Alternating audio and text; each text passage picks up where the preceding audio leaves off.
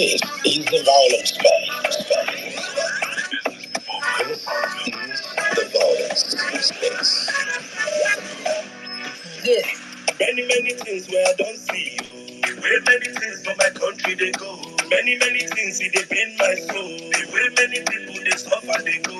Many things where I don't see you. The way many things for my country they go. Many things they pain my soul. The way many people they suffer they go. So listen to news and depression. If you get connection now oppression. We dey pray to possess our possession. Yet the country they still for recession. Many people plan not to jump out. But to get one thing, I want us to know. Who go come fix our Niger? Many things where I don't see. The way many things for my country they go. Many things see they pain my soul. The way many people they suffer they go. Many things where I don't see. The way many things for my country they go. Many things see they pain my soul. The way many people they suffer they go. Everything in life like competition. Now the priest they meet us for confession. Holy Ghost I'm go for protection. Now Naja go fetch all the progression. Many people plan not to jack out. But to get one thing I want us to know. Who go come fix our Naija? Many things where I don't see. The way many things for my country they go. Many things see they pain my soul. The way many people they suffer they go. Many things where I don't see. The way many things for my country they go. Many things see they pain my soul. The way many people they suffer they go. Many things where I don't see. The way many things for my country they go. Many things see they pain my soul. The way many people they suffer they go. Many things where I don't see. The way many things for my country they go. Many things see they pain my soul. The way many people they suffer they go. Many people plan not to jack out. Who go come fix our Naija? Who go come fix our Naija?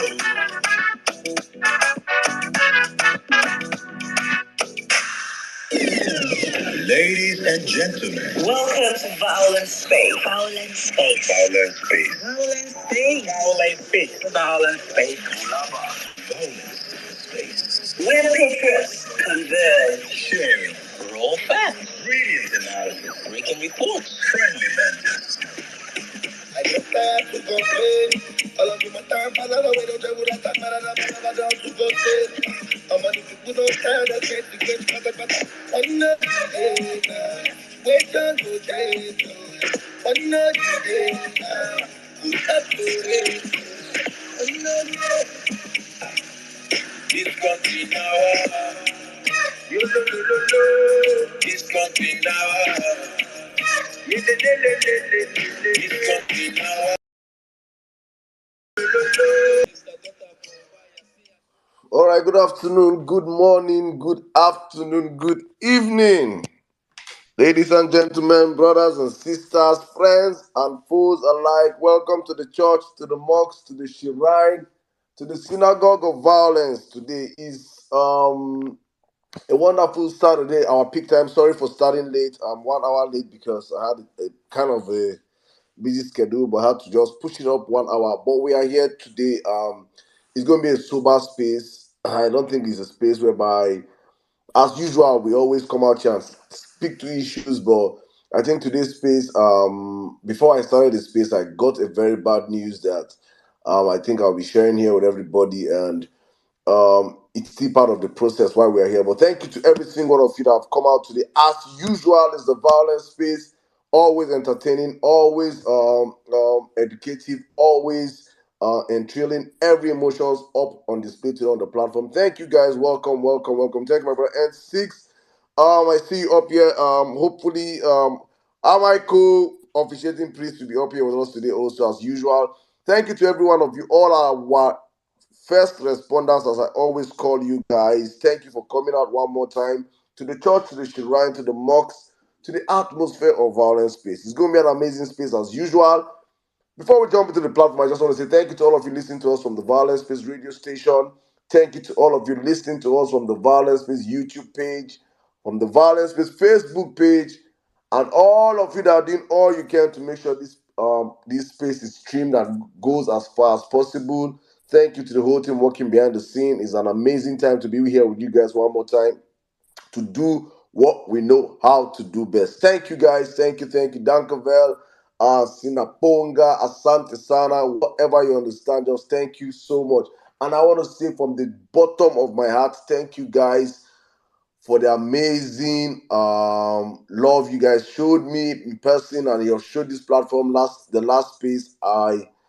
I've been blown away up until today. I'm still getting, it's not my birthday, but you guys made me feel like it's my birthday. And I just want to say thank you to every single one of you that showed love, that reached out, that, it's one of those things that when you come out and you do what you're doing and you just do what you're doing, and you don't know people are seeing and are taking notes of what you're doing. I just want to say thank you to all of you that deemed it fit, every single one of you that deemed it fit to say, oh, Saddam, we appreciate you one way or the other. I saw the love was enormous. I did not expect that, but I just want to say thank you. God bless every single one of you. Wherever it came from, may God double it for you guys. Thank you so much. All right, before we jump on the platform today, as usual, let's lay the ground rules. Let's lay the ground rules for the platform. If it's your first time joining us, you're welcome. If it's your second time joining us, you know what you got the last time. That's why you're here again. And if it's your third time, you know you're now a family member. And for all our first timers, it is important to understand our ground rules on this platform. That when you join this space, it is sacrosanct to give us our 25%. And when we say our 25%, it simply means you share the space, you like the space, you retweet the space, and you let the whole world know that number one space on X is up and running. And as usual, we're taking no prisoners. Today, we'll be discussing very, very important issues that we can all see it is a current affair in the country right now, and that's what we're going to be discussing as usual on the platform. We are back to the status quo on this platform where we come out here and educate Nigerians, because for us, we need to keep re-educating ourselves, our minds, because I say this all the time, that the greatest problem we have in Nigeria is not that we don't have the people willing to work, is that we have a system that have kept the people mentally enslaved. And as long as the people remain mentally enslaved, it's going to affect the outcome of what we are trying to gain, which is a new Nigeria. So it is important we keep re-educating ourselves, keep renewing our minds, keep being a medium of propagating this gospel. I say it all the time because on this platform, we come out here, we try and set an agenda. When we set this agenda, we make sure that we drive it to the very end. And on the platform, we have done so much. I can't even start calling and saying this is what we have done, but we all know how far, whatever we discuss on this platform, how far it goes. So it's very, very important that we help in setting this narrative and discussing on an issue, because you see Nigeria is a country whereby as it stands right now, it's just criminals running their affairs. And I will say this here because I just shared it with my inner circle. I want to share it with every single one of you. When Violence Space went off break, it was celebrated. They threw a party. They threw a party actually. I'm not saying an actual party was done in your government house, the Aso Rock. They celebrated that those people don't go. And when we came back last week, it was like, how did it happen? This, I'm telling you, it is reality of what happened. So our coming back, they understand that there are some things, the check and balances that the media will never give them. You see, the media just throw one headline, and the whole media organization in Nigeria will go and recopy and just repost. That's what they do. There is no accountability in the media space. This government is the government that's going to come and gaslight Nigeria and destroy us with propaganda. And the only people that are going to hold them responsible are me and you. And they understand that, and they're going to do everything possible to silence us. That is what they're trying to do. So we leaving this platform or saying we are no longer interested, or we're feeling like we are all down, is exactly what they want. So that is what, actually, that's one of the calls that made me, I said, no, we have to come back. We have to come back, because if the establishment really are not feeling the heat, I'm telling you, say goodbye to this country. So as long as we are here speaking, and this topic we are speaking today is a topic that I can tell you that after this space today, you will see things starting to make place, put things in place. We don't know how it's going to happen, but we're going to see it happen. You will now see even the fake police they will stand up and start doing things because they know that these people here we hold them accountable. So please, guys, it is important. I make this announcement here. And also, I just want to say I got a very sad news today. Before the speech started on WhatsApp, my sister reached out to me. If one of us here, she's one of our brightest voices here. Mrs. Barriat. You all know Miss Barriat, sorry. Our MLK, she lost her mom yesterday. Her mom passed on yesterday, and so I was just so down myself, and I could not bring myself. I didn't. I called her on phone. I did not even know what to say. It was just I just couldn't. And it's part of the reason why I said, "Oh, let's push it." I'm short of words, but that's the life we're living. We're speaking today and tomorrow. Nobody knows who's going to be gone. But as long as we are here alive, we have to understand that we have to make the best out of life and live the best way possible and try and impact as much as we can as a people. Nobody's going to live here alive. That's the truth. Nobody's going to live this life alive. We are all going to go one day. But when you live, what are the legacies you have kept behind? What will you be known for? What did you stand for? What did you fight for? What did you die for? These are the important questions that as humans we should start asking ourselves. And with that I say, I just want to spend, if possible, just a minute silence for the life, for the soul of, as also, let's just take this 1 minute and keep silence for Mohbad himself and Mrs. Barriat mom. In the next 1 minute, we'll be back.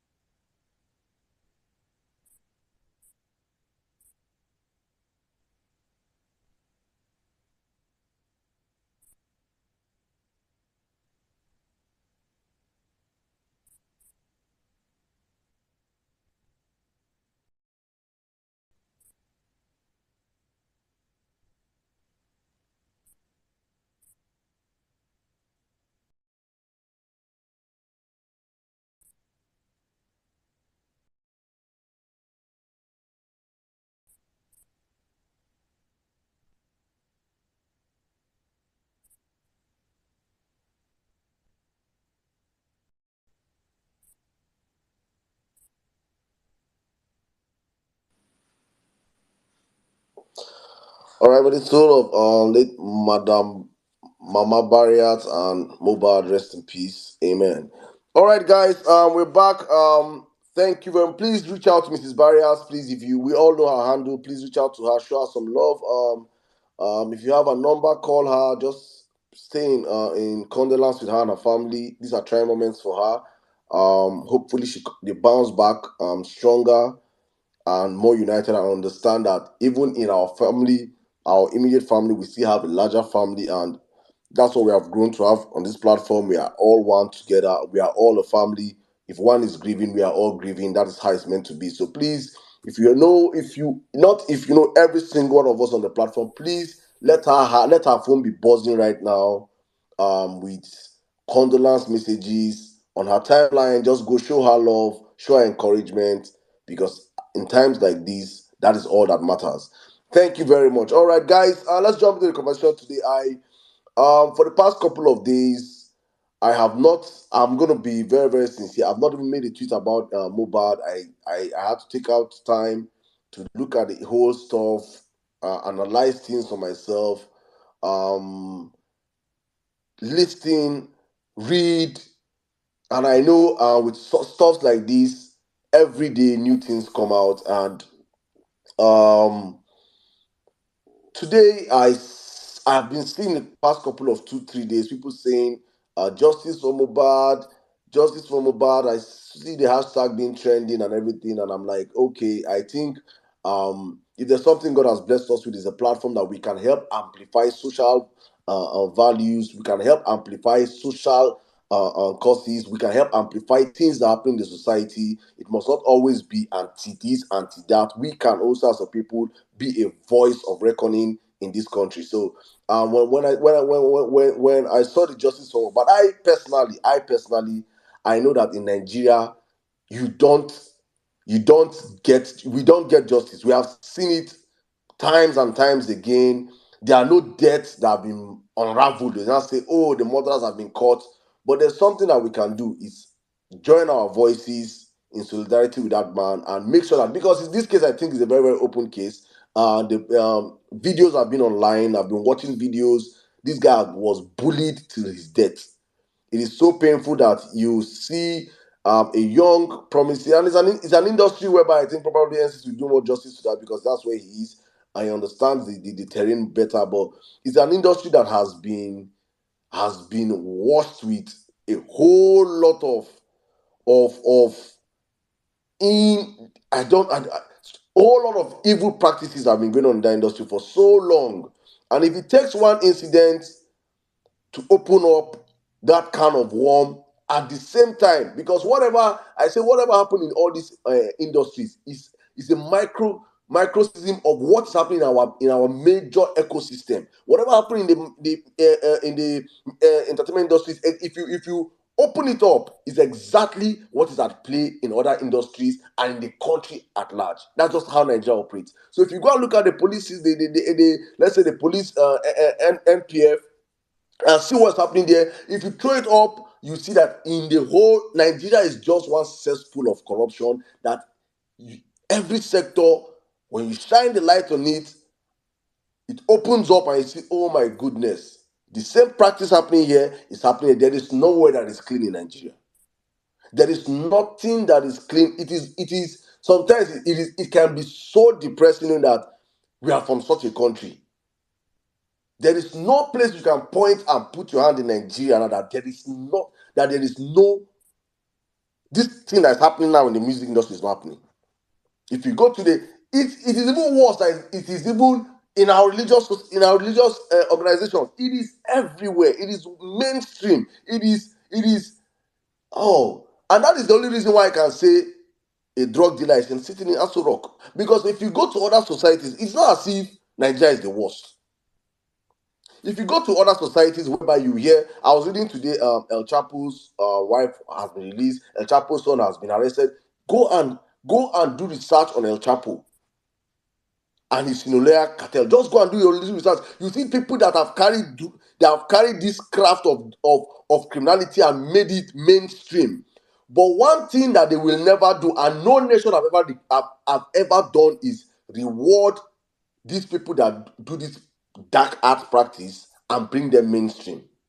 Only Nigeria has succeeded in doing that. The likes of Bola Ahmed Tinubu and his gang and cartel are meant to be, they are in every country. Don't get it twisted. They are in America. They are everywhere. People like Tinubu are everywhere across the world. But what they don't do is practice mainstream politics. Because the moment you allow these people into the mainstream, it is finished.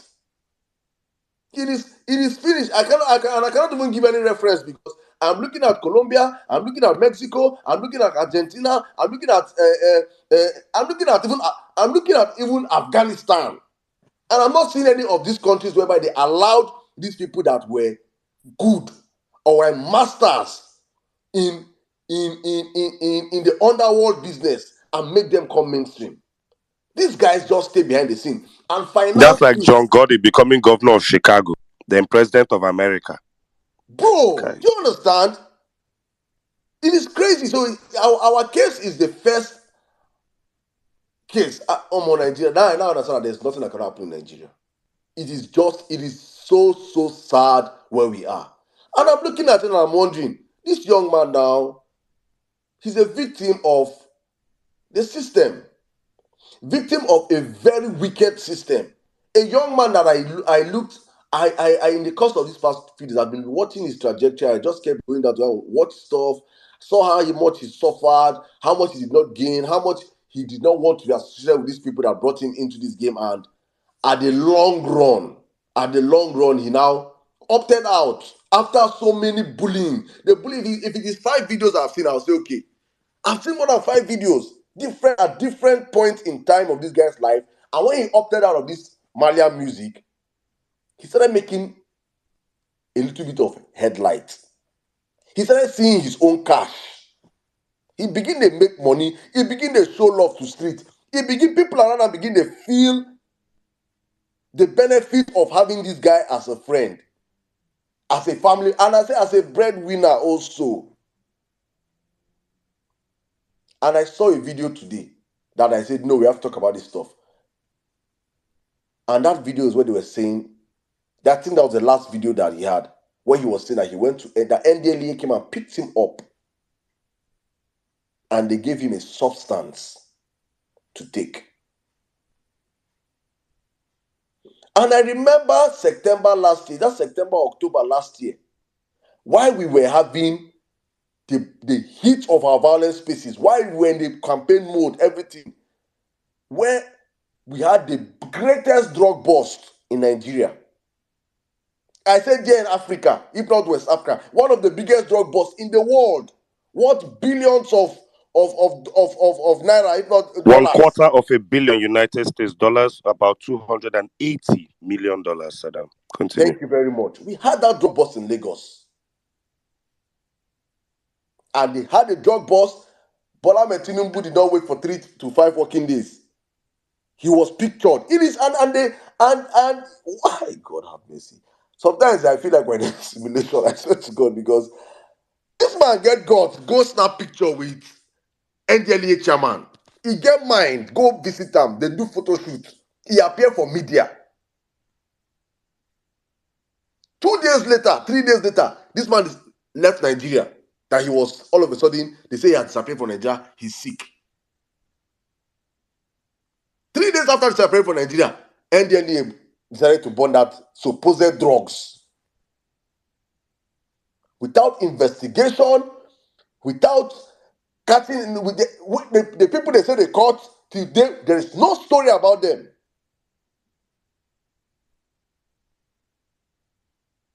Tinubu was in America. The next thing, they flew a kite. And I'm saying this because I'm recalling how much they used us. Because in that period, we started trending, where is Tinubu? Where is Tinubu? We started trending so many nonsense. We took the attention of the drugs to the man. And the next thing, after like 1 week, 2 weeks, he appeared on a bicycle, riding bicycle. If you guys I hope you guys can remember this story. It's like I'm trying to refresh our memories to understand how much this man has played this system and has played us. And bloggers carried me when I was asking questions about that drug boss, and thank people you. were insulting me that time. You trended on Instablog now. You trended on Thank you. Instablog. I can remember. Marwa will crumble. No problem. I'm trying to remember because the thing they have used to hold Nigerians, that juju, we have to know how we could take wash our head, because the greatest thing they know about Nigerians is that we forget so quick. We are masters at forgetting so quick. So we on this platform, our job is to remind you people how so soon, it is not far, so soon, these things are playing right before our eyes. In less than 1 week or 2 weeks of we asking, where is this man? Where is this man? He appeared. There was and they made some of us trend, and they say some people separating news that he has died. That's hey, he don't die. We took our mind totally from that drugs until today. The greatest drug bust in African history is now a mystery. It is now a mystery, less than 1 year, and the man in charge of NDLEA is still sitting there. What did we get? Started appointing people like who? Ambassadors. NDLEA started appointing. It did not even reach. When did they make Naira Marley ambassador, please, my people? Is it less than a month? It's not up to a month, or if I'm not mistaken, let's say 2 months. NDLEA just made this man an ambassador. And in a few weeks, they have arrested his former artist. And in less than how many days, the boy don't die. And I saw a thread that Well-Being Nigeria made, just circling the dots, arranging these things, and you see the images of all these people. I remember how NSAS happened. I remember those glaring pictures of NSAS, the guy with the cutlass, the famous guy with the cutlass. You see these people's faces. The Nigerian system is the most corrupt here. Nigerians, I'm just saying this for Nigerians to understand. If we don't save this, our country ourselves, nobody will save us. Your policemen, your army, your what? Just name anything you want to name. They are all in it together. Every day, the system is a mess. It is crazy. Everybody is in bed with these guys. There is no sense. There is no one person that is clean. So when Peter Obi says it's like when criminals are taking over the asylum, or how do you even put that in English? It is exactly what's happening in this country right now. Your police are embedded. So if you think your police don't know where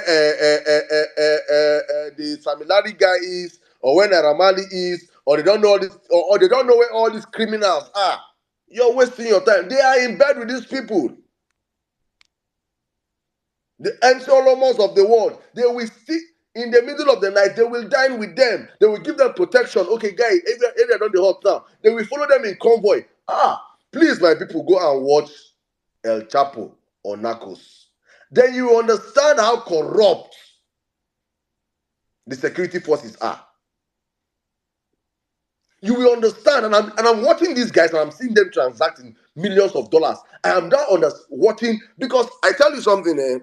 If you've ever been with any person in my university days, where I get guy with they sell the book, when they sell the book near my house. If you went to the school, I went to the UNN. There's a place called California, Cali. The guy that sells weed in Cali. When you ever meet that guy, you have a discussion with him, he will tell you that there is no money in this world. Say no profession in this world gives money like drugs. He sells common weed. In our days, they will buy 50 bucks, and 50 bucks they sell the book.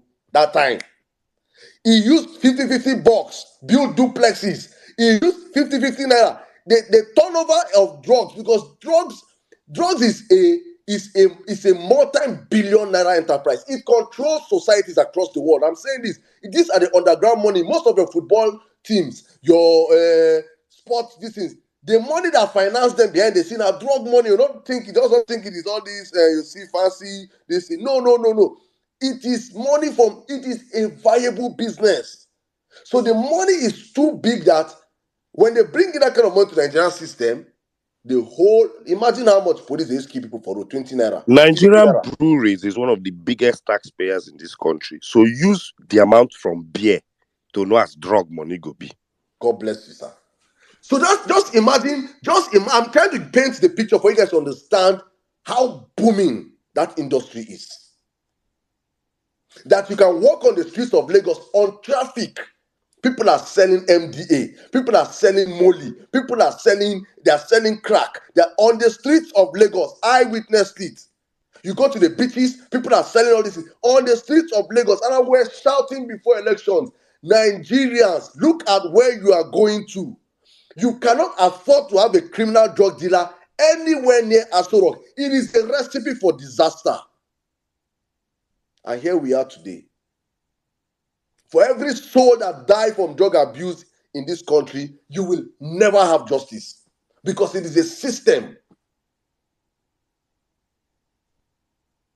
I just pray that something happens for this young man. I just pray that they pretend. I pray that they pretend and make a scapegoat of these people, because this case is too clear. I pray they pretend and make a scapegoat of these people, because I just pray. I wish this young man will find justice. But if I'm expecting justice from this injustice system called Nigeria, I'm fooling myself. Guys, welcome to the Violence Space today. Let's have an amazing conversation. Hopefully, we get to learn. If you're on the platform and you have information, please, because they will not give you a chance to speak out there.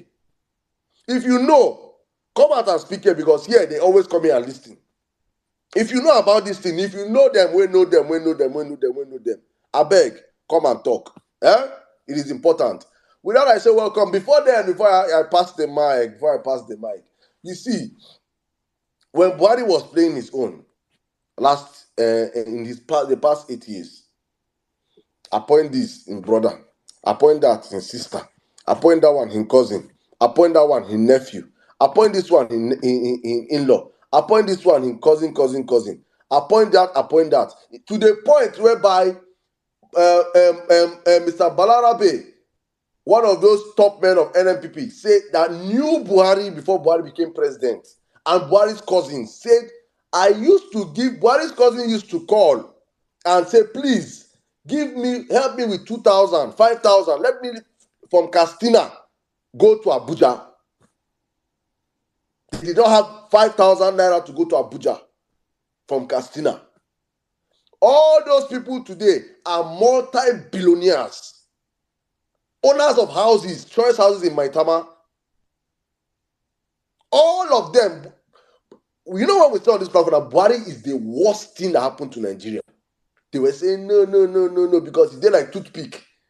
Even though he chop cow, even though he chop one elephant, he no go show for his body. All the money that criminals steal, nobody they see him. And they were fighting that to defend and protect him. Hey, this one now may get scared. This is a freaking criminal that openly practiced nepotism in Nigeria. And well, the drug dealer came in and said, Oga, hold my cup. Let me show you how we do it. And you The can see drug from dealer Kuku told us I will continue where Buhari stopped. yes, the dealer said he will continue. And he said, hold my cup. I will take it to the next level. And here we are today. Appointment FIRS, appointment CBN, appointment finance, appointment army, appointment police, appointment this, appointment that. Head of all these things. Tinubu say, come. Bring it home. But I'm here laughing because I am so happy because I know Nigerians. And hypocrisy. We know how to be hypocrites. Because when Peter Obi wins his mandate back now, and Peter Obi by mistake employ only 2 Igbo people somewhere, una go begin shout, hey, he's doing this, he's doing that. Now we are quiet. Tinubu is carrying one set of Nigeria in a country that has 500 languages, speaking languages. He's carrying one set, one, and is giving top positions, and everybody is calm. No wahala. Our only here is that we will continue to open all this discussion. Put it out there for Nigeria to see, so that this hypocrisy, in our time, it will die. Our generation cannot inherit the hypocrisy of our parents. We have to speak out. Whether you like it or you don't like it, say it. But let them continue in that tomfoolery. But let them know that Nigerians are seeing. When Nigerians are paying attention, we they take them, we they write them, we they jot them down. Because when table turns, we'll be here to remind ourselves that, CRCB. And with that, I welcome every single one of you to the Violence Space, my brothers and sisters. Let's have a wonderful conversation. And please, as I said earlier on, for those that did not listen to me when I started the space, our sister, Miss Barriat, the amazing lady, everything you call obedient movement, she's out there in the front runner, protest, she's out there, speaking, she's out there, donating, she's everything she does, she contributes. She is an amazing person. She lost her mom yesterday and she's grieving. So please, reach out to her, show her some love, appreciate her for what she does and what she has done, and please console her and her family. And with that, I welcome you up to the Violence Space. Let's have an amazing conversation as usual. And since I want to hear your take and what you have to say about the conversation today, good evening and welcome to Violence Space. Jimmy, I see my brother. Thank you for joining us again today, as usual. And since you have the space, good evening. Good evening, my brother. Good evening, obedience. Good evening, Nigerians. Good evening, beloved. Let me start from the nepotism angle because getting into Mohbad, I would have to talk about my industry without fear or favor. Buhari had 8 years as president of Nigeria. I want to remind Nigerians that Buhari had no business ever being president of this country. Buhari, we would have been a democratic country as far back, or we were a democratic country as far back as 1982 with Shehu Shagari. Buhari got up, committed a coup after the military had handed over to the civilians and brought us back to military rule. Never forget that Muhammadu Buhari was a coup plotter who usurped democracy in this country. The same man came back under the democracy and ran for president 12 years. 12, if a man chased you as a woman for 12 years and you eventually married him, would you believe in your wildest dreams that he will give you 8 years of the worst years of your life before you divorce him? That is why Nigeria ended where it ended. This Muhammadu Buhari left us in such a useless condition that criminals, drug pushers, certificate forgers felt, hey, we can do one better. Buhari, no pass WAEC. People who don't even write WAEC felt we can enter government. Buhari rigged 2019 election. So people were like, fuck it, we can kill people just to win the election. Buhari rigged the 2019 election tribunal. So people felt, fuck it, we can do anything we want at the election tribunal. As I speak to you today, now Mumu, they quote Nigerian constitution. Now Mumu, they study law in Nigeria. Because what is this of studying law? When somebody can rig an election, you can create a case, you go and meet a judge, and the judge can read you, can drop a voice note that can be played on loudspeaker, and read you his own interpretation of the constitution. As I speak to you, the whole of northern Nigeria is shouting, nepotism, Yoruba local. Is that not what Tinubu told you people? Currently, the Minister of Finance, Wale Edu, CBN Governor, Olayemi Kadoso, Federal Inland Revenue Service, Zach Adedeji, Accountant General, Oluwatoyin Shakirat Madin, Head of Service, Folashade Yemi Eshon. The people in the north, when they told you it was Muslim tickets, I'm sure in your heads you thought it was Fulani continuation in government. Abi, you have seen it now. You have seen it. Do you want to tell me that among the Berom, among the Igbo, among the Hausa, among the TV, among the Ibibio, among the Oron, among the Calabar, among the Niger Delta, there is nobody that can handle finance, CBN, FRIS? We have thrown all these things to the gutter. But remember that this is the same APC that if Goodluck Jonathan did anything like this, they were shouting the roof down. This is the same APC that demonized Jonathan's government and told you people Jonathan's government was an Igbo government. But the same APC is getting up today 10 years later to tell you that Jonathan's government was one of our best economic times. I am saying this because what Saddam said is important. When Peter Obi will enter there now and put one professor, or put Ngozi Okonjo-Iweala here, and put Obi Ezekwesili here, you devils will get up and start shouting, it's two Igbo women. It's two Igbo women. You will not remember. You will not, Nigerians, this is what people were doing to Jonathan. We've spent 1 decade under this terrorist party. None of you is shouting except us at Violence Space. None of you.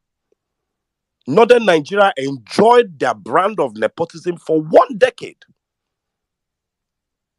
And let me also remind you people, I said this during the election.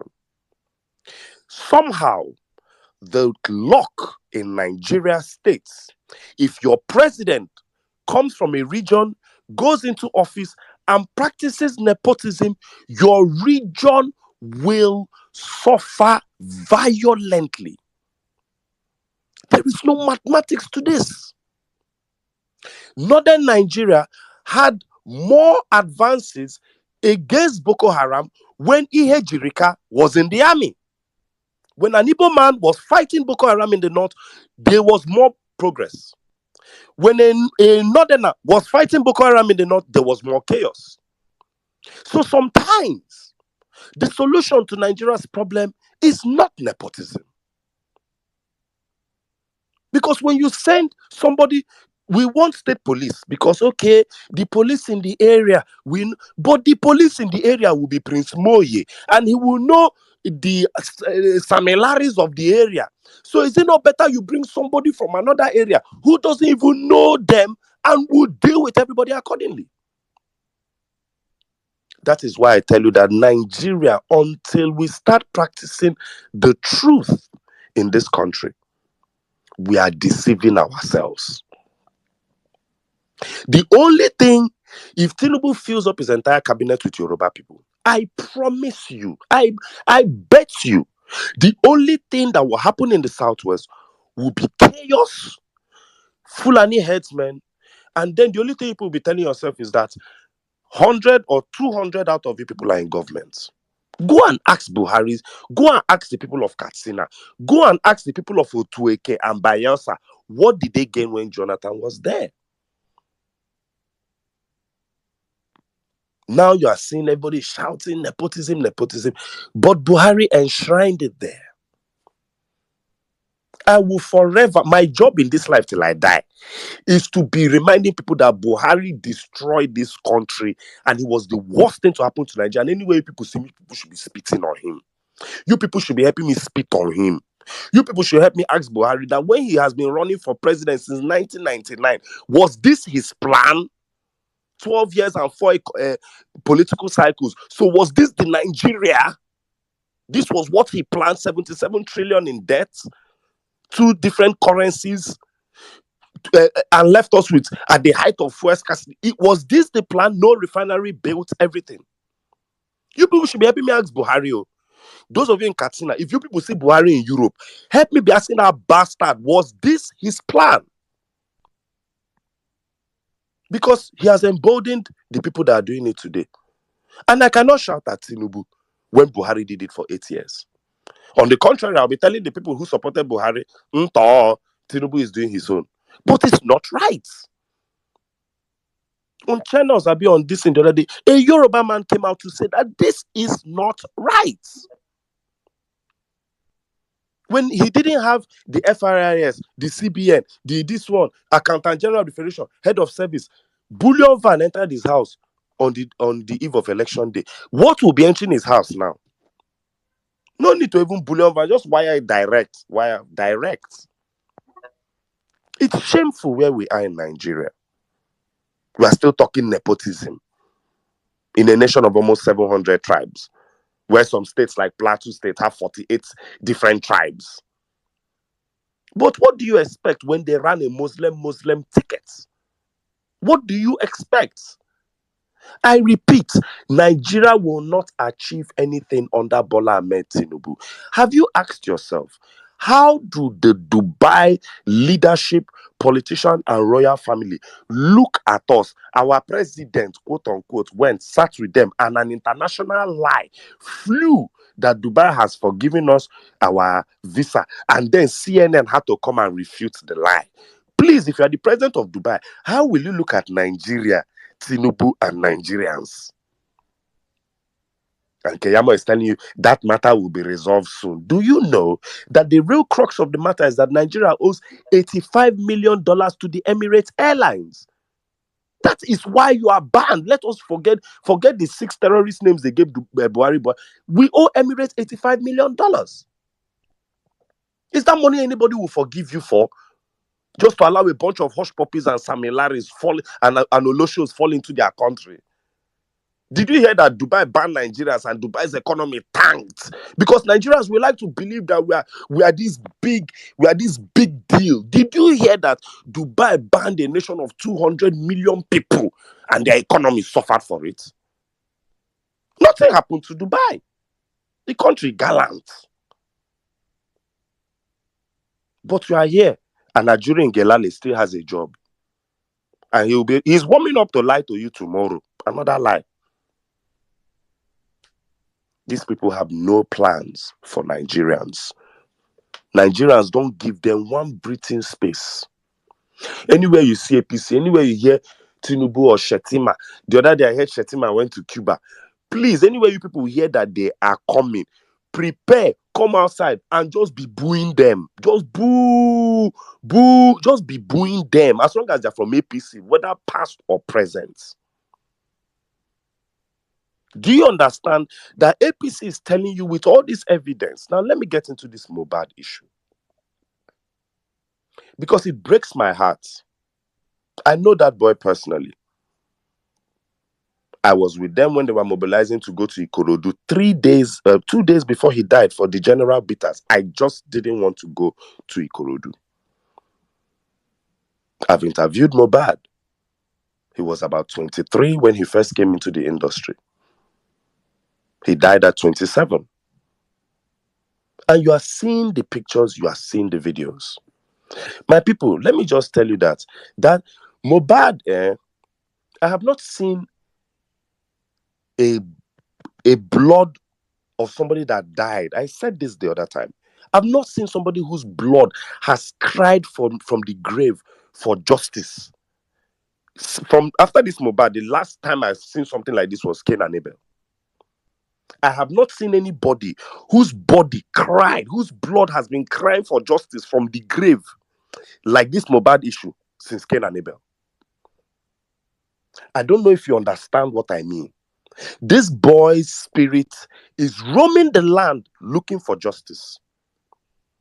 Every day a new video.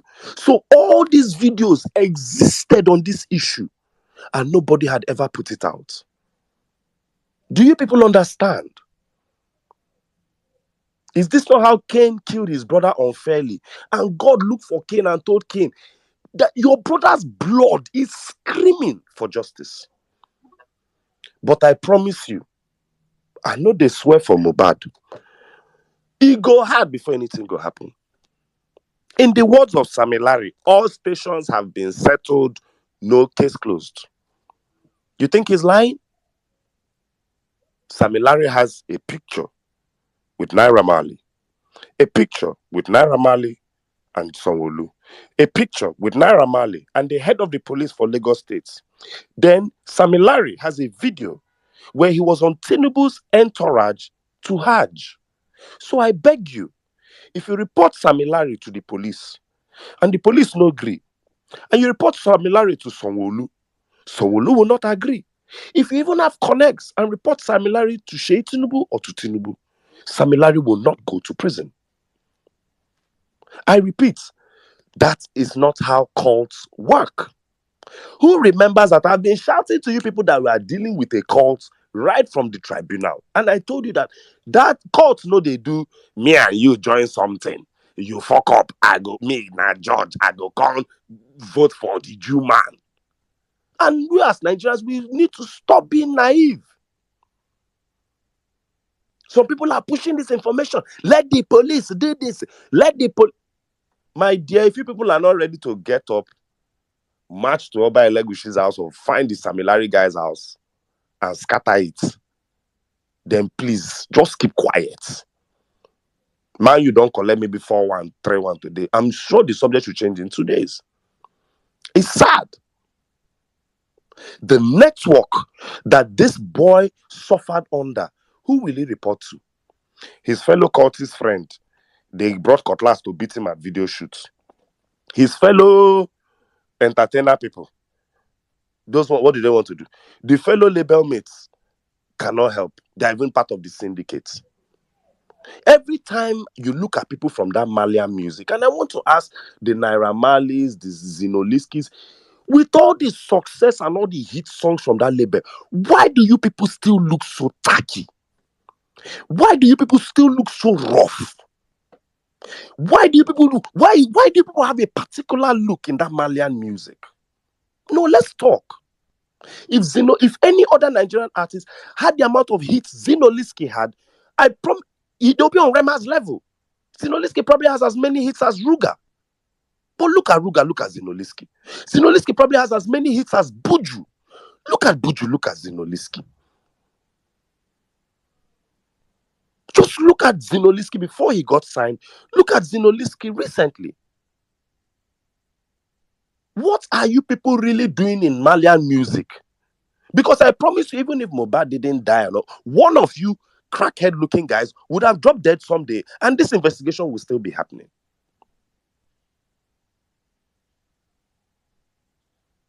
And there are a lot of stories around. There are a lot of stories. The record label is a front for drug dealing. The record label is a front for fraud. The owner of the label has been arrested by the EFCC before. The owner of the label has had, more, according to his words, more than 100 arrests in the UK before he came to Nigeria. What really are you people doing in Malian music? So that you might escape this Mohbad harassment. What is really going on in that label? How does a label have like 40 boys on standby doing nothing?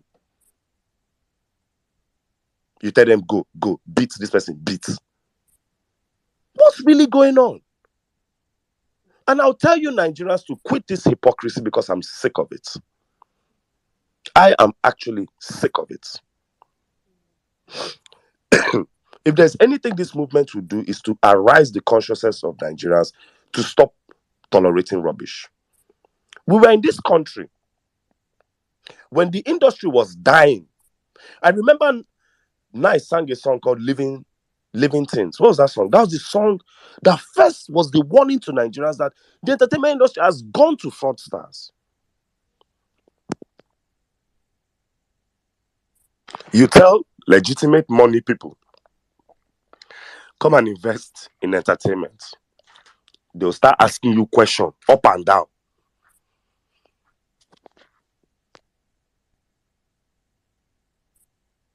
They'll start asking you questions up and down. They left entertainment industry for fraudsters. We have reached a point in the entertainment industry the same way you see what happened with YSL and Young Thug in America. We have record labels that are fronts for other things. We have artists now that are singing to you Adago money, but unto men in red, I got to pay them back. And you're dancing. But this same industry, there was a time I wrote an article. I said, if you're a university graduate, forget about music. Why? I was one of the first victims of this. Once you're intelligent, you have sense, you go walk tire, you know, go see record deal. What's going on? You now find out that they are looking for who to exploit. They are looking for all these young kids from the ghetto who are illiterate so that you can give them contracts. 5 years, 6 albums, no sign-on fee, and the idiot to sign because as far as he's concerned, he has moved from Ikorodu to a boys' quarter in Lekki Phase 1. At least they know that you went to school, you know what paper. At least if you don't know, your papa go get one lawyer friend. We go look through the documents. Go and check the industry. Check the artists that have blown in the last 8 years under APC. Portable. Where are your Netosies? Where are your Wajes? Where are those artists that speak and make you the only MC with an MSc? Where are those artists that make you want to go to school? Where are they? Rather, you have artists that look like they have not bathed.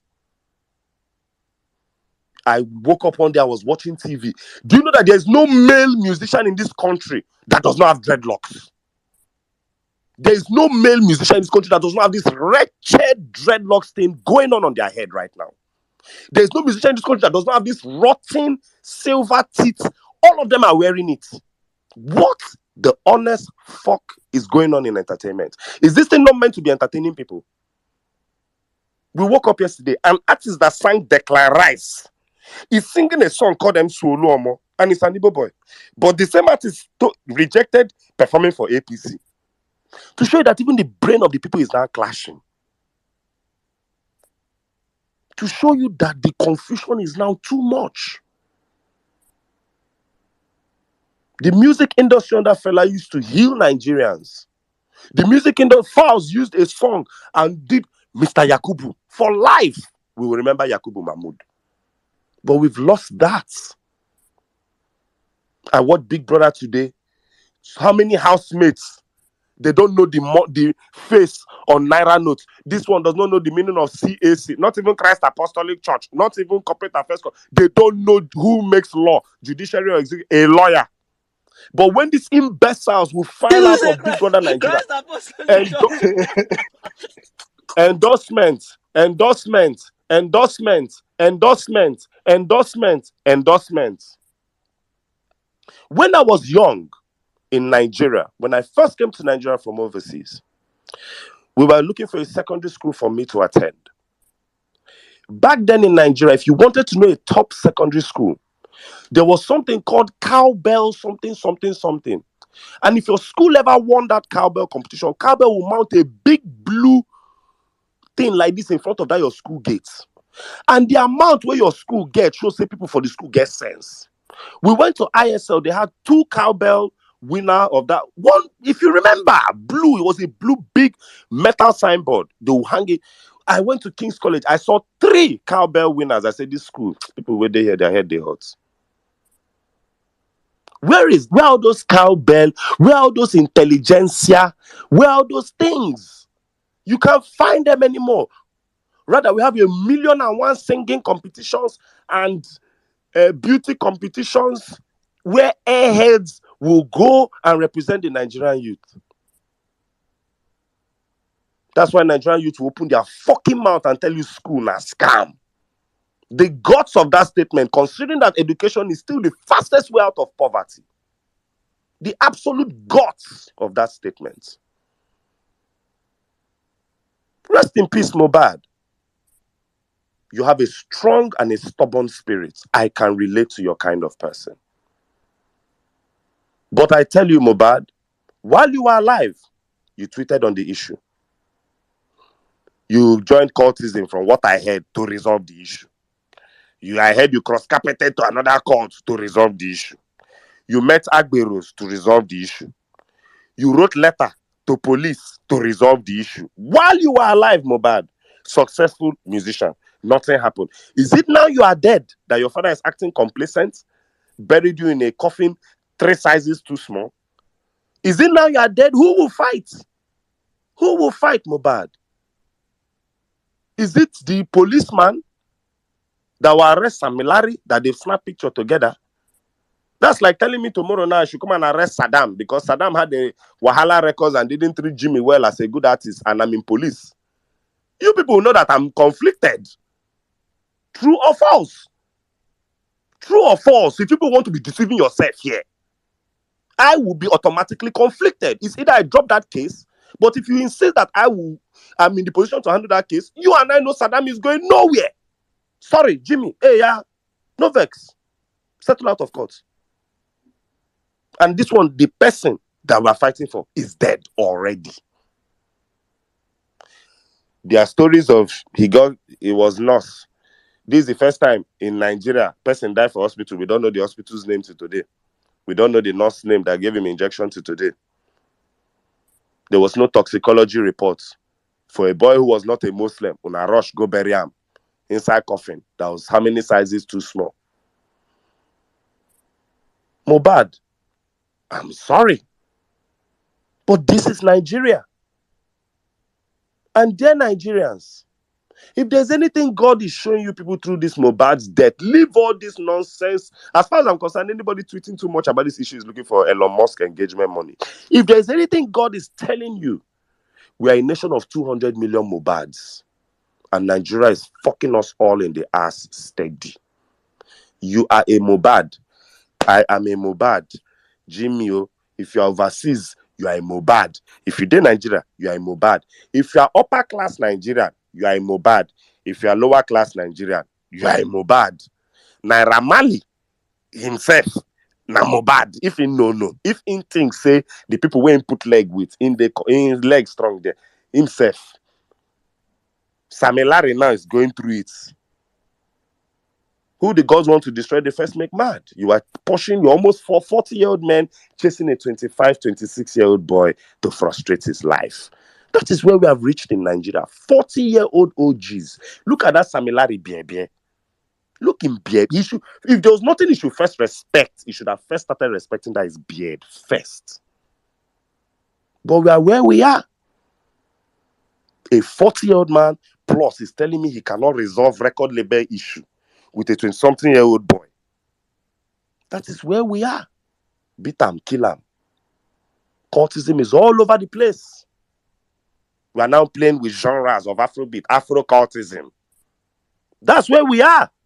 So nobody in Nigeria, you people should not get up with this your hypocrisy. Don't get up with it on this Mohbad issue. Don't get up. Do your engagement farming, collect your Elon Musk money, but don't act like you love the guy more than. Shut up. The amount of videos that have come out, if I was Mohbad's friend and I knew this kind of matter, for don't they leak am sense. Anybody who want mad, make them mad. So you people had all this evidence, all these videos, and you are hiding it in your very. You know, go better for all of you that were involved in this boy's death and his unhappiness while alive. You made a 26-year-old boy hypertensive because of stress. Let me also remind you, in a Nigeria that works, let me remind you why elections have consequences. Because even Mohbad and them Naira Marley, they are very sympathetic to the APC government. They performed at Renewed Hope concerts. Let me remind you people, in a Nigeria that works, Mohbad would have been a respectable carpenter.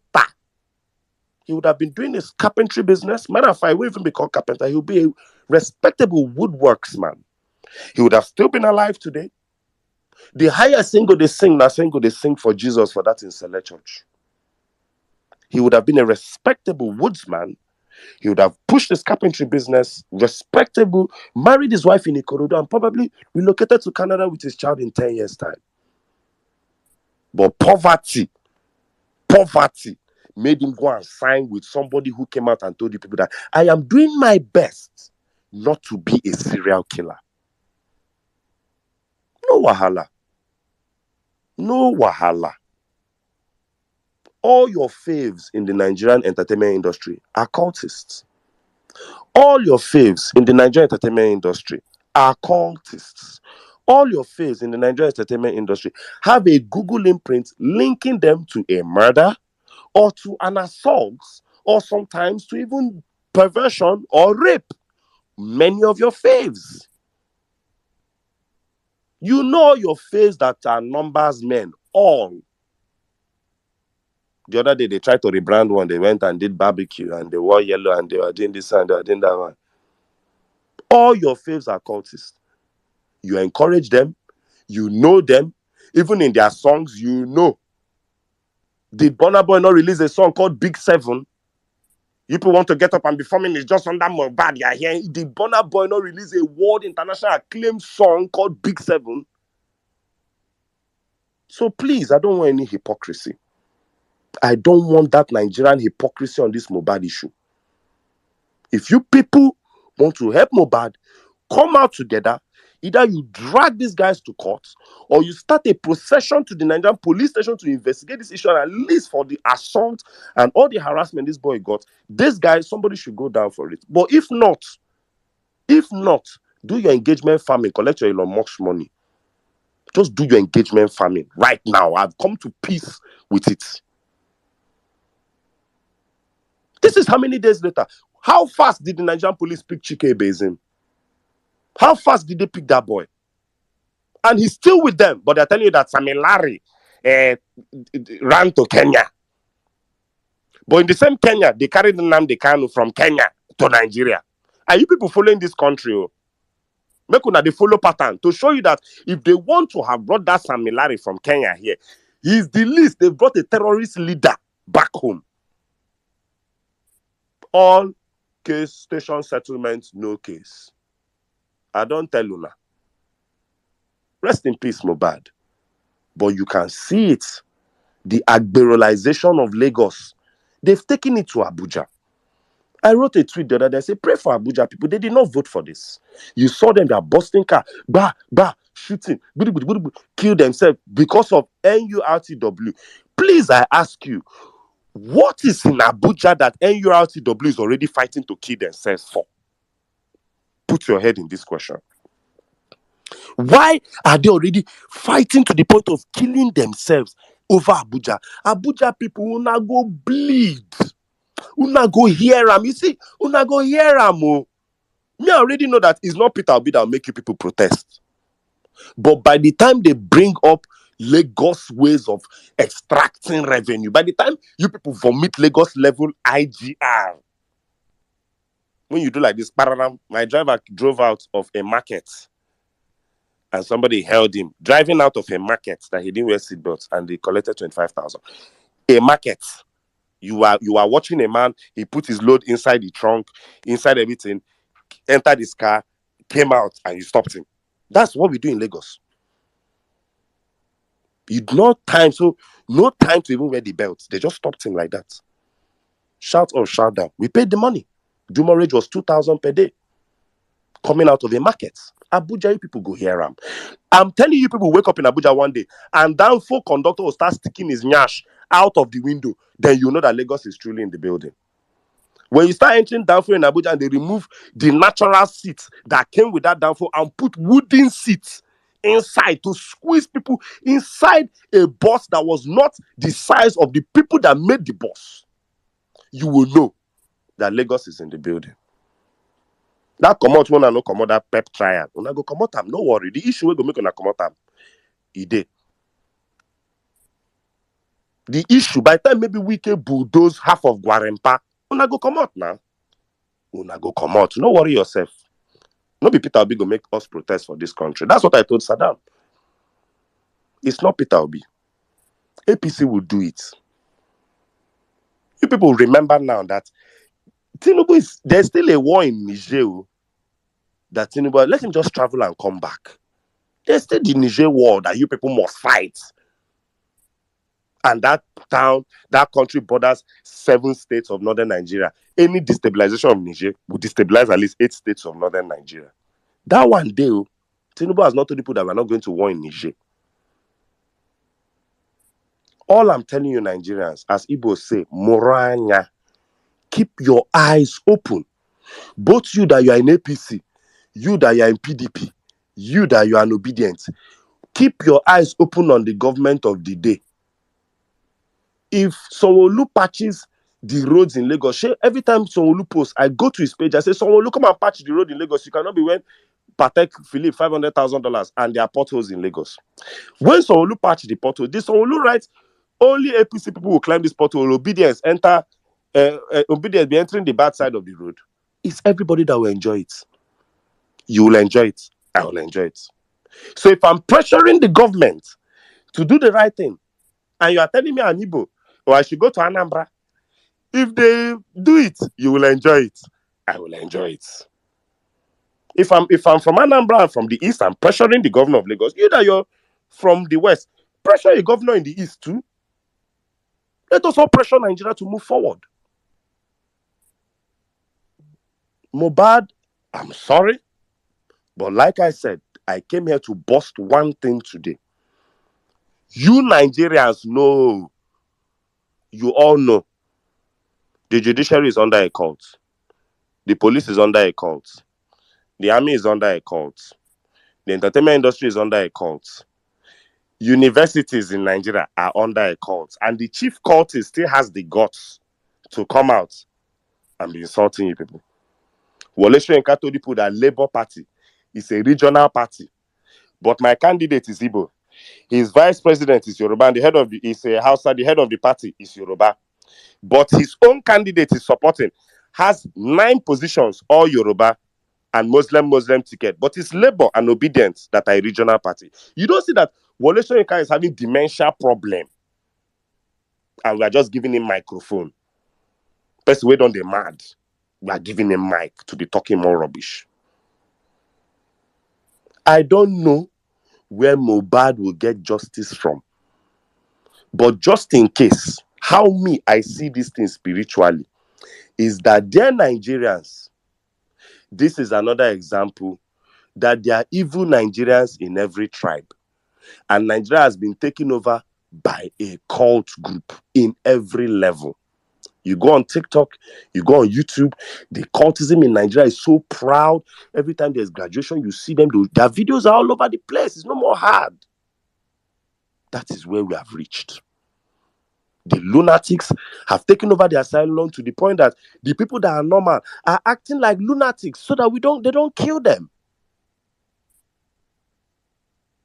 They talk say if you explain Nigeria to a person and the person understand them, it means say you know explain Nigeria well to them.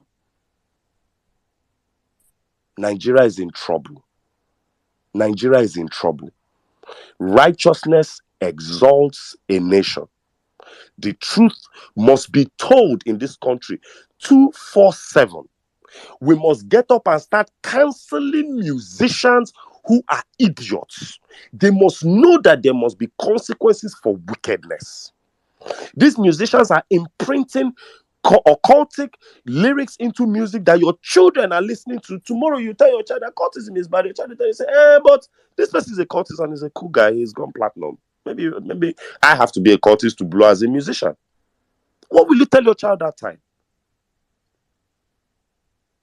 So don't just start with cancelling Naira Marley. Cancel the entire structure of Afro cultism completely. Let these musicians be afraid to sing any stupid lyrics. Enough is enough. Let them go back. This thing was meant. Do you know? Let me remind you people something. Originally, this used to be called secret cults because it was secret. All of a sudden, they don't come out the secrets inside them. It's now cultism, family, brotherhood. What the fuck are you saying? Are you talking to idiots?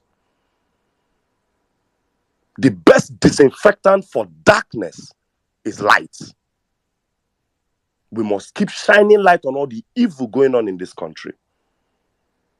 We must keep shining light on all the evil going on in this country and send these cockroaches back to the darkness where they belong. You go clubbing now, you stand. People are just handshake. You don't understand. We'll just be going all over in VIP. It can't be like, say, you will never join something, now you be mumu. Enough is enough.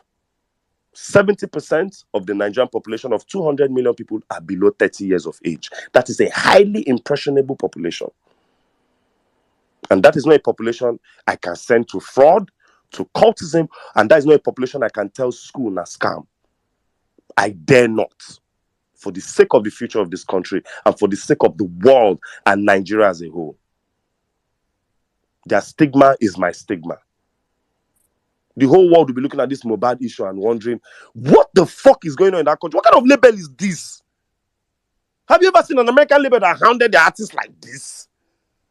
Lawyer couldn't do anything. The artist's father is still alive. Nothing could be done. Police couldn't do anything. Where have you ever, even Suge Knight no harass Tupac reach this one? What nonsense. Please, Nigerians, let's keep speaking the truth. Let's not, anything we have noticed that is bad, let us uproot it. Because I've noticed it's Naira Marley, Naira Marley, Naira Marley. Let us uproot and speak against the entire structure of cultism, witchcraft, and drug abuse in the Nigerian industry, especially entertainment. Molly is not cool. Molly is not cool. It's not some cool shit. It's not a vibe. It's not something you have to take before you fuck. No. Crack is not cool. Cocaine is not cool. You don't need it for anything. It's not something you gotta take before you write a hit. Fuck that. And let's call a spade a spade.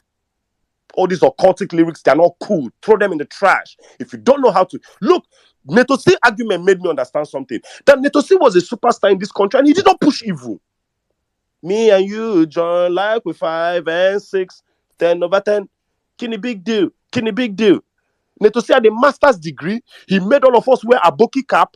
He made all of us wear a Makip, a designer that was from South Africa. He made all of us say Kini big deal. He made all of us say what's the P.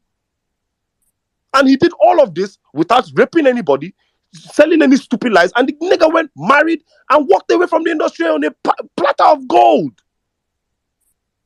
And Nigerians were vibing to that kid back in the day. So when did we move from that to all these Elon Musk boys and this? And look, I have no problem with these niggas. Say whatever, but we as the consuming public, we need to strike fear into these people's hearts.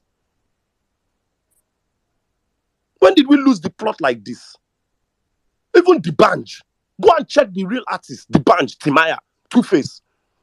Which of them sang decadence like this? Did we go from Olormaje to and then one fool wants me to gaslight me into understanding a track called MC Olomo? Who's the MC Olomo in me? Are you mad? Are you mad? Are you mental? Dear Nigerians, I beg, let's just stop tolerating rubbish. And once we stop tolerating rubbish as a nation, rubbish will stop being fed to us as Nigerians. I yield. God bless you all. God bless Nigeria. Oh, my brother, thank you very much. Thank you. Another amazing submission. I just sat and I'm like, I think we're as guilty as what we enable as a people. We have to tell God ourselves bless the you. truth. We have, yeah, these hard truths have to hit us home. All of us, we have to. The one way touch you, connect them, because it's on this platform. We try to hit the establishment, and when we hit this establishment, we are all happy. Hey, everybody, they happy. Yes, Tinubu, the drug dealer. Yeah. We track up. We, as ourselves, we are also enabling the nonsense in society, and we should tell ourselves this truth, honestly speaking. From Yahooze to Living Things. At least those songs used to come like once every 2 years. Then the artist go feel am, say, you shouldn't have sang that kind of song. Now back to back to back. So the person carry cultism, do hit single. No It's more. crazy. It's crazy. It's crazy where we are. But well, guys, thank you. Welcome to the Violence Space. I think, all right. I wanted to play a clip, but I will allow my brother Jimmy coming right now. It's. I would love to hear your angle to this conversation, guys. Please, while we are here, we are just. I think. Um, I just want to say it again for those that didn't get to hear earlier on. Our sister, Miss Barriat. Now, you guys all know Miss Barriat, one of our strong voices in the obedient movement. She lost her mom yesterday, so please reach out to her, show some love and condolence to her and her family. All right, let me run the mic right now to my man. My man, don't tell me we never drop new jam, but the situation of the things in the land right now does not call for any I know, clean right? music. So I know, my yeah, yeah, brother. yeah. I So know. studio, no, make studio they calm down. But Um, right now, bro, how are you doing today? Good I'm evening. fine, Saddam. Thanks. I'm fine. How you doing? Sizu, beautiful submission as always. Lengthy but educational and insightful. Thank you, my brother. All the speakers, I see you all, and I greet and respect you all. All protocols duly observed. Right, let me start this way. I'm gonna start with this Mohbad guy. I've not really made any tweet. I don't think I've actually made any tweet about it. And he hit me in a different way, and it brought a very sad memory to me. And the reason why it did that is simply because of my brother. You see, it was on this space I told you guys how I disconnected with my dad, and one of the reasons why I disconnected is basically because of the way they handled the death of my brother. Up till now, I couldn't find out or figure out what really happened to my brother. I had no chance of carrying out the autopsy, and this was the key thing I tried to achieve, but I felt like it felt like I was the only person up for it.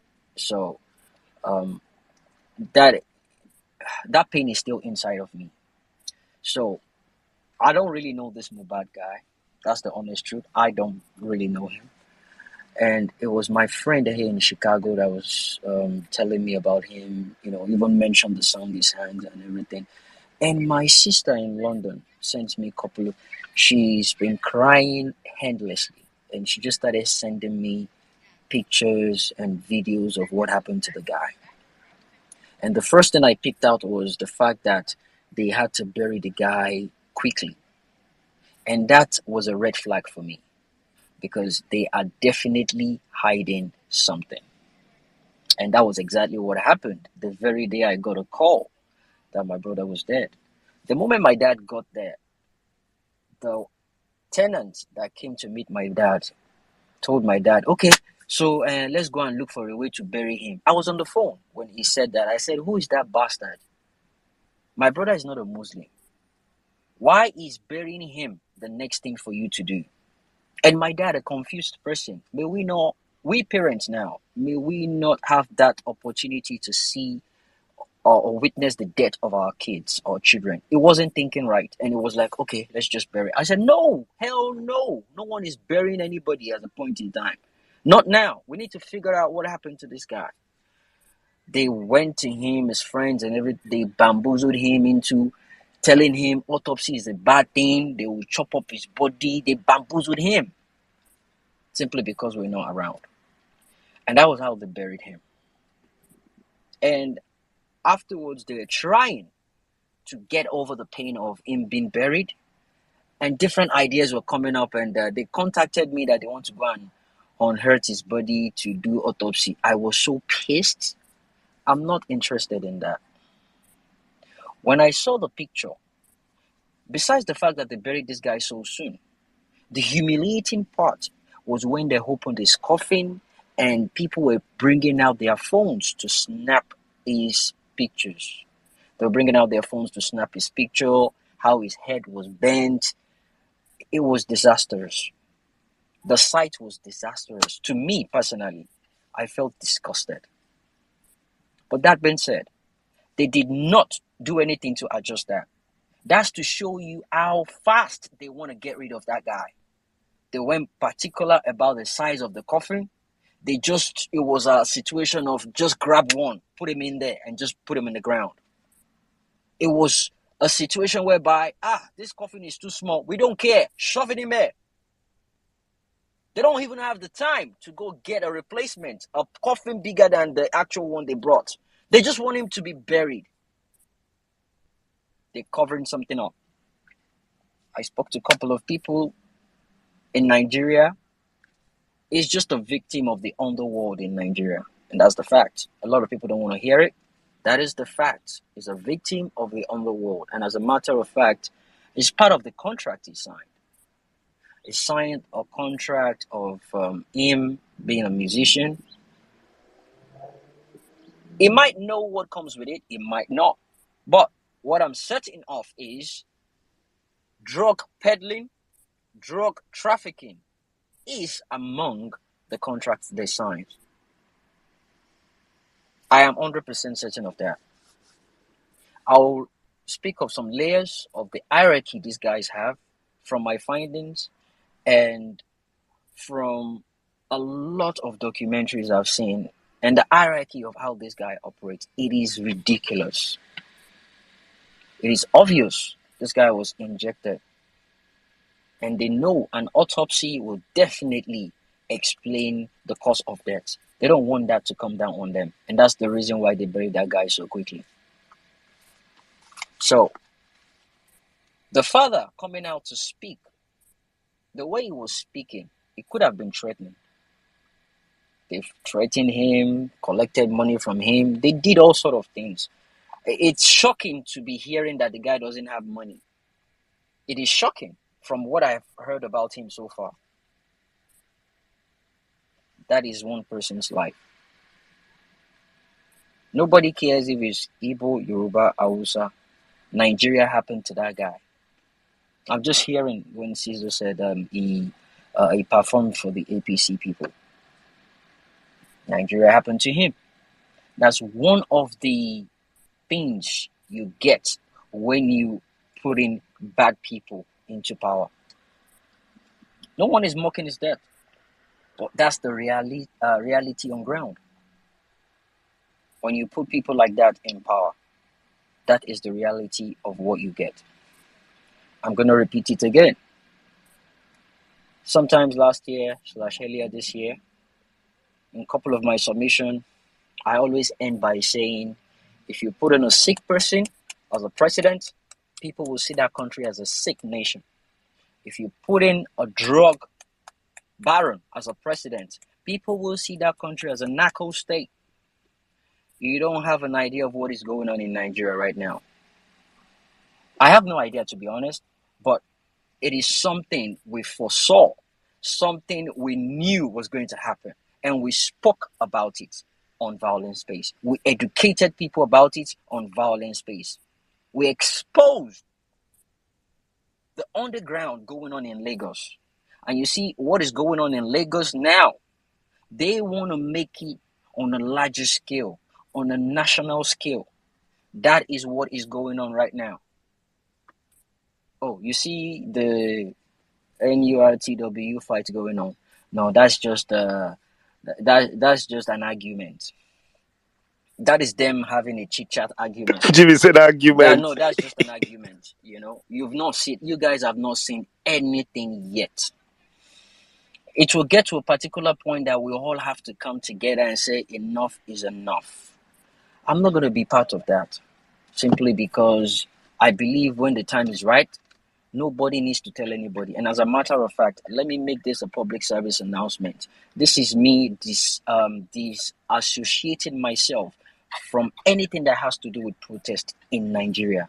Please do not involve me in any planning on anything people want to do in Nigeria. I don't want to be part of it. I'm a one-man soldier. I'm good at that. I don't care what had happened in the past couple of days. I just want to be alone, okay? I'll keep doing what I'm doing. I'll keep tweeting. I'll keep speaking up to the hues of the government in Nigeria. But I don't want to be part of whatever it is people want to do in Nigeria. I'll keep doing every single thing I've got in me to make sure I call them out. In Chicago here, I'll do my part. I have a lot on my plate already I'm doing. That being said, New Yorkers, obedience. You have a guest. How are you going to welcome him? That is up to you guys. The ball is in your court. I know Tinubu cannot come to Chicago because they will arrest him. He cannot come to Chicago. They will arrest him. And if they don't arrest him, I will go to wherever he is and I will make the loudest noise. I will make the loudest noise. It is so... Go carry your JBL speaker. My brother, I don't even need... Now my car, now the speaker with my car, go open them up. I will make the loudest Just noise. they play hand, they shake, leg, they shake. He hates that job. Bro, you see, when people are determined to get their country back, they don't care what's going to happen. They go all out. They don't care what's going to happen. They go all out. The moment you think about something that will scare you from getting your country back, you get discouraged. And death is one of those things that people think about. You'll be like, I don't want to do it. If you don't do it, nobody's going to bloody do it. And that's the reason why I always tell people, my people don't like listening to me say this. My family, my sister, my friend don't like listening to me say this. But we're all going to die one day. And if it's going to be about this case, I am ready to die. How you die really does matter. What did you stand for? What are people going to remember you for?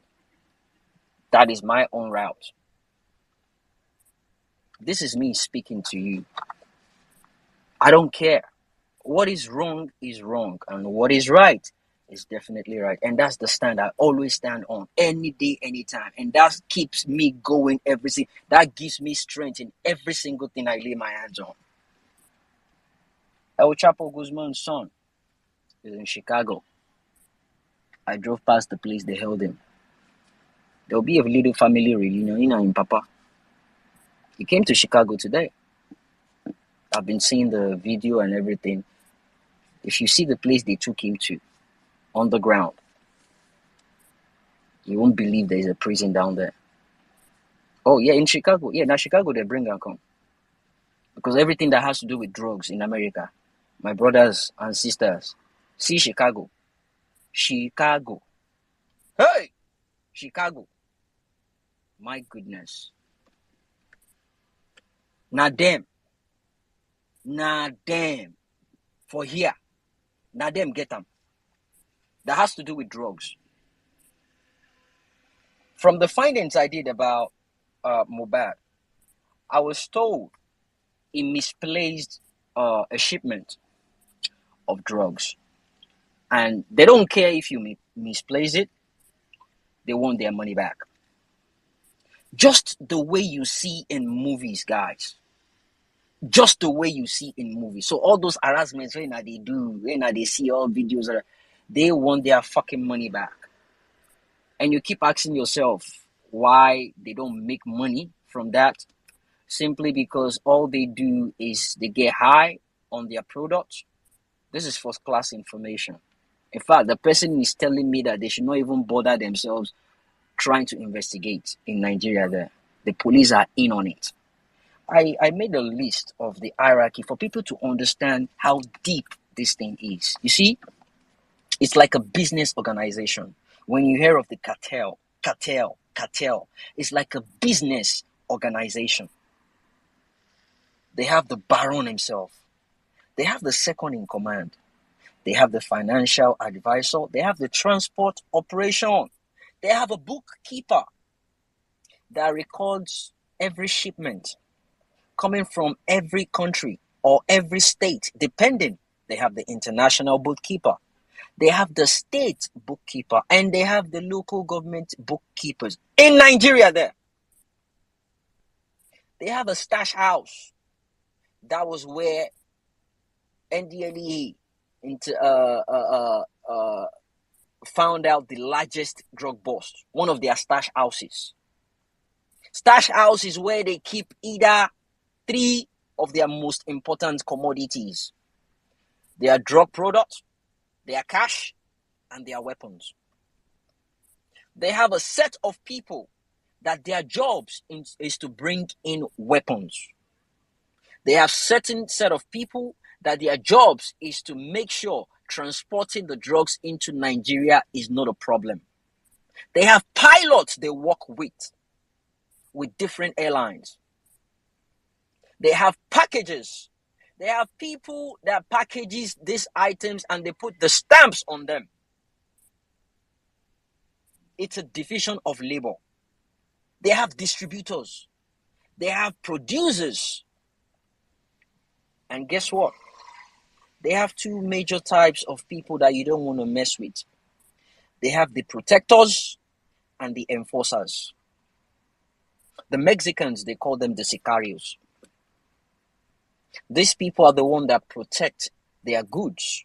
Shipment, they call it. They protect their shipment to its destination or location. And enforcers are the ones that when they give you a package or a shipment to sell, you sell it, it comes short, or you don't want to give them the money. It's not even about the money. They give you a time frame. And if you don't meet up with that time frame, they don't care about that money. They will kill you. And your family members will end up paying that money. If they don't pay that money, they will kill them. If they have dogs in that house, they will kill those dogs. If they have cats, if they have fish in their aquarium, they will kill every fucking damn thing. That is how they operate. They don't care. These are heartless people. You see, and the drug has different classes. They have weed. They have cocaine. They have another one they call colos. I'm talking about Nigeria. They have cough syrup. And guess what? Each of these drugs I just mentioned, they have a cartel.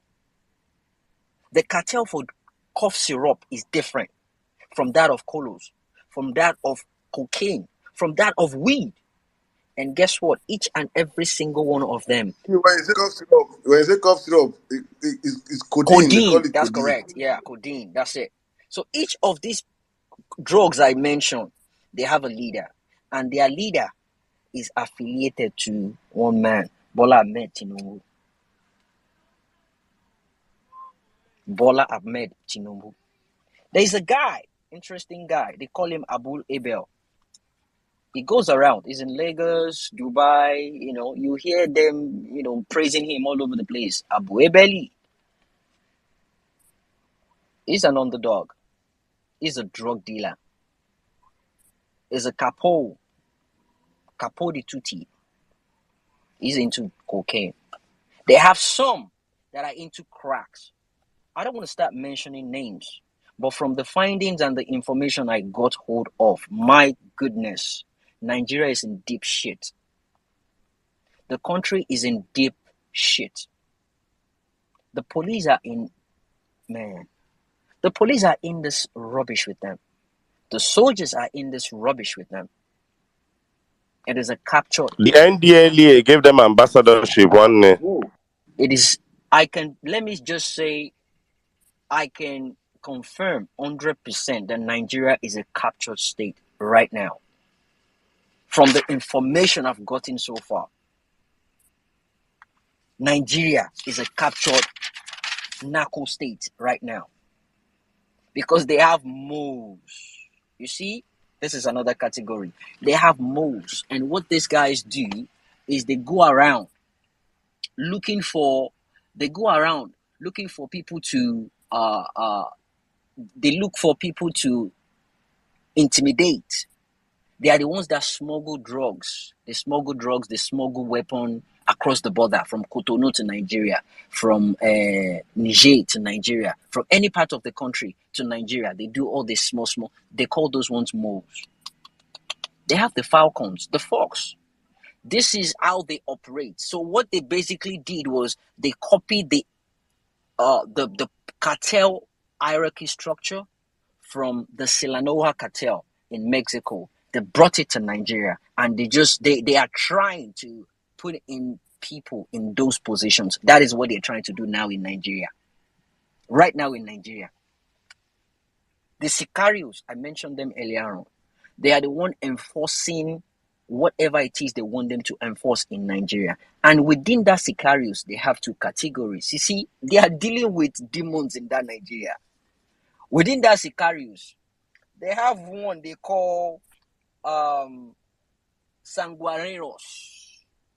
The Mexican call them sanguareros. These are bloody, thirsty bastards. Another name for them, they call them butchers. They call them cook. They call them stew makers. These are people that will chop human beings into pieces. You see them in your narco movies.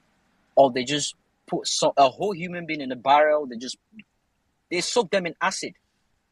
They call that stew. They have all categories of people. They have the intimidators. People that go around harassing you. I'll put on the link. The link I got this whole thing I'm giving you guys. I'll make a tweet about the link so you guys can read and understand. By the time you understand and you read all these positions, then within your own mind, you will now start picking everyone in Nigeria. Some certain people, you'll see the roles they are playing. There's a particular one that got my interest. They describe it so perfectly that they even said they pick people within the age of 40 to 60, and they are mostly with facial beards. Does that sound familiar to you guys? They are copying what is happening out there. They're bringing it to Nigeria. Again, when you put in a sick person to be your president, the country will be sick. And when you put in a drug dealer to be your president, the country will be known as narco state. Do you know how many dogs will be in New York now sniffing Tinubu's plane? Do you know how many dogs? Because they know him, regardless the fact that they have this diplomatic relationship going on. They know who he is. They know who he is. FBI alone claim they have 2,500 pages of his criminal record. Now, one thing I want people to understand is FBI do not keep valedictory records of people. Obviously, it has to be criminal records. And this guy has 2,500. And the Bible, King James Version, has 1,500. 1,500 pages. Tinubu crime pass a whole Bible. King James Version, to be precise. That is just the FBI. We now have to deal with the IRS. We'll deal with the CIA, State Department. Oh my goodness. The address he put on his Southwest College. where he said he stayed when he was in Chicago. I checked that address. There was no Tinubu on that address. I contacted a friend that is into real estate to get me an information. I actually want to find out when was that building built, because they have a database that can do that. If I can figure out when exactly that building was built, then I can figure out is that building even there when he claimed he went to that, he lived there. We are dealing with a demon. Nigeria, and I don't enter one chance. There is nothing anybody can do. There is, at this point in time, we have to come together, and that is where the strength is, the togetherness of taking this person down. I see a lot of people, changing their minds now, realizing the kind of person they've put into power. It's not too late, but it's a situation whereby we told you guys, and it's working. It's happened right before your eyes now. Jimmy, somebody just said I should tell you that is why they were angry with Gang of Of Lagos. course. That it's not about the Ayo It's or not about anything. the AO. Exactly what is Yeah. going on. That is the reason why they don't want it. But why do you think Eniola Badmus is doing all this rubbish? They wanted to go after the actors and actresses that were in that movie, so they had to just blend along with it. It's a capture state. It is a capture state. It is sad. Now, the UAE band. Right now, I have 6 people in my DM since what's today? Today is Saturday. Since was it Thursday? Thursday/yesterday. I have 6 people in my DM. They've been scammed. Just within the period where them talk say they don't uplift the ban. Some people want japa. Some people want japa, they don't enter one chance. Because when that news came up, there was a particular travel agent that did, Saddam, they laugh. There was No, Jimmy. No, now you know send them go the right place. hey, bro, there was a particular, The Nigerian ambassador for UAE, Ajuri Ngelai. They call the place. bro, there was a particular travel agent. That travel agent within staff, they did one short video. They were like, finally, Dubai is on the, was it on? Say, make everybody shout, Jimmy, please. tell them when I go. I go send you the address. They call the agency ADV, Ajuri Dubai Visa. If you go there, they will give you. Bro, hey, Jesus Christ of Nazareth. They were taking pictures. They were like, oh, Dubai is now back on track. Dubai is back on track. And people were hailing them. 6 people. When I go pay money, when I want Japa go Dubai, because Dubai is the cheapest and the fastest route for them to Japa to leave that country. It's the closest London to them. So the moment they Japa, they believe, yes, they are better than any other person. But guess what? They've been fooled. They've stolen from them. And now you are in my DM. I beg, number one, when una they do the transaction, I was not there. How is it my own business now? They want me to use my platform and call them out. Mba, Emeka, no be me. No be my own platform is for P2B at this point in time. Because any aba sọ fún ọba jẹ́ ó gbọ́, ẹni a sọ̀rọ̀ fún ọba jẹ́ ó gbà. People have money to japa. They don't keep money, so they won't use and japa. They are not ready to do anything to fix that country. That is what we are facing now. That is the Nigeria we are facing. The one I wanted to remember was Camelio. That is what they call it in the what's it called? The drug cartel realm. They call it the Camelio. An OG cartel member, usually between the age of 40 and 60, because that equates to the average lifespan of a camel. They are often bearded old men or grand men, and they've been known as a cartel ward for decades. They are loan sharks. They lend people money knowing they cannot pay back, and they extort them and force people into doing what they don't want them to do. They have rapists. They have ex-convicts.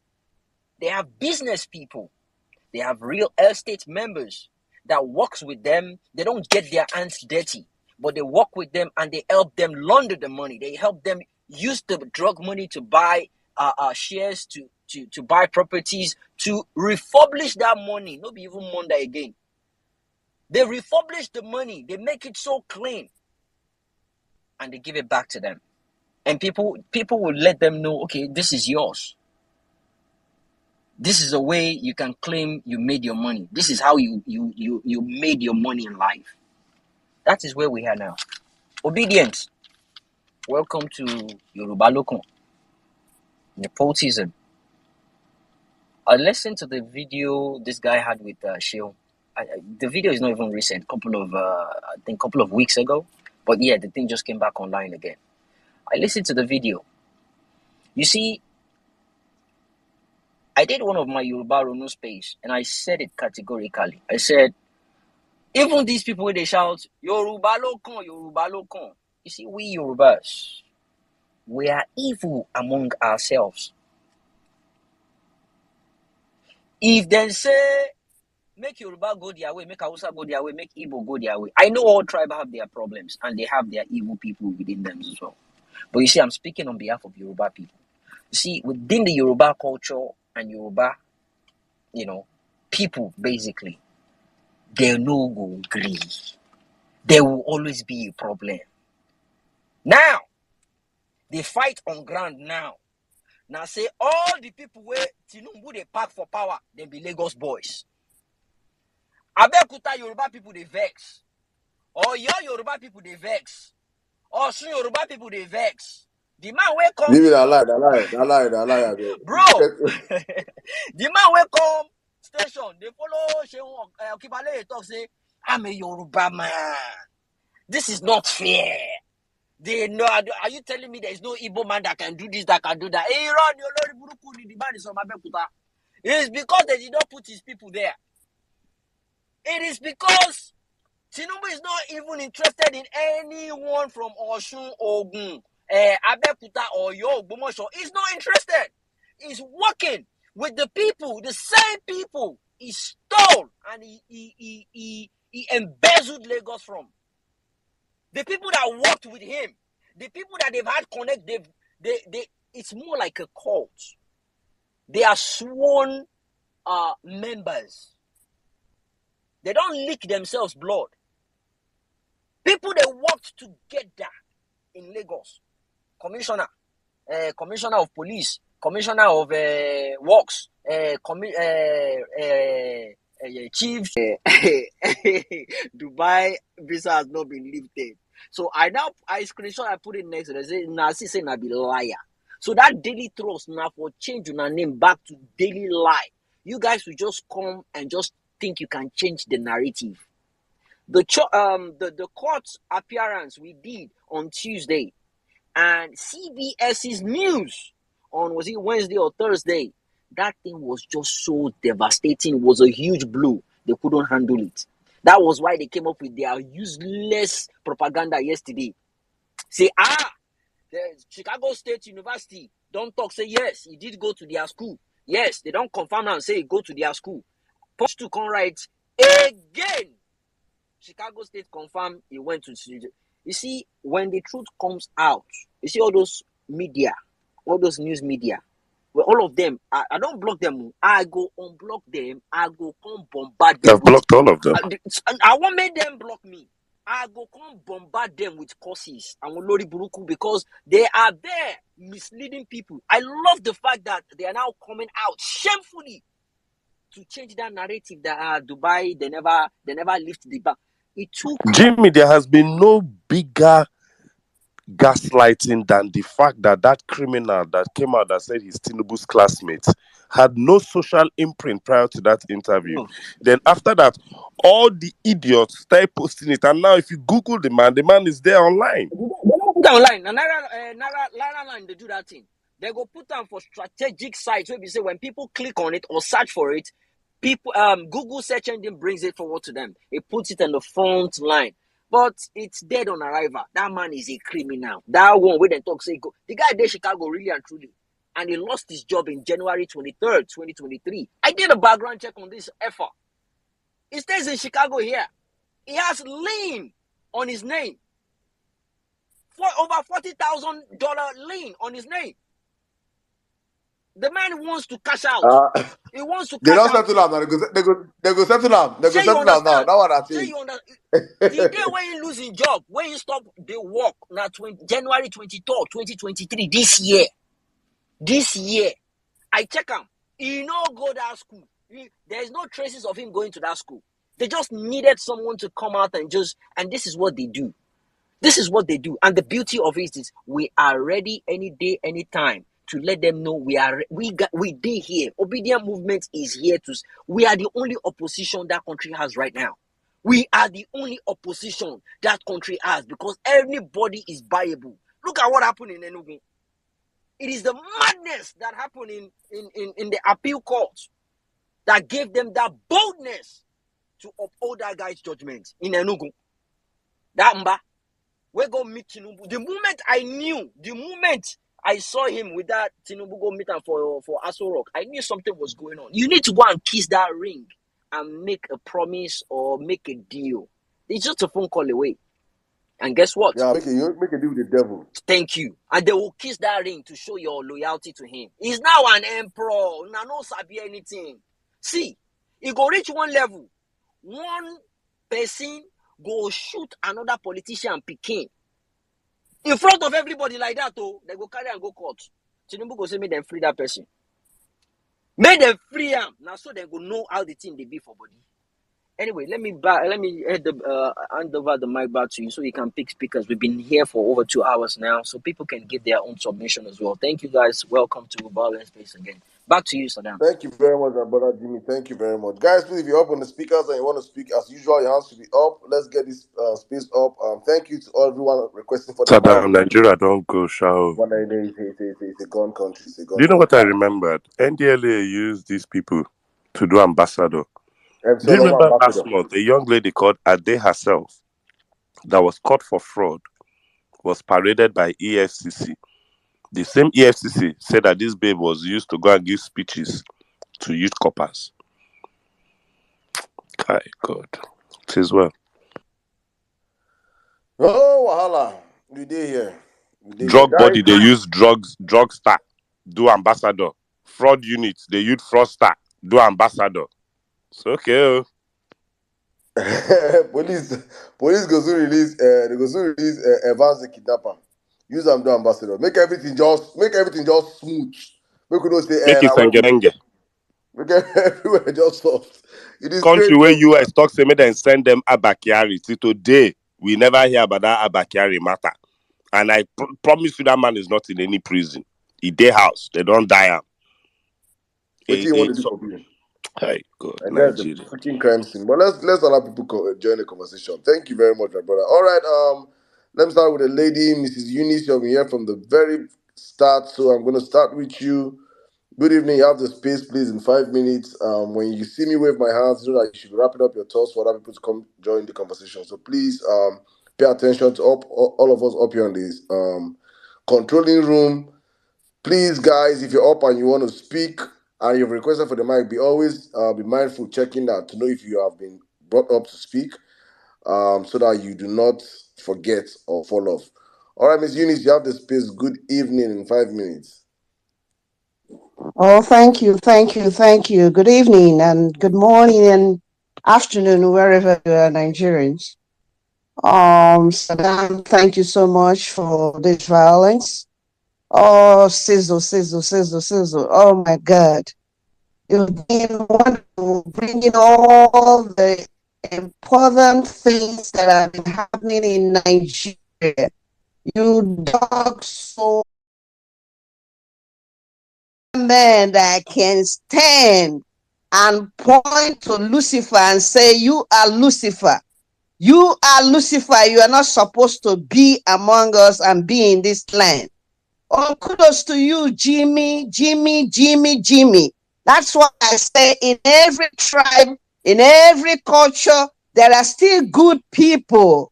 Jimmy, I give it to you. For standing up as a Yoruba man to point out this evil in your society, to say it's not good. God bless you, Jimmy. God bless you. Your father did something wrong. Some children will come out and support their parents no matter what. You saw what happened to your brother from what you said, and you told your father off and did not accommodate what happened to your father. What happened to your brother and how your father, handled it. And you said, you people are not Muslims. Why will your brother bury that way?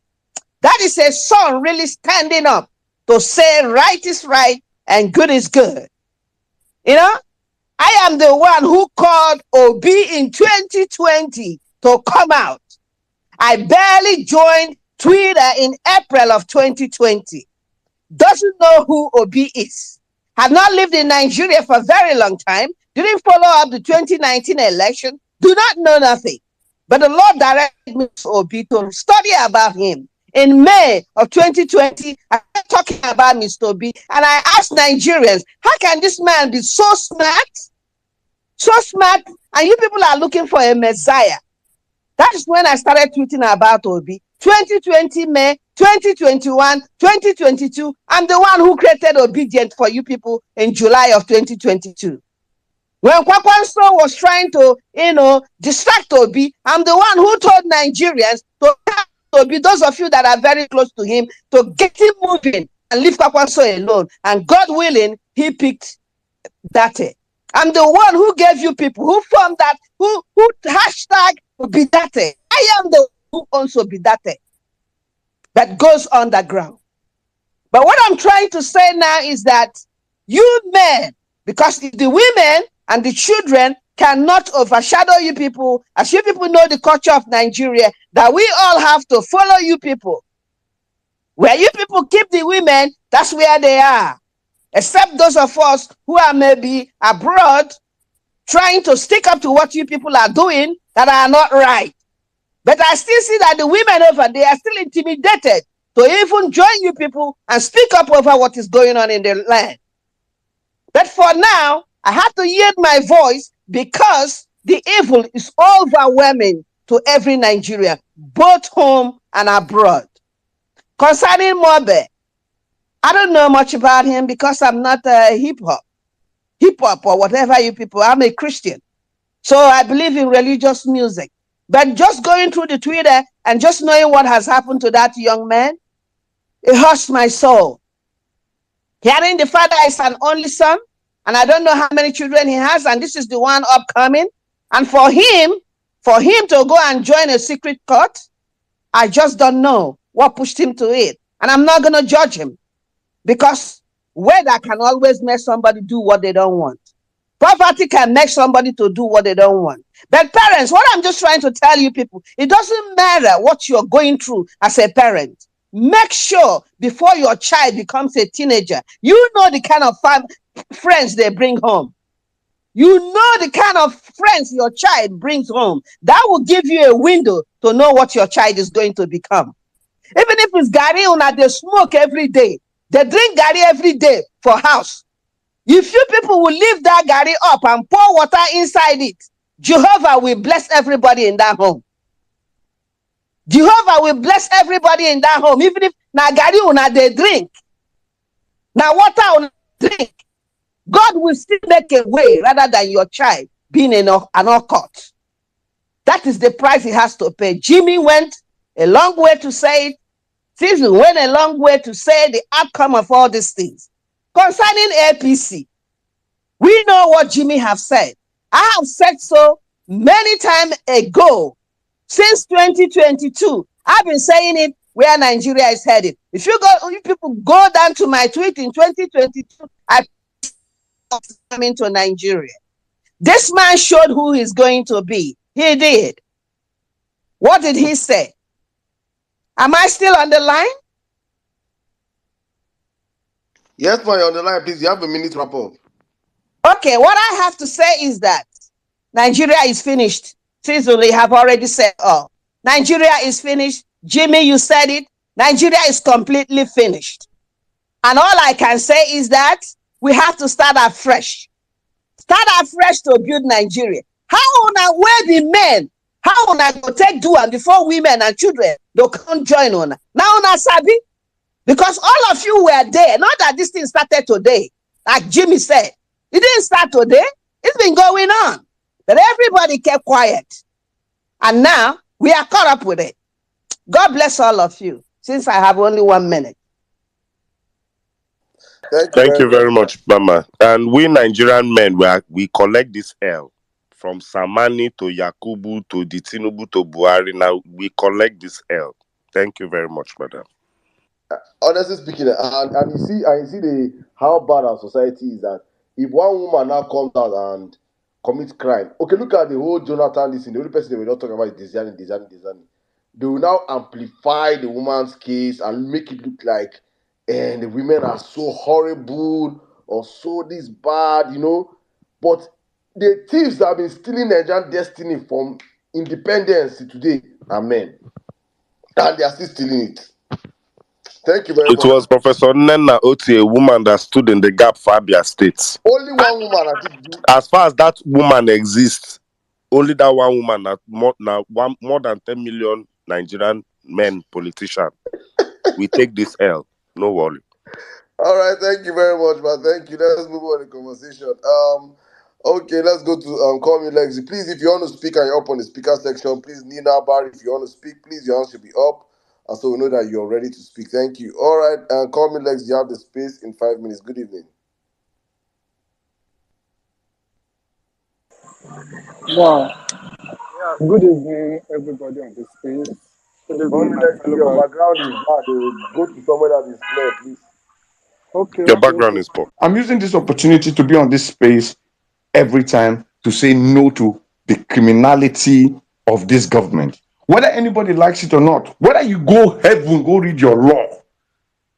Dr. Barry Avotu Johnson, now they talk. And I talk and say Ahmed Bola Tinubu remains an illegitimate president of Nigeria until the Supreme Court declares him. And even when the Supreme Court declares him, at that time they go, no, say we dey protest. We don't try to be quiet and kind of peaceful. But if they dare push us this time, oh boy, my people, me are they grand though. I know they fear any bagger. A man dies but once. So when we call for the protest, come out. If you don't come out, you die in poverty and you die in the situation of this uselessness decision that the government takes on your behalf without your approval. So it's time for you to get ready. Don't be afraid of any devil. Don't be afraid. Just imagine, say you dey for market with 10 people, they waka, and you hear gunshot and they shoot somebody near you. You don't know the kind of power that will enter you. Power of defense. You will defend yourself, you defend your life. And that person that shot that gun or that bullet or whatsoever, you don't know how you go take kill him if you hold him. Now that same power, that anger, that is what I'm using to call you out now. Train your spirits to be ready, because the battle ahead for the soul of Nigeria can only be won by those who know that Nigeria belongs to them. No Nigerian is more Nigerian than any Nigerian. Nigeria is our property. If you don't fight it today, your children will still fight it. And if your children don't fight it, your great-grandchildren will fight it. So let's fight it now and put Nigeria back to where it belongs. I don't get another spirit anywhere, the way they talk and the way they behave. The same spirit where I get now, all of them I get for this platform. So when we say come out as a family, we mean it. Come out and let's deal with these demons once and for all. I yield the mic and I'm ready to come out until the last day of my life. Thank you so much and God bless everyone. Thank you very much, my brother. Thank you. That's the passion and that's the spirit out there. Nigerians in Nigeria, please, for the educated ones, so because I believe everyone that comes on this platform, you get the opportunity to listen to people speak. You get the opportunity to speak on the platform. You are enlightened. You are enlightened. For you to have a phone, a smartphone, to be up here, you are enlightened. And I say this all the time, that you should be. If we have 1,000 people here, that means automatically we should have at least 4,000 people that are enlightened from this platform, because only you cannot get all this information and you don't go out and talk to at least four people. Four people. I was okay. He's gonna be on the platform right now. My friend with his beautiful girlfriend. What we were together earlier before the space started, and she's from Slovakia, and the girl I'm starting to know Nigeria more than so many of us. People pick interest in this nation, want to see the growth of this nation, but we ourselves, we just chicken out, we just sit down. Nobody is going to come and save Nigeria if we don't save Nigeria ourselves. We have to understand this as ourselves, especially Nigerians, especially with these criminals that have wriggled their way to power. Nigerians, it is in your hands. Enough is enough is when you guys stand up and say enough is enough. Then you reset this country. But for as it stands now, man, welcome to the narco state. All right, let's go real quick. Let's take a lady. In the spirit of gender equality, a guy and lady. So I'll take you, Mommy Bolanle, then I'll come to you. You smack your fell off. Oh, okay. Now come to you. New Nigeria, then Mbang in that order. Thank you. Call me Lex when you're ready to speak. Please let your hand go up again. Mombolanle, you have the space in 5 minutes. Good evening, ma. How are you doing today? Good evening. I'm all right, thanks. Good evening, Emir Saddam and Six, Women in Nigeria, and Jimmy. I mean, basically, good evening to everybody from my side here. You know, I kind of joined the space early and I didn't want to say anything before. And then I was listening to the submissions and I was like, okay, if I don't say anything, then I'm not helping. I become part of the problem. I mean, first and foremost, I just want to say my condolences to my sister Maureen, Miss Barriott. I'm so sorry for your loss. May Mama's soul rest in peace, and may God comfort you and your siblings and the rest of your wider family during this difficult time. Um, you see, I looked when I started seeing the videos of the young man that died, Mohbad. You know, it's the worst thing for any parent to have to see the grave or have to experience the death of a child. You know, no matter how young or how old that child is, it's still your child.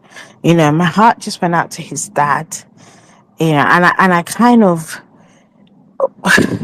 my heartbreak was, I can't explain it because I looked at this young man and I thought to myself, that could have quite easily have been my son or either of my sons, you know. And there's something you look at, it just brought things full circle for me in terms of one, what we've been telling people for the past 1 year.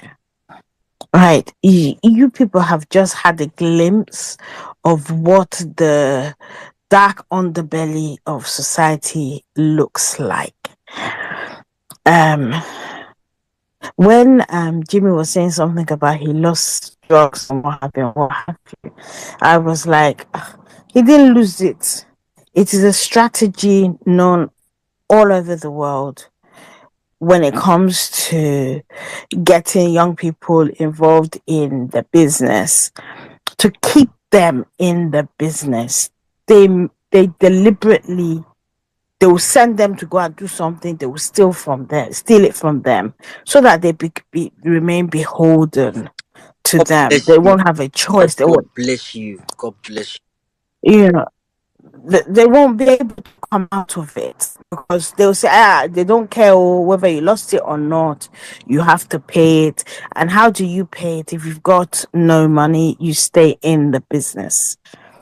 You know, and I was looking at him, I was remembering one young man I was working with here. He wasn't even a man yet. I think he was 14 years old. Anybody that lives in the UK will know about county lines where they target young people for to sell. So they're right at the bottom of the ladder. You know, and they use They use fear, they use intimidation, they use violence to keep these young people in check. Right? And listening to, watching his videos and all the rest of it, it just made me really, really sad because what has happened in Nigeria is that they've allowed that which was, that usually happens in the shadows to become mainstream. I mean, it's like if you look at South American countries that are struggling, where they are like in the firm grasp of the cartels, those countries do not prosper. They don't, and people allowed, a drug baron, the head of a cartel into Aso Rock. You people don't still know the wider ramifications for wider society. Because basically what they're telling us is, what's the point of you going to school if as a young person when those who are succeeding or seem to be succeeding in society are those who um are part, criminality. I mean, it's like, yes, they take part in criminality. They've made criminality look sexy. And whilst people can cry about, the moral fabric of society being torn, you have not seen anything yet. What had been happening in Lagos State for decades and decades, you know, you will now see played out across the nation.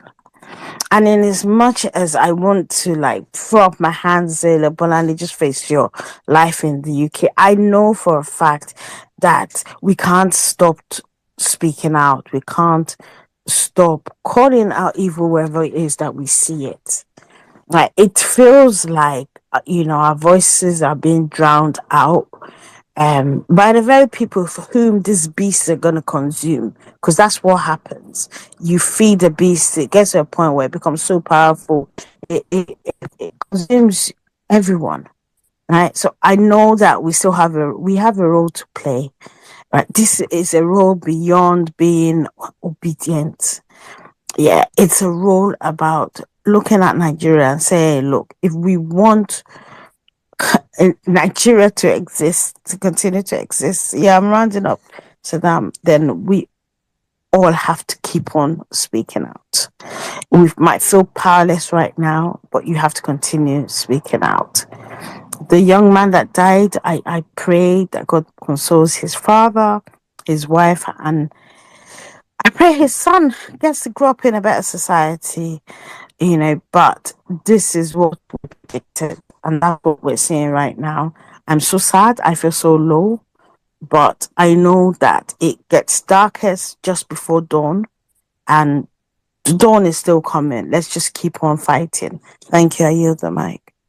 Thank you very much, man. Thank you. Get darkest before the morning, honestly speaking. And yes, we'll keep fighting. That's what we do here. That's what we do. And encourage our people as Nigerians. Keep speaking out. If that's the only thing you can do for now, speak out. Speak out. When Nigerians are ready, we'll meet at the bus stop, at the junction, where we will now activate everything. But speaking out is one of those essential traits we need use to hold these people responsible. Because if we just keep quiet, honestly speaking, au revoir to this country. All right, let's go real quick. Let me bring in New Nigeria and Mbang in that order. Please, if you're up and you want to speak, please, your hands should be up. One more time, please. People will have to drop you. Thank you. In New Nigeria, you have the space. Good evening. Good evening, Emir Saddam. Good evening, everyone. Sizu, Jimmy, Mommy Bolanle. Thank you, Sizu, for your wonderful submission. Likewise, Jimmy. Hmm. RIP to Mohbad. That's where I'll start from. And and the reason why I'm very, very particular about this Mohbad issue is because it took me back to the experience I had during the governorship election, where I wanted to vote and I was massively beaten by thugs, APC thugs in particular. And the reason why I was beaten was I was recording them when they were making their threats to non-APC supporters. And and and the most painful thing for me doing on that day, I remember nobody came to my support. Nobody came. There was nobody to turn to. There was even a police officer there. He couldn't do anything. I don't know. I don't know how I survived that day. So I I really understand what Mohbad actually went through, because when you are dealing with thugs who are backed by the state. So, as everyone has said, Jimmy and Sizu, it's over for Nigeria. It's over for Nigeria, unfortunately. And currently we are not ready. The way I say, we are not ready. We are too, the way fella said, we no one die. We no one. We are still too comfortable. We are still too comfortable for the kind of change that we need, and it's okay. But I'll say this personally, when we are ready, because as it is right now, I'm ready for a change, even if it will take my life. That's the kind of mentality every Nigerian should have if we really want to change this country. Because these people are not ready to, they're not ready to let go. They are not ready to let go.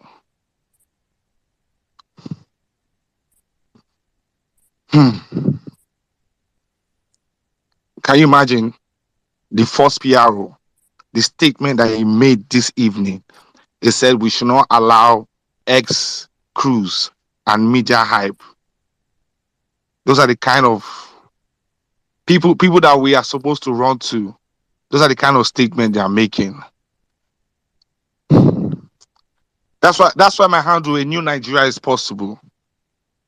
And when we are ready, we're going to take back Nigeria. Thank you, Saddam. I yield my mic. Thank you very much, my brother. Thank you very much. Thank you. Oh my goodness. All right, Mbang, let's go on with the conversation. Mbang, how are you doing today? Good evening. You have the space, please, in 5 minutes. Meanwhile, sorry, please, Mbang, before you go on. Well, Nigeria, good to have you here. If you're ready, please just you can always come in anytime you want to chime in here. Mbang, you have the space. Good evening. Go on. Hi Saddam, hi Rominin, hi Cecil, hey Jamie, hi everyone generally. Hope you guys are doing well. I don't know, every time we speak as Nigerians, I don't know, sometimes it just seems like it's a lot. Let me just start by saying, Ms. Barrett, sorry for your loss. And I may not know you personally, but I'm so sorry that you're going through this, and we love you. I was going to start my submission by saying, till the day that we remove illiteracy from Nigeria, I don't know how, I don't know to what scale, I don't know to what extent, there's going to be a repeat of things. Like Saddam and Sizzle, in your submission, we're talking about history, we're talking about hypocrisy. And those two things are they keep playing in repetition because we're not learning, we're not archiving, so we keep making stupid mistakes. In I don't know the year when Buhari's campaign finally turned around for him in good, where he finally won the hearts of Nigerians. I don't know when that happened. I don't know when that flipped. But it's horrible that we're able to allow someone who led a coup in whatever year, in whatever decade, in whatever era, to come and sell a different narrative that there's change coming. The propaganda that we keep falling for sometimes, I think these conversations that we keep having are helpful to remind us. Like, we as Nigerians, we claim that we like the best things out of life, but we're so poor in being able to pick our leaders. We lack that judgment. And I think it's also tied to the fact that we are not able to speak up in the face of injustice. And I think that's sad. I think that's really sad, because that shows the level of complacency that you have as a human being. The level of, like, even with the Mohbad situation, I'm not going to lie, I didn't know until this afternoon what was going on with him. And I had a conversation with my friend, and I asked her, please, genuinely, I don't know anything about this. What happened? And then she was telling me about the drugs, and she mentioned Naira Marley. And I said to her, my guy, we have Tinubu as the president. Naira Marley is who Tinubu was when he was a Chicago boy. Right now, we're all listening to his music. I'm not including myself. I don't listen to Naira Marley, but whoever does listen to him, you're listening to his music. You're pushing his narrative. You're helping him to like spread drugs wherever in the UK. I think he's schooled in the UK, in the US, wherever he's schooled up or schooled in. The same thing in Nigeria. That's what we're helping him to do. So whoever like Naira Marley is answering to is most likely Tinubu. And it's not even a thing of, oh, come and dot the I's and cross the T's and put the puzzle pieces together. It's so obvious. We watch movies. At least 90% of the people on this space probably have Netflix. You probably all watch Top Boy. You know how all these things happen. Is it until they make a movie and they say based on reality, on true facts, that we know that these things happen in Nigeria as well? We've watched Gang of Lagos. We've watched the other movie where what did they call it? King of Boys. They had to use a woman to play the character of all our Nigerian politicians that are male, who stand in a place and call themselves Godfather. And what that means is that they kill you if you're not in their authority. That's who Tinubu is. It's not that deep to wake up and have a realization. We know these things. But the issue, like I said, we lack that sense of judgment to pick good leaders. Because how can you have someone who you say is your family or your relative and you cannot tell them when they're wrong?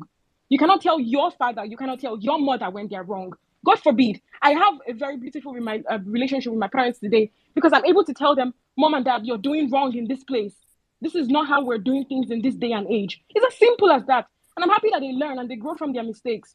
If we can do that to our parents, then obviously we can do that to our teachers. We can do that to our neighbors. We can do that to the people who we say are part of our community. Not everyone can go to Abuja and protest. I keep saying things like this. In your own community, in your own local government, we know that things are not stopping there. Have you gone there to find out why and what's up? Even on your streets, there's somebody who probably throws the trash in the wrong place where they're not supposed to throw it. Have you spoken up to them and said, this thing you're doing is wrong? Have you done that in your own tiny community? When we have sense of community, like we keep saying we're not ready as a people, it's not, can't we understand the tiny little things? Be your brother's keeper. Love your neighbor as your friend. I don't understand. To me, it doesn't make sense that we're waiting for a new age to arrive, a new dawn to come upon us. Is it until they tell you that you have to pay a million naira before you can buy fuel? Is it until there's no power in the country that we know that things are bad? What happened when the judgment was announced on whatever day was announced on this month, to me was very shameful. And to me made me realize that my role to play in society is more about building community, because I don't think we as a people know what it means to be your brother's keeper. It's sad. It's really sad. Like even with this Mohbad thing, like his wife, what's up? You're telling me your guy was not telling you these issues. You're telling me you didn't know that your guy was in drugs. Do you love him? Or you're not speaking up? And you know, as women, we have loud voices. We will help you amplify it. Do better. Why are you hanging out with this kind of thing? Like, to me, the whole situation is sad. It's too sad. And let me round up by saying this. When I had a conversation with my friend today, the one who told me about the situation, I said to her, see, when I connected the dots to you to say it's probably because this NDLEA people, this Naira Marley people, they're all tied up with Tinubu. It's obvious. But I'm saying to you personally, as a Nigerian, if you want to do better, don't associate with anybody that does drugs. You see anybody that does drugs, you run away from them. That's how you make your country better. If there's nothing else you can do, if you cannot go to your community center and speak to them and say you're doing wrongly, at least start with your friends. At least start with what you're doing at home. If you cannot speak to your uncle when he's doing bad, when your daughter runs to you and tells you, Mommy, I think there's an issue. I think uncle touched me. If you cannot speak up to your brother and tell him he's wrong, I'm sorry. To speak up to our leaders, if we cannot start at home. And that's how I'll end up my submission. I know as Nigerians, we love ourselves and we love to see ourselves do better. So our intent is in the right place. But sometimes we just, I think, need to rechannel certain things. Like, learn what community means is what I'm trying to say. Thank you, Saddam, for this platform. Thank you for Parallel Facts. Like the fact that we can have this spaces recorded, we can have parallel facts. We can read all these things that are helpful to archiving and history. So I don't think we're on a lost cause. I think we're on the right path. And that's the only thing that keeps me going. The fact that there's a community that I can feel like I can lend my voice to. Thank you. Thank you very much, my sister. Thank you very much on that amazing submission. I think that community, starting from the community, is one important key part of this conversation that I think we have not even touched. I think it's something we should start looking into. I think when we start from the community, gradually, the society gets better. But thank you, wonderful submission there. Please, guys, if you're up and you want to speak, I don't know how many Nina, please, if you want to speak, please, your hands should be up. So I know that you want to speak. In that order, I think I'm going to bring in Kolade right now. Kolade, good evening. You have the space. Good evening, my brother. Good evening, Sizu. Well meaning. Jimmy, good evening, my brother. And I greet everyone out there. I greet everyone. Okay. Oh, for me, Mohbad, what a young man, or the poor young man. Uh, man, a lot is happening. A lot is happening. And this is one of the reasons why we keep saying that we cannot afford to have in quotes a drug lord in the seat of power. Look, it's easy to connect all these dots. It's easy to connect all these dots. And anybody that cares to know, it's just too easy. Even from the eyes, I read so many things people posted online in terms of people, who they are, how they may, and things like that. And it's just too easy to connect. But above all, this young boy has paid the price. What is the way forward? Because it is very obvious that Nigerians, as long as they can make money off anything, so many Nigerians are just willing to just go for it. It's about the money for them. It's not about the repercussion or the effect of the actions of what they are doing. It's not about that for them, and that is what worries me. That is what worries me a lot. This is it for me. Okay, if everybody cares to during the electioneering period, yeah, there was a huge drug bust in Lagos. And the same person we are talking about, who is in court, who is sitting in Aso Rock, went to go and meet the head of NDLEA. And I used to think he used to be in court. Man, like money can do anything. Money can do and undo. So people have sold their soul for money. Okay, went to meet him and they said they burned the evidence, they burned the whatever. And ever since then, I've just been like, what exactly is going on? And in this situation, Sizu, please help us analyze this. I still find it difficult because those in the entertainment industry are helping these people. They are. And they're not speaking out. And how are they helping them? They know that once you become, in quote, a star, once you become a star, once that you have, in quotes, a name, it's easy for you to help them launder things. It's easy for you to help them at easily just get things across. And that is how they get into this mess. So those in the entertainment, because you just see, oh, one person don't blow, oh, because it is what they sell, they will tell you they sell. You can't query them, you can't question them. If they tell you they sold 20 million albums, that is what they sell. So and these people know this, and some of us too knows how they run this money, how they cover up all these monies. So those in the entertainment industry too should begin to speak up about what exactly is happening in that industry. How some people, because I just laugh. I just laugh to the tune of money. Yeah, some people make legit money. I'm not disputing that, but we know how some things are run. We know how some things are done. Like Mommy Bolanle said, and it saddens my own heart as a person that right now Nigeria has become a narco state. Except we want to keep deceiving ourselves. Let's call a spade a spade. Look at the people involved. You see people from police being mentioned, see people from NDLEA being mentioned, see people from, come on, what else do we need? Now Nigeria know that there nothing would come out of from Nigerian police because they are also accomplices. We've seen photograph of these same people with police PROs and things like that. So where are we heading to? This is a big one, Chanso, and it looks like we are the only ones standing up to fight these fights for the whole of Nigeria. I just hope and I will keep praying that God will open the eyes of my fellow Nigerians for them to see this, because the majority of them do not benefit anything. The name of the country is going down the drain. It affects them. their own life is being, because they are just using their own whatever resources to just catch crews, is affecting them. And in their ignorance, they still begin to spill out bigotry and just begin to chase what is not. In that, their poverty. And this is it. You make them poor, they become a tool in your hand. You think there is a coincidence that the NULT fight in Abuja? They just elevated that guy. They took away what they gave him in Lagos State, parks and whatever, and gave him a higher post in Abuja. What are we talking about? And you are saying, and that's the national whatever. Look at what Wike is doing, giving Obas vehicles. Man, all these things are strategic for them. And it is until we open our eyes, and I think we need to be more decisive as far as I'm concerned. We need to be more decisive. Some of us know how this thing works, and so many people knows how this thing works, but we cannot just keep it. Man, see, man, Emia, me, I sincerely, it's. I don't want to be the prophecy of doom, but man, it's not looking good at all. It's looking horrible, and before people know, things that will have gone south. We just hope that God would. Man, let me just use the mic. It's crazy. Thank you. Thank you very much, my brother. Honestly, the future looks so dark. With I can say this, and I think in the next 2 years, and I'll say Nigerians will be living in hell if we don't stand up and take back our country. If Nigerians don't take back their country, there is no you cannot get anything than chaos, anarchy, and doom in a system that is being run by the underworld. When you take the devil and gives him a stool where sane people are, the recipe is disaster. People don't understand the implication of what's about happening in this country.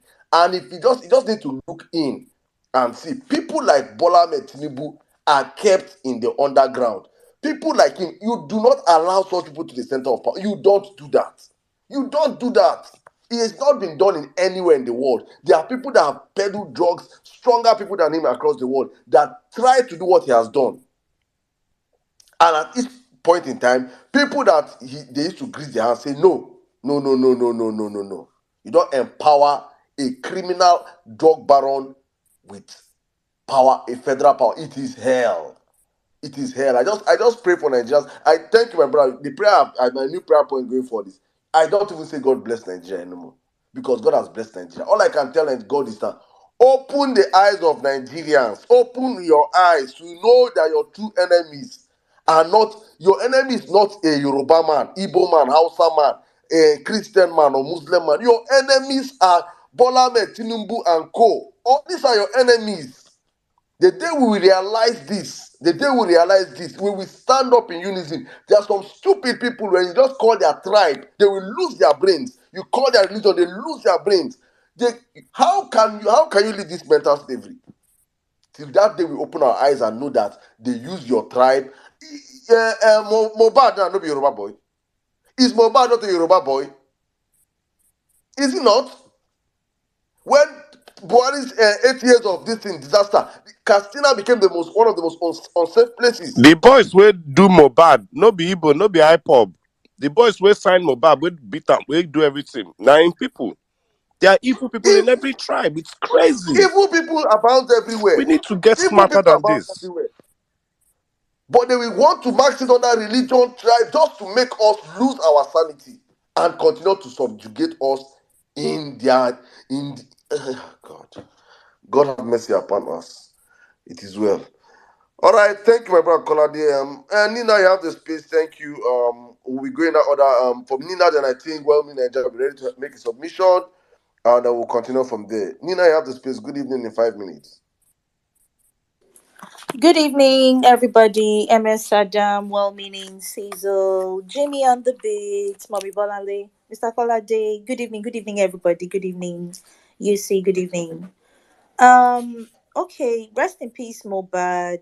My condolences to your family. It's such a shame and a pity that you got caught up in the mess called Lagos. I requested the mic when Cecil was speaking, and I just wanted to talk about the education aspect. Lagos State is or was quick to come out after Gangs of Lagos came out on Amazon, and blow steam and all. But if we all recall, school na scam was a thing in Lagos for well over 2 years. And Lagos state government did not for once start a campaign to sensitize young people, because the way that they have weaponized poverty in the north is the way they are weaponizing illiteracy in the south. And unfortunately, because a drug baron who is illiterate, who did not see four walls of a school, is sitting in Aso Rock today. What is going on is that they are weaponizing illiteracy. This is September. A lot of kids Facts. cannot go back to school because their parents can't afford to pay the fees. And I'm not talking about people from impoverished backgrounds, I'm talking about the former middle class. People are removing their kids from schools of choice to put them in schools they can afford because they can't afford to pay school fees anymore. Unity schools are so expensive right now. Federal universities are more expensive than state universities right now. People, wake up. Illiteracy is being weaponized. You see what is going on in the north is going to be child's No, play no, by the now, time. no, now, my sister. Yeah, student loan is available for them now. They don't promise them student loan. Yeah? Student loan is coming. What student loan? Jimmy, can they afford to meet the criteria to be eligible to get the student loan? You need My to get the sister, liver of a you bull never see elephant. APC boys. They go explain, give you your thought space. They go they explain the benefit of student loan for We you. they talk Useless set una, of they people. talk retards now. Why we they talk about retards? Those ones are retarded now. They are retarded morons. Why are we talking about them? See, on a more serious note, you all need to wake up. Illiteracy is being weaponized. They tell you makers of men. Look at somebody who picks up his former refrigerator repairer and he became a governor, he became a minister. These people are showing you that you don't need an education to become a politician and make money. People need to wake up.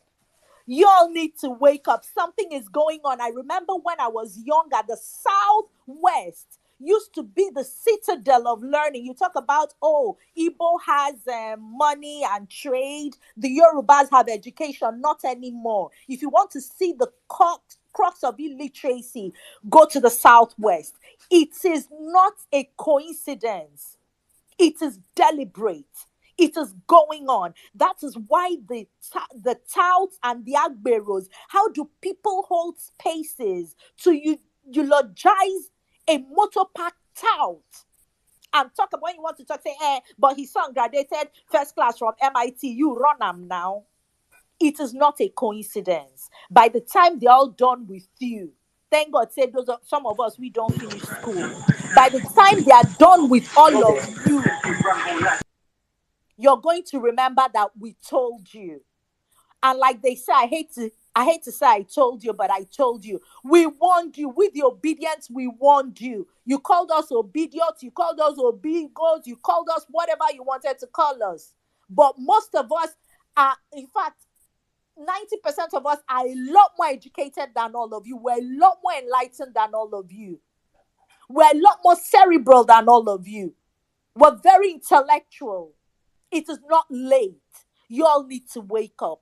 Thank you. Good evening, everybody. Miss Barriat, my heart is with you.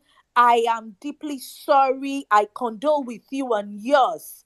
I'll reach out to you again. God bless and keep us all. Have a good night. Thank you very much, my sister. Thank Fantastic you. submission. Thank Thank you. you. Thank you. Thank you. Well, me, Nigeria, I don't know if you're ready now.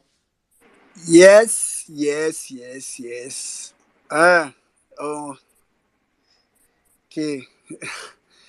Good The evening. weaponization of poverty in the north and the weaponization of illiteracy in the southwest. You know that for me is the takeaway from this place. Ensis, I say this all the time. So when growing up in Plateau State, there's our southwestern brothers, as in when they want to talk, In fact, our best master then was Yoruba. Southwest is known for education. I think that is the major legacy of Awolowo. Yep, yep.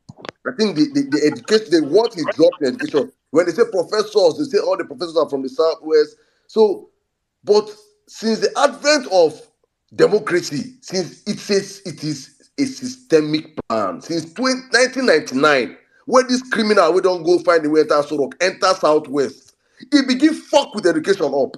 Because you know, say, if I can fuck education up for the next 20 years and I reduce the educational, the number of people that go to school and get quality education, I can control them. And that's exactly what he has done. It is a shame. It is honest. Ah, God have mercy. But let's continue. Let's I can continue. spend 17 years giving them a railway, embezzle $3 billion, and when people ask, you tell them go back to Anambra. Is there railway in the east? Daft people. The man has messed up Meanwhile, so they many forget things. I Anambra was swear. created in 1991. Is that the Anambra you are dragging with when Lagos has existed and met colonialists? It's on Google. Anambra was created in 1991. So it's bewildering. It's bewildering. Growing up Sisu, that time, Saddam, they will tell you. My mom will tell you. They'll bring who got first. Sheye Alabi. I have one friend now that is one of the greatest lawyers in Nigeria. His name is Yomi Orimobi or something like that. He graduated first class law. If you studied law in Nigeria, you know Orimobi the law. And I had another friend, Anthony Anjorin. He's a professor in MIT or something. I had Selega Daukoru. The first 5 people were all Yorubas. Brilliant.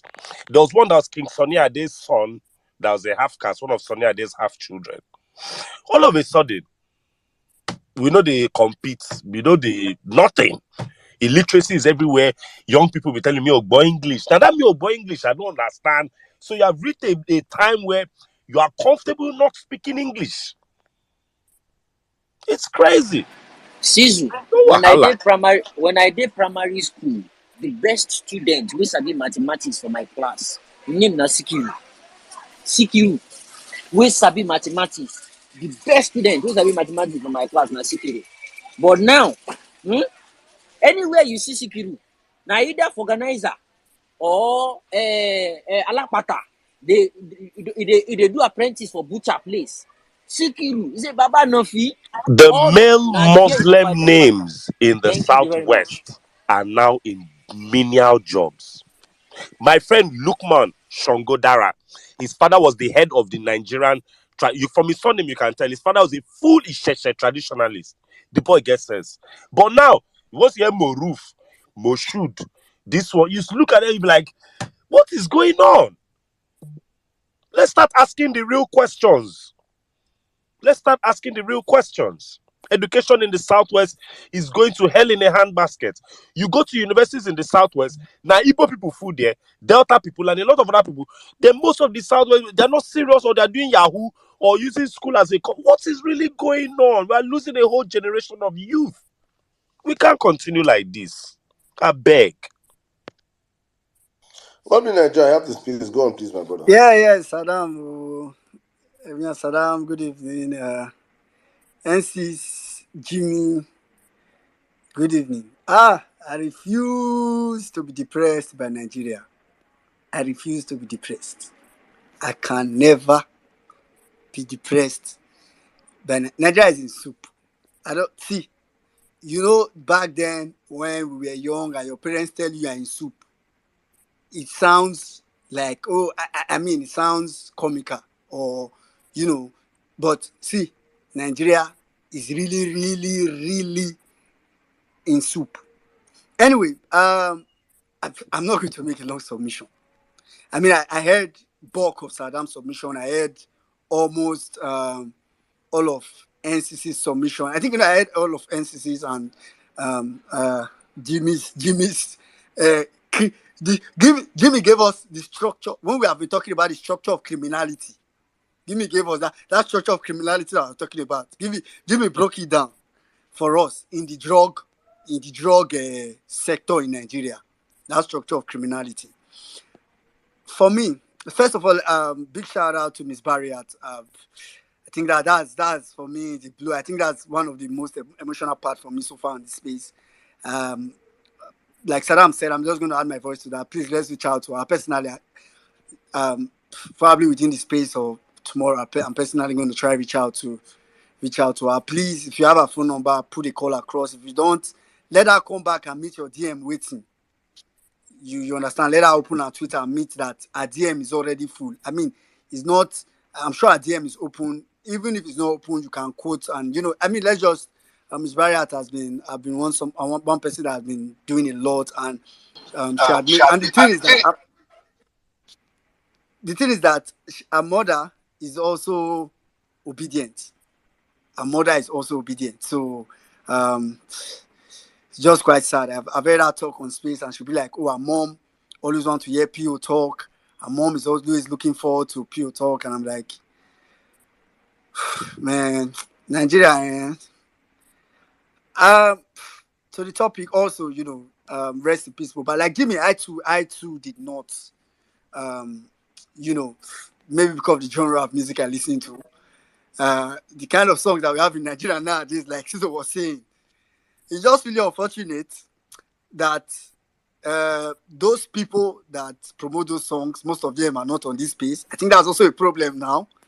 Sometimes it feels really helpless because I feel like many people on the space, they are sometimes when we are speaking or when I'm speaking, I just feel like it's not sometimes as if you are preaching to the choir.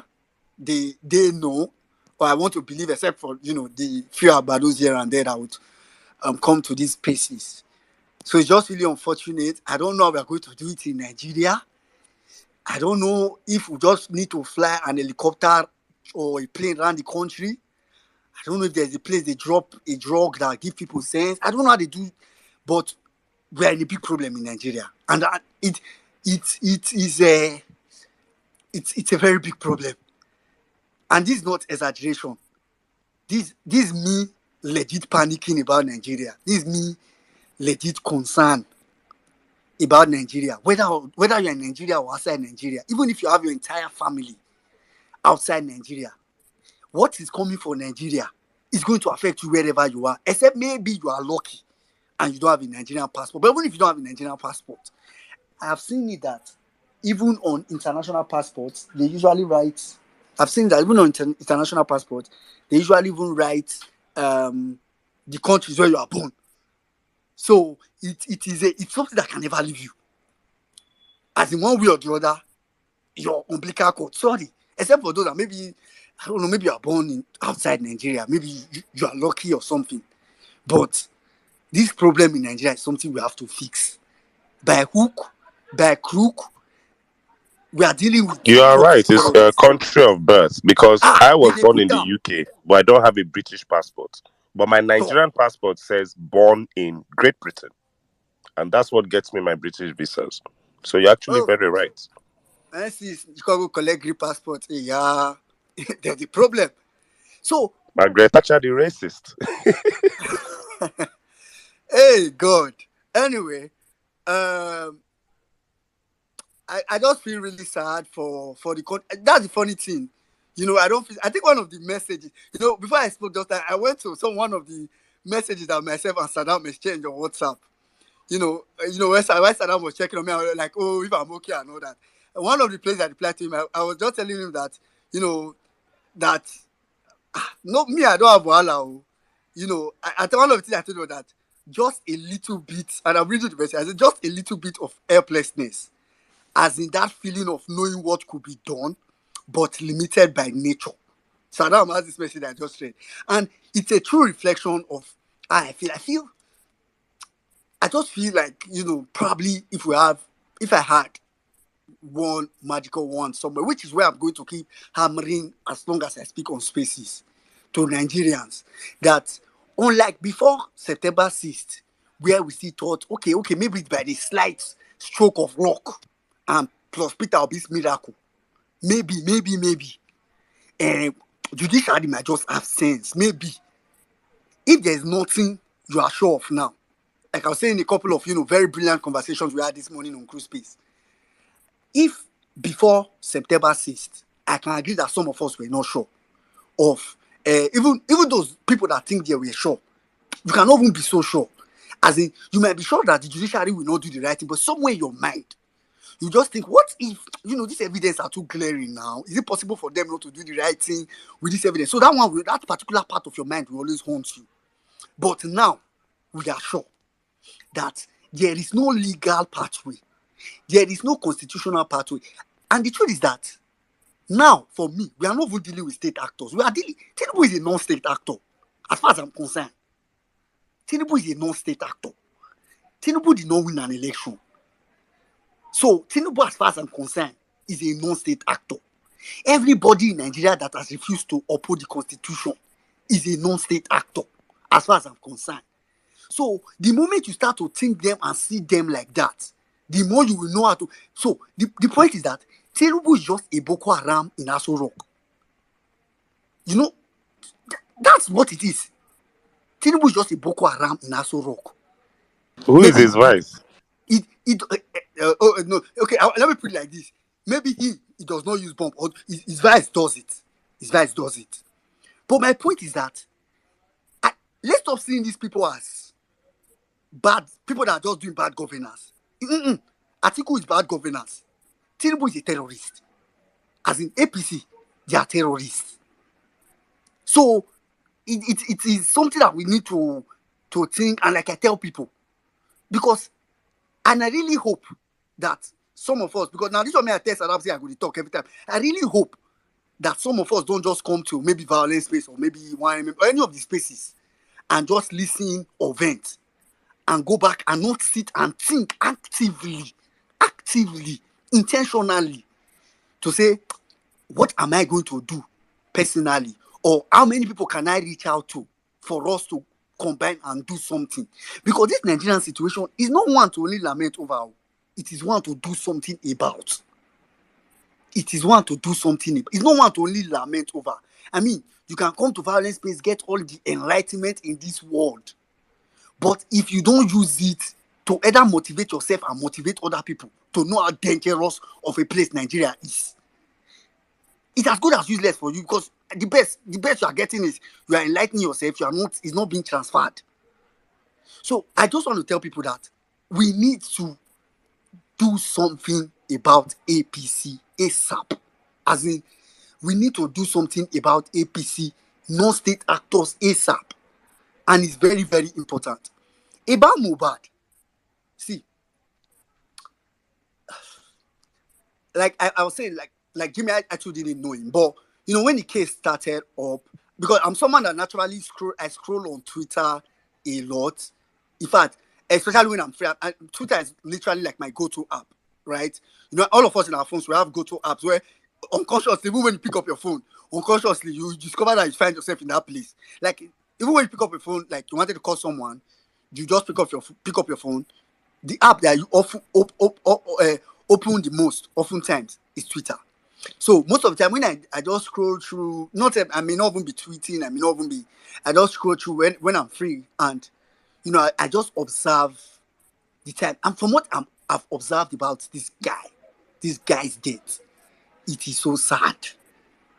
Kai, it is so sad. As in, it's just so sad. Because the fact that we can trace it to the highest of the highest, according to INEC, the highest of the highest non-state actors in Nigeria, the highest of the highest terrorists, official terrorists in Nigeria, it is a problem. As in, when I put out those set of pictures, it was out of observing time. Some people think maybe, I had saved the picture of those styles before. No. I saw that picture. I was like, I think I've seen this guy somewhere, right? And I remember, okay, this guy was sitting with one of those stars that was chasing people during NSAS. And like, before you know what's happening, I'm seeing picture with him and Sanwo-Olu. I'm seeing picture with him and Tinubu, or video rather, with him and Tinubu. They're making video that closely. See, we are in a bad place. And see, me, I don't give up. Like Caesar was saying, I agree with Caesar at the beginning. Mohbad. If ever ghosts used to chase people, you have to do this one. The truth is, you probably have to do this one yourself. probably have to give these people restless. You need to do it yourself. I don't think everybody's caught what happened on the timeline. First of all, I think yesterday we saw when Mikhail, one of our brother, brought out the, the similarities between all the public address that they have given. The similarities. And some people may say it's a coincidence, but I don't know. Police statement ended with, and I'm going to read all three. Police statement ended with, in the meantime, I'm quoting police statement. In the meantime, we kindly request that individuals refrain from making statements or engaging in activities that could jeopardize the ongoing investigation. Police statement. Malian's statement says, we urge our colleagues in the media to treat this matter as with utmost sensitivity. We publicly appeal to the authorities to do due diligence. Finally, we urge online communities to refrain from circulating damaging accusations that can compromise this investigation. Malian statement. Elegushik's statement goes ahead and says, we ask our friends in the media to be mindful of the sensitivity of this issue and desist from spreading falsehood that may jeopardize this investigation. Elegushik's statement. That entire connection, for me, is disturbing. For me, that is a very bad attempt at using keyboards and ChatGPT to try to change sentences. Whoever was trying to do it was not very smart. The police, if you remember, some days after this guy's death, there was a statement online of what this guy, initially, when, it came out, one idiot, a daffy in Delta State, one of all these mumu police PRO that they've opened Twitter account for, maybe they give them one techno phone to come and be tweeting. I think it was Chaos that said, we not get police for this country, and that junkie of the highest order went under and said, Twitter is not a police station. Hey, and not far from that time, we saw a petition that even Mohbad, as let's say he was whatever you want to say he is, but at least he went to police to report this issue. But some of us may not know, maybe some of us saw it or we missed it. Police the next day, when this guy said all stations settled, he knows what he was talking about. Police released a statement the next day. It's just that it did not come from first PRO. It came from FCID. That statement, or news or whatever, do you know what they attempted to do? And that's why I said, Mohbad, you probably will need to fight for yourself. Or maybe if you have people that really love you and can take this up other ways, but the legal way, I can't guarantee for you. It annoys me nowadays when I hear people trying to still give. In fact, now I've heard Drax's case for that. When I see that tweet, I've heard guys can say, I think the dumb, okay, not dumb. I think the most annoying thing I see nowadays is when people assume we have constitution. It's when people assume that we have institutions in the country. So people say things like, police, do your work. Police is an APC arm now. I don't understand. Why you with DSS is as good as what they call these bat soldiers that Israel released. DSS is as good as that. The difference is that the person that is leading them is wearing a bada and Dio wore uniform. Bro, 1 minute. You know the DSS where they use go arrest Taylor. And see. So for me, the earlier we embrace, not really embrace, the earlier we know. Some in my mind, maybe I'm wrong, and maybe because I think now I'm frustrated because I feel like people on this space, a lot of obedience. Those of us that are here, we're already enlightened. So I don't know if that's why I was begging on the last place that maybe if you're a speaker, we put this speaker because at this point, I don't know what's wrong with Nigerians. Police released a statement the next day. Do you know what they attempted to do in that statement? They said, I want to read from, I think this was from Punch. Was it Punch or something? The spokesperson of the ID said, the police could not act on the petition due to Mohbad's refusal to show up and defend his petition. Police they're already knocking down the petition. They knocked down the case. Now we see they wait for police. They don't just examine the petition, no. See, he said, we received the petition and followed up on the information provided in the petition, and the suspects were invited. But Mohbad refused to show up to defend his petition and also provide evidence to assist the police in carrying out a proper investigation. Are you mad? Are you okay? That guy wrote a petition and said how many people that could have been on the scene. So you invited, let's imagine you really invited the suspect. So you invited the suspect to come and tell you, oh, we did it. Yes, we did it. When you could have as well, even mentioned Zlatan. Let's assume that if you call Zlatan will not tell you the truth. You could have gone to the venue. You could have done 1,000,001 things. But these annoying people decided, and I'm talking about, like, I'm trying to assume that whatever they wrote here is true now, because personally, whatever they wrote here is not true, and it's just sad that they can sit here and lie against someone that is dead, because they know that man is not going to rise and defend himself. He's not going to rise now and tell them, you guys never invited me. Police, I dare you guys. I cannot dare you guys. You guys are criminals. Because if I dare you now to go and release evidence that you invited him, you go and type, if your team can type letter and backdate it, what is that one? You go and type letter and backdate it and stamp it and you deliver letter to him. Nigeria is, as in, we're in a deep problem. They'll just But, tell you Samila didn't do it on purpose, like oh Kashim my God. Shettima. I don't understand. So they attempted to say it here. I'm telling you. Do you know the police said? The police said that Mohbad refused to show up. They said that a lawyer to Sam Larry and the other suspect filed a counter petition accusing Mohbad of defaming them. So even in death, the police wants to call Mohbad. They want to say this guy, he had a petition to answer for someone that reported that he was being intimidated. He gave you all you needed to know to at least do a basic investigation. You wanted him to come to police station so that your ire from this, he can tell you, arrest that guy when he comes to police station. That's if you really invited him. It is crazy. It is crazy. And I just want to tell, and why this is paining me is that things happen in Nigeria. I think APC kind of does a lot so that we forget a lot as well. APC does the most. Because while I was just thinking about this, and this is really, if you are here and you are a junior police officer, you be mumu. If you are here, you know a junior police officer, tell and say you no get sense. Do you know why? Because these people, they don't care about you. I know they pay me pass. If you say they love you now, I go say I understand. I can relate. You are here, you are DSS, they send you. Now you they can't send me the monitor. If you say they love you, I will say I relate, I can understand. No wahala. They don't care about you. Do you know why? Ask yourself, where is Zazu today? A police officer God went to arrest Zazu. God bless you. Well, A meaning I police was officer just went going to to arrest mention Zazu. that. Zazu Well, meaning manhandled. you remember that? You remember that there was a particular point in time that Zazu shouted that someone is trying to kill him all with 1,000,000 boys or something like that. He was Now the this same founder of Larry. 1,000,000 boys. They should go at Sammy Larry. Now the same Sam Larry. Oh, Sam Larry that can't do one. video. You can't When do they tried video. to kill Camera him, he and ran to MC Oluomo God bless to you. solve Carry the on, issue. women. Carry on. You the That cook. another angle. In fact, the angle where me they come from, that you see the Sam Larry angle be that.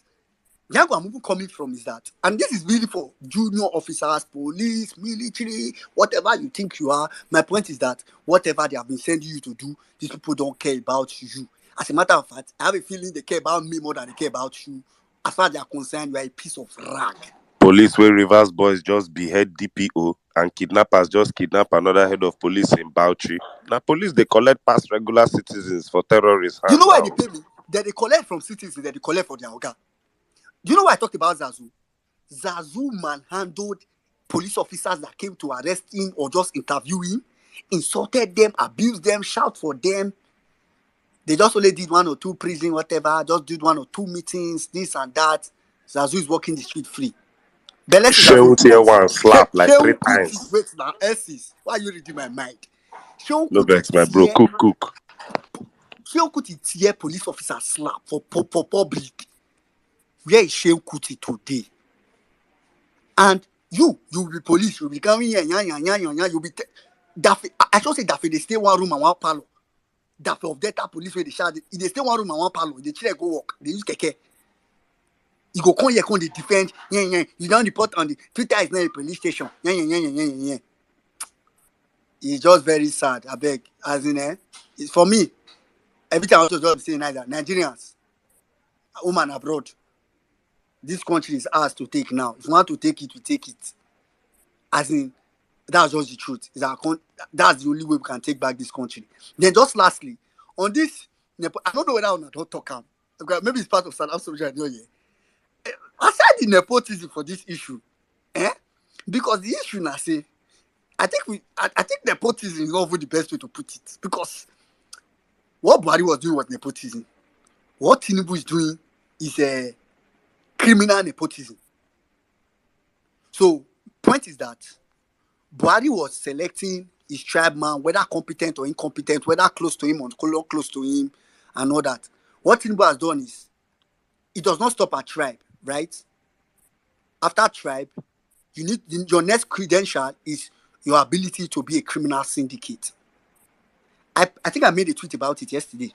Some people don't, maybe some of us don't know. If you've not seen the tweet, but I have a strong feeling a couple of people have seen it. You know, on this space, we've done Alpha Beta. It's easy to don't dig into Alpha Beta. But I'm sure you people should know by now that Wale Edun, the current Commissioner of Finance, was one of those. In fact, I quote Punch newspaper that I posted yesterday. Alpha Beta Consulting was awarded a contract by the Tinubu-led government after a recommendation by a committee comprising the then Attorney General of Lagos, Professor Osibanjo, Mr. Wale Edun, the then Commissioner of Finance, and a former Commissioner of Economic Planning and Budgeting, Yemi Cardoso. Cartel.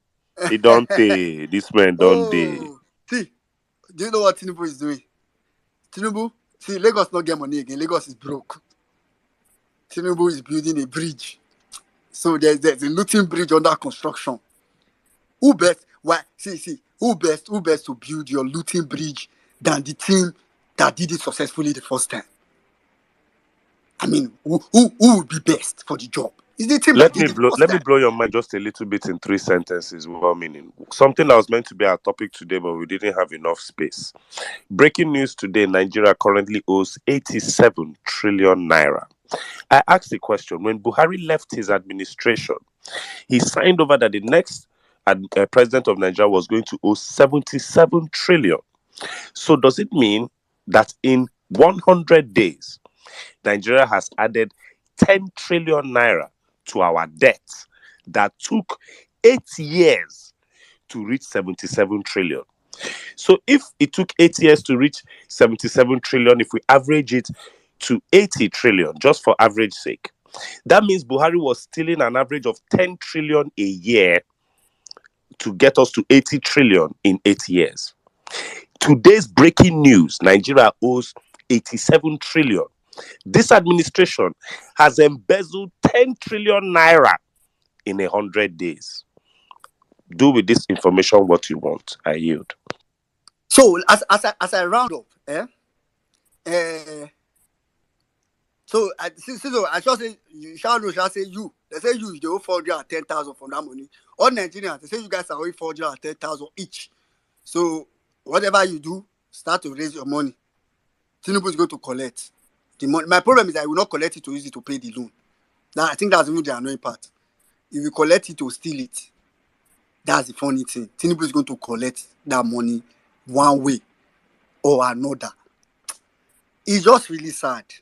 Because I think what saddens me the most, because a lot of times I sit and I just try to imagine what would have been the difference. Knowing Peter Obi's, personality generally, I just sit and I think, what would have been the difference between if INEC had declared the right winner and what INEC eventually declared? So if INEC had declared Peter Obi, and now that they eventually declared Tinubu forcefully and illegitimately. Bro, the international embarrassment won't be as huge as this. The George international Calloway will embassy. definitely not be doing shows about our Of president. course, of course, See, of course. Let me give one small example. CNN will not There's be repeating that we got fake Dubai visa. And even better, you can use Alex Oti's achievements in Abia State to give you a mind frame of what Nigeria would Thank you have looked very like. much. oh, Thank you S very is much. S is We stop Thank you wouldn't be reading very at my war mind. much. with Stop reading my Niger. mind. God. See, Stop reading my Nigerian mind. Sizu. Nigerian Sizu. There is one news journalist in Houston, Texas. Someone an obedient spoke to him about what is going on in Nigeria, the presidency, the sham of election, his Chicago, certificate and everything, and his criminal life. And the journalist was like, nah, I'm not interested. So the journalist went home and read about Tinubu's certificate and read about Tinubu's background. The journalist came back to tell the obedient, say, hey, I'm interested. I am interested. They don't book an interview with that This one a journalist hot and topic. they don't book interview with that journalist and David Udein. The man say, I'm interested. Oh, he don't read small thing about him. And now, the best person that can give him the download, the loaded information, the best person is David. And they have the book that interview now. That's to show you the international disgrace. Like the guy saw it, he thought about it and like, presidential, candidate. He doesn't want to get himself mixed up in all this thing. But when he now read just more about the man, he called back to say, hey, I am interested. I beg. Biko, give my number. That's to show We you are the in level trouble. at which, But one honestly, good thing Nigerians are doing is, unlike Buhari's time, he must carry his cross himself. That rubbing that shit on all Nigerians has ended. He must carry his cross himself. meaning carry on And and finish up. yeah.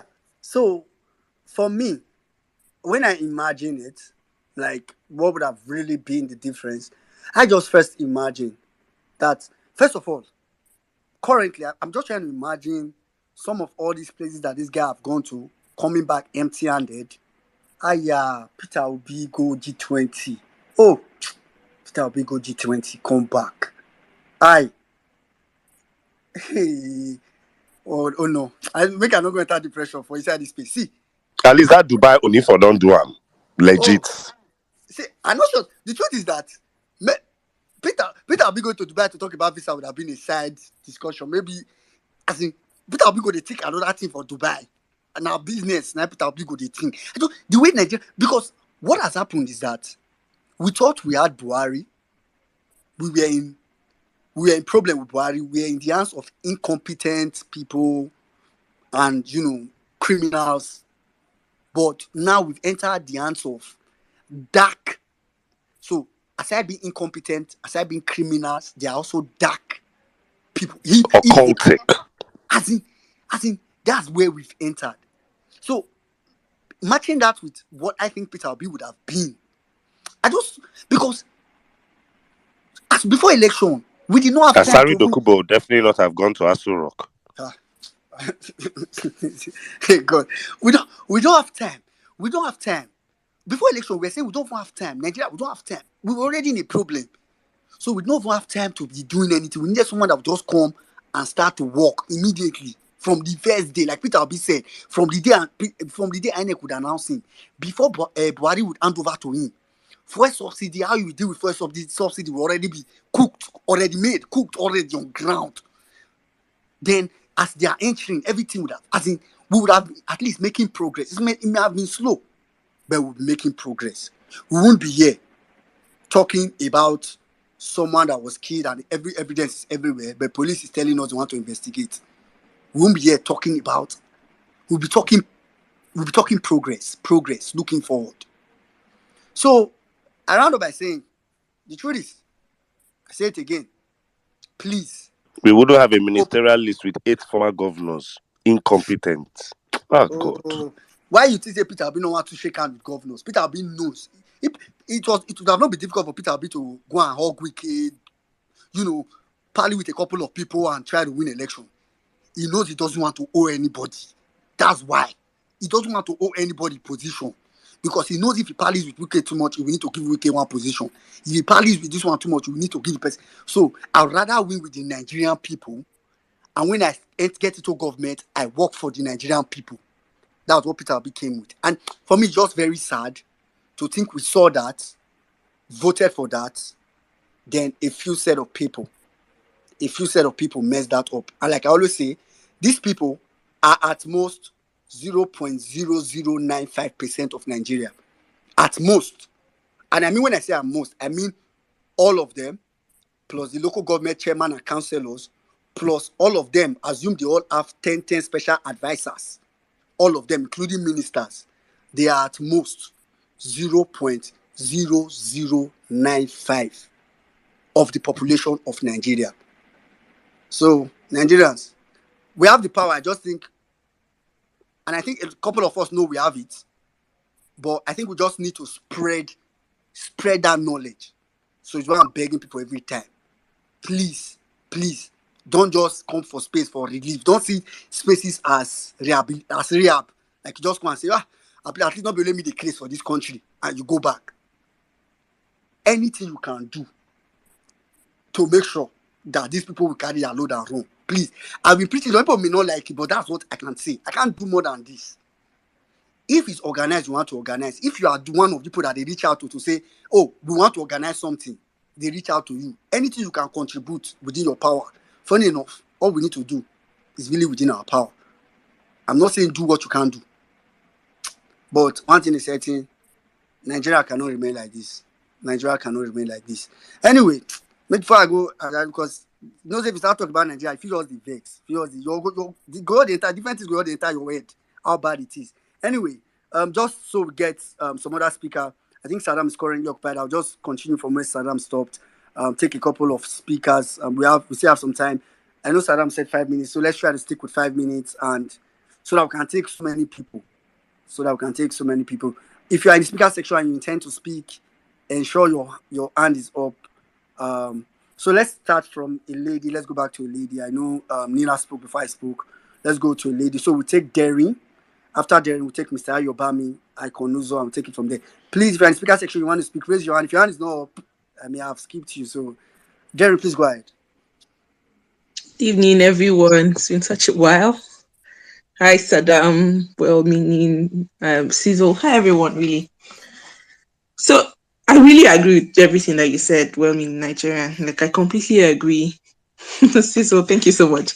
I completely agree with what you said about the APC chronism. I mean, I thought about when, you remember when the Southwest guy from, I think, Ogun State or Osun State went on TV and said that this is beyond even him, like, putting Yoruba people into power, that it looks like it is the same set of Lagos, I don't know, it's Lagos boys.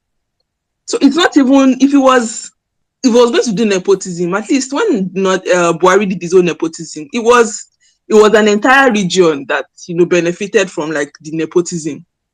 Sorry, Derry, Buhari's nepotism, now name they look. Criminals, Tinubu's nepotism is looking at how bad you are, how criminal you are, if there's anyone like that.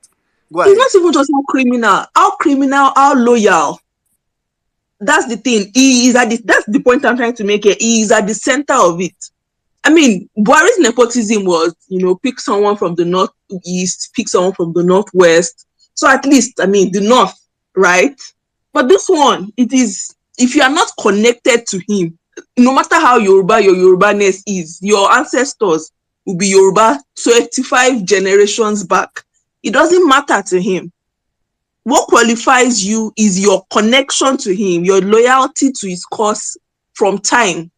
It's just very unfortunate. So I think there should be a new word that is invented for it. This one is beyond nepotism. Like, it should have a separate English word on its own for what it is. And going back to Mohbad, I mean, this is a very, very sad. It's a sad story that, I mean, sadly, that's the truth. It's not new. I mean, this is Nigeria happening to somebody else, because it's not the first time this is happening. I mean, like you guys highlighted, this was almost what's this crazy dude's name? This was almost his reality. That's why he was screaming all around and making all of the videos he was making that time. This one made so many videos, and it's so unfortunate that the institutions of justice have been so captured that he just did not get justice. And now by even in death he gets it, because it's so sad. I mean, I came on Twitter a few hours ago and I saw that clown of a PRO, the Muiwa or whatever his name is, the Prince guy, had posted pictures, and he was saying him and somebody were deliberating on the boy's death. And I'm like, what's in the insensitiveness? What's in the crassness? Like, this is something that, I mean, this guy died. Pictures have surfaced that documents have surfaced that he actually petitioned. He didn't just write a petition to a regular police officer. He did not go to a police station and write his petition to a police station. He didn't approach the commissioner of police in Lagos State. He wrote it to the freaking IGP, like to the inspector general of police. That's who he addressed his petition to. And it was signed. Like, there's a stamp on it from the office of the IGP. And then you are coming to tell stupid stories. Like, you are coming to give us sub stories, because I mean, dead men tell no tales. You are saying because he did not, when you invited him, he did not show up. I mean, now is your word against the dead man now. So who is going to come and say anything? We don't know if that is true or not. I mean, this is Nigerian police now. 90% sure that is a lie. And you thought, even if it was true, I mean, decent people would at least honor the memory of the dead. Like, in the alternate universe that was true, you would at least accept that, okay, this guy cried to us for help, we didn't take his issue seriously enough or something. Do you understand? Like, you don't even put that kind of an insensitive statement out. But I mean, this is Nigeria. You get away with all sorts of stupid things. So they did. Okay. So you've done that already. People are already angry that police cried to them. There's another video that, indicted the NDLEA. Already, I mean, talking about how complicit these institutions are. And then you put a picture with you and some guy holding your phones, and then you say you come and put it online for us that you are deliberating on the matter. Like, how stupid do these people think we are? Because obviously they are stupid. Like, I don't even know what word to use. Like, I don't know. Sizzle, maybe me here, because I don't even know what word to use to qualify. My sister, Niger Matter, the baffle person. I can understand what you're saying. It's like, crazy. Like, what in the world? What in the world? What in the world? You're not coming us to give us any feedback on the case. You've not said that you've, invited any, what's that word that they use for them again? Suspects,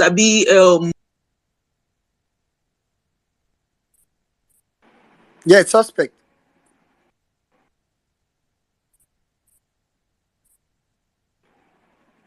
Is that just me? Probably had a call, not just Yeah, you. okay. Yeah, I was about to say. Okay, Jerry, we can't hear you again, so I'm sure. Okay, let's just go ahead. Then maybe when you come back, you can continue. Mr. Ayobami, please go ahead. After which you come to Ikonuzo, then call me Lexi.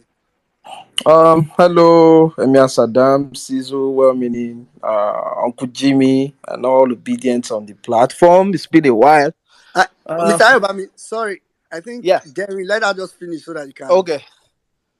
I wish you don't drop again, safe. No, I'm back. Jerry, are you there? Yes, I am. Okay, go ahead. I'm so sorry. I didn't want to dropped off already. Like, I was saying that, like, they didn't invite. He didn't come to tell us that they've invited persons of interest or suspects or something. Like, you took pictures of yourself and came online and told us you were deliberating what? Like, deliberating what exactly? Like, it's I don't even know what word to use, because this entire issue, like, it just makes me lose my words. Like, I don't even know what to think, what to say. Like, what in the world?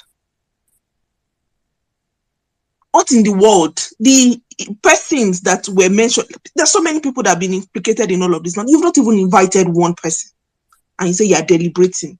Like on top of all of this is photo ops that is now, I mean, to score stupid cheap points. Like that is what it is now. It's just very unfortunate.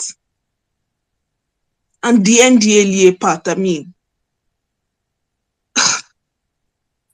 it's really sad that now an institution that is supposed to, help us in Nigeria get rid of, we already admitted to ourselves that we have a drug problem. And there's an institution that is supposed to help us get rid of that. But apparently now, even that institution now seems to be the one that is promoting drugs in our society. So please, how can we even be rid of it? Because I know that particular video that surfaced about the NDLEA giving him something to drink was not his dying testimony. But I don't know if that video would, suffice in the law court as a dying testimony, since it was not like that particular incident that led his death. But the point is, there is that video, is out there. So how in the world should an institution, like I can imagine the US NDLEA now being accused of being the one that, forced some young man to take illicit drugs. To what end? It just raises a lot of questions. Like, to what end? And in the midst of all of this, the Naira Marley that, is also very implicated in this case, you made him an ambassador, somebody that we all know promotes drugs on his albums, on his songs. You made him an ambassador, only for it to now, there's a video that surfaced now that this guy that has unfortunately lost his life to, this ring of criminals that has taken over our country, apparently now is tying this same Naira Marley to same NDLEA. Like, it was, I don't know, because at this point, I don't even know what to say. Like, Nigerians, really, we need to do something, because I cannot imagine how the future looks like. Like, can you imagine a future of worse drug abuse than we currently have? Plus, less educated people that we currently have. This is after people that are supposedly literate in the Big Brother house came, and then we saw videos that they have nothing upstairs in their brain. Those are people that actually even went to school and they don't have anything in their head. You cannot imagine they are not even going to school at all.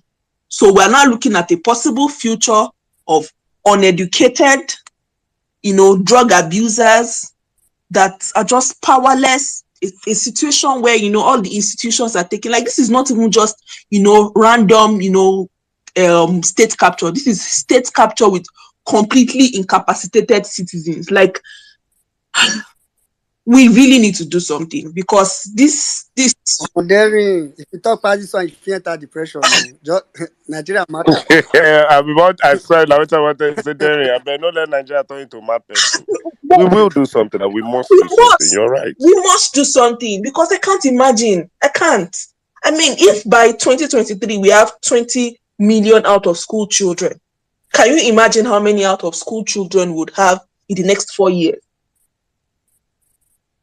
They should not be, That's the problem. APC will alter the statistics, so you should not look at that. No. That one is a They go given bring out now. data that only It's a given. 2% of the children there. It was 10 They million. altered unemployment for you people. It was 10 million. It was 10 million in 2015.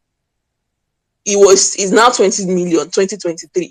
So by 2027, you should be expecting, and that was without, drastic increments in tuition, in school fees. That was without, the, sharp spike in cost of living. So I can imagine that within the next 4 years, the amount of out of school children will probably be close to double of what it is right now. They will now be, drug abusers, prone to all manner of crime. We need to do something, because otherwise, our situation will be, the entire country will be an IDP camp if we are not careful, like the full entire country. Yeah. Thank you very much, Derry. Thank you very much. God. Hey, God, which kind of wahala be this? APC. Because, do you know the sad part is that if this thing starts to happen, what Derry just said now, APC will bring out one statistics and say someone that goes to school, that school from home, eh, is educated. Then they will not give you one statistics of say, If you can read oh, ABC, you're you are educated. Then you know this thing. They will give you one statistic and say they they've gone to they tell you Imagines Are you for forgetting that school under because they're Buhari's educated. administration, they reduced cutoff marks in exams? Are you forgetting? See, if you can APC. Are read you forgetting we ABC, have you're not a educated. federal character in exams? They'll just reduce the exams. Everybody gets more retarded, but everybody will pass. Everybody see once you can read ABC and you can count, that will be the benchmark for literacy. Benchmark for numeracy ABC is too fast. I mean, Larry, they speak English. will be And he's already on the now. 21st entourage to Want have. to change? I beg. Does Those MC of us Owó that not have a can PhD? do ABC, if you can read ABC that time, you'll be the last set of people UK and Canada will be collecting out of Nigeria. You'll be the last set of literates. A, B, C, D, E. Oh, okay, cool. Come. You'll be the last set of people. ABC too far. There are people now that don't even know English. It is well. Omo, let's move. Mr. Ayobami, please go ahead. Hello everyone once again. I'm Saddam, well-meaning Nigeria, Sizu, my brother Jimmy, UC Maxwell, and every other person.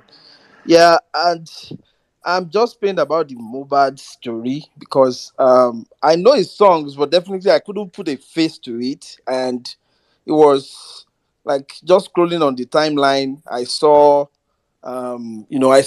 the young guy and I saw the travails, and it's really sad.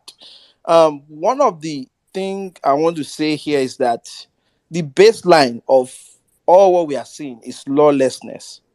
You know, in Nigeria, there's what they call the coroner's law, right? So I think that law started in 1944, got amended in 1958. We've had it. I sent the Lagos State coroner's law to Emir Saddam's DM. So Lagos has a coroner's law. And basically, if you are a sane person who went to any meaningful medical school in Nigeria, you know what the coroner's law is, and you know how to apply that. It tells you that when they bring in a dead person into the hospital, that requires a coroner's inquest. If a patient died in the hospital within 24 hours, it requires a coroner's inquest. And also, if there's any unexplained death, it doesn't matter how long this person has been in the hospital, it requires a coroner's inquest. Now, when they said, oh, somebody died after an injection and all this stuff, who buried him? Because that is breaking the law if you bury that guy. And it's not too late to exhume the body and really find out what is the cause of death. Because these are the things that we do in Nigeria that we just think that, oh, we are just winging everything. It's wrong. I watched how they laid him in the casket. They didn't even give him any form of respect. They had to bend the cervical spine in a awkward manner just to fit him into a casket. This is somebody who should be on an autopsy table, and we should know what really killed him in the first place. Why the heck are they running or are they rushing to bury him? Why? I even gather that he's not a Muslim. So what is the rush? Because all the police spokesmen saying all the nonsense, whatever they are saying, your first investigation must start from an autopsy. So I didn't hear them saying, "Oh, we need to exhume his body. Oh, we are meeting, we are doing photo ops up and down." No, the first thing you need to do is to exhume that body and find out what killed that guy. That's the first thing. And a lot of death, unexplained death, has been swept under the carpet because we don't do the right thing in Nigeria. We have the expertise. We have pathologists in Lagos that can do a good autopsy and give you a report. So why aren't they doing that? And the whole harassment of Mohbad and everything, and there's a sync with whatever we are experiencing under the APC now. And The sole aim of the underworld king is to desecrate, our institutions, is to desecrate our our constitution, which is what they've been doing, and they've been successful so far because the Nigerian people have given them, the leeway to do whatever they are doing. We've been saying it since that APC, they will attack everything that can cause the development of a nation. Name it education, economy. Everywhere APC or AD has been in the southwest, there have been a regression in education. We can say that from Lamadeshina's time, we can keep mentioning it. Even the guy from Osun State, the BC Akode guy, we knew what they did to education because that's their playbook. Keep people uneducated, and they will see a lot of morons that they can control. And that's been their playbook. And that's why I'm not surprised that some you meet, if you take a random sample, let's say in the southwest, maybe in Ibadan, Lagos, pick 20 people. The high chance of seeing 15 people telling you me Ogboyinbo is high now. 15 out of 20. And I'm not joking. It is what it is. And this is the trend. When you even see low quality schools getting expensive now. So what is the hope for the poor man? I mean, if the poor man cannot even attend a low quality school anymore, so what's left?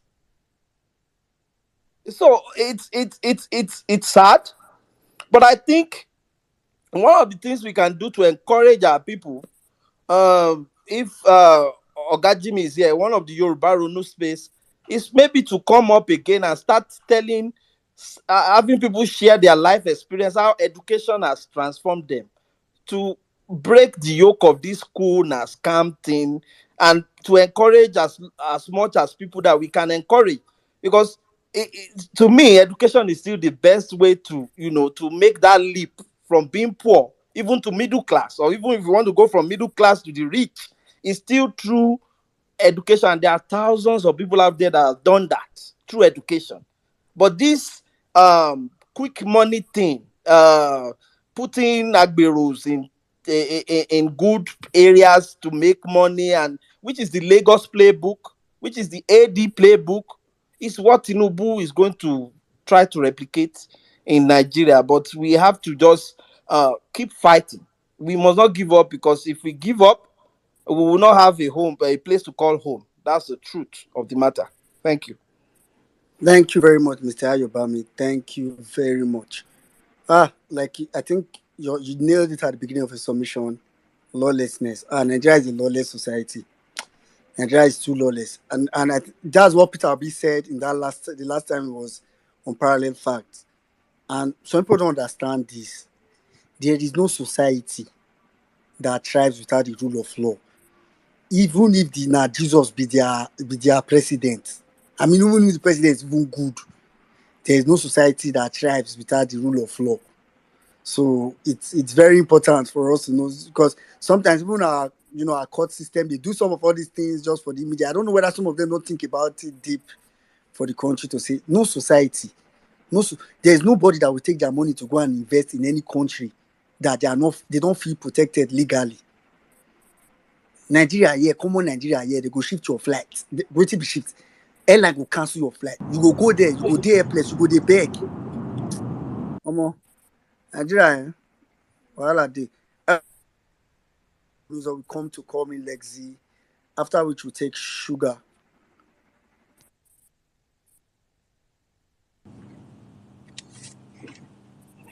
Hello, everyone.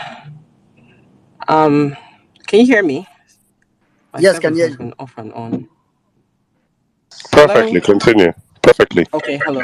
Hi, everyone. Okay, so I'm going to go straight to the point. So everyone can have an opportunity to speak. And gonna say several things. I want everyone to take time to calculate how old you're going to be. Add 8 years to your life. So if by mistake this madness continues for 8 years, just add 8 years to your life. And then let me share a fact with you. The average life expectancy for a Nigerian man is 55 years old.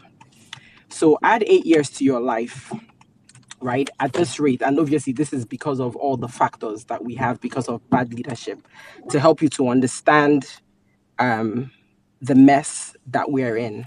So add 8 years to your life and then subtract that from 15 years. So it goes that, on average, this is how long you're expected to live, right?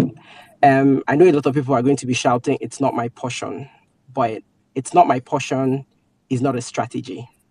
It's not a strategy to get us out of this mess.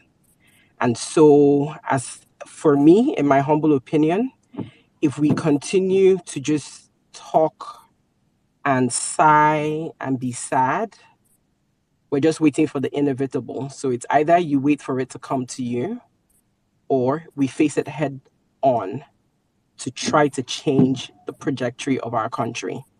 I also went on to check what is our, sorry, I'm being so morbid, but I think maybe that's the thing that we probably fear the most is death. And the reason that we're so inactive is because we're afraid. And so I think it's important that we all understand that regardless of how we want to play it, the thing that we fear the most is still heading towards us. And it just depends on how quickly it's going to come. I went on to check, like what's the average death rate of Nigerians, and ours is 12 in 1,000. So check how many people are here and see what that means, what our odds are. That's something else. And then I also looked at why is it so high? And it said because of our child mortality rate. So we have one of the highest, I think we actually have the highest in the world of children that die under 5. This is ahead of China and India, despite their population. So again, look at it from two sides is our children, in fact, those of us that have made it this far, thank God, and I continue to pray for long life for us. But it's that Nigeria will happen, which is either in childbirth or infections, just things that do not kill the average world child is getting to us in Nigeria, again, because of incompetence. And so I want us to think about these things and just how we are, like, the fastest way to kill ourselves in Nigeria is to do nothing, essentially. That's it. That is the fastest way to get yourself knocked out or to cause yourself pain. So for me, I call what we are doing now an academic exercise. Until we actually rise up, this is it. These people, like you can see, I was saying to my husband that nobody can convince me that there's no cure that they give world leaders that means that they live so long, or that some of our leaders that literally look like they had one step in the grave, as soon as they're announced presidents, they come back looking like a completely different person. My point being that these people have given themselves access to the things that me and you will never have. Why? Like we don't even have basic healthcare. Again, to go back to think about how many obedience that have lost a parent since we started this movement. In fact, I'm only talking about since post-election, at least that's since I joined Violence Space. Think about how many times we've had to send out condolence. I know there was an obedient woman that just passed away from having a child. Look at Mahmoud now. Mohbad now. May his soul rest in peace. Now we have another child that is going to grow up without a father figure. Nigerians continue to add these things and see that it all adds up. They are not all individual, and what that is doing to our society. And finally, and I think everybody knows this, and this is probably controversial, but we have a morality problem in Nigeria. The more and more I read, like just tweets and things, it's clear that the average Nigerian does not know the difference between wrong and right. They really don't. And all of this is a build-up of what has been going on, from lack of education, the poverty. It is a problem. We used to, when I was growing up, at least I can use myself personally. Oh yes, I'll be done in 1 minute. We had armed robbers. Those were who you were afraid of. Now, in this generation, as an adult, we're now afraid of the politicians. Since 1999, the politicians have become the problem. I would say, give or take, in the next 2 years, the average citizen will become the problem, which means that we're all in danger. because now you're dealing with hunger. We're going past greed of people just wanting more. People now need to survive. And if things go on in this trajectory, it means that right now we're already afraid of the people, your house, your domestic staff. Tomorrow we'll start being afraid of our neighbors. So once again, Nigerians, we need to stand up. All of this talk is not going to help any of us. Thank you. All right, thank you very much, Iconozo. Thank you very much. All right, quickly, let's go straight to Call Me Lexi. After which we'll come to Sugar. Okay, I'm sure because you fell off. After which we'll come to Sugar. Then we'll take it from there. Call Me Lexi, please go ahead. 5 minutes, bro. Yeah, good evening, my fellow Vawulencer. Good evening, Sir Dan, Sizu, well meaning, everyone on the space. Honestly, it's great to have you around again. This is the big platform, it's our own church where we hear our mind. We speak truth to power. We are coconut generation, whether they like it or not. They have had. It is now left to them to do the right thing. Yeah, a lot has been said. RIP to Mohbad. Nigerian failed you. The system failed you. Mostly Nigerian police eventually failed you. Yeah, we come from this side. I always ask that we don't know how we get here, but we know a way out. But I think I begin to understand how we get here. If I am right, please correct me. I think Obasanjo is our first democratic president. Am I right? What mean? Shagari, I think. Am I right? Do you mean in this current era of democracy? Yeah. In this current era of Yes, since democracy, 1999, yes. now where problem starts be that. Let's be honest with ourselves. Now that side problem starts. This problem we are facing now, it started from Obasanjo. If Obasanjo have stood his ground and set an antecedent on our constitution, if you steal his death by hanging, we won't be here now. If you rig election for anybody, you will be dead by hanging. We won't be here now. Obasanjo did it small. He doesn't know he's training people who is going to be a logo in it. Now they are rubbing it to his face. Now he now wants to use Peter Obi to clear his own mess. That is where the problem starts. Now they have even turned around the constitution now. We don't even know where we are right now as a Nigerian. We don't even know where we are. We are just like a walking dead. We are not even sure there is justice for anybody right now in Nigeria. Where cultism going around, propaganda, nepotism, talk of anything. Sodom and Gomorrah is not up to this before God even destroyed that country. Haven't we done more than Sodom and Gomorrah? Let's talk senses to ourselves. For how long are we going to continue with this? What's the way forward? Are we still going to hide ourselves? Are we still going to be coward? For how long? Saddam said, we are going to be encouraging you people until you are ready. Suffer no tire us. When are we going to be ready? When? Yeah, we are speaking truth to power, but we need to take it back. It's going to get worse. Sisu said all of us are Mohbad. When it hits you, that's the end. The only thing that is paining me about Mohbad is how sure he will get justice. Now, waiting they pain me be that. Will he get justice? Will he? And you know the sad truth that we have refused to understand is getting worse.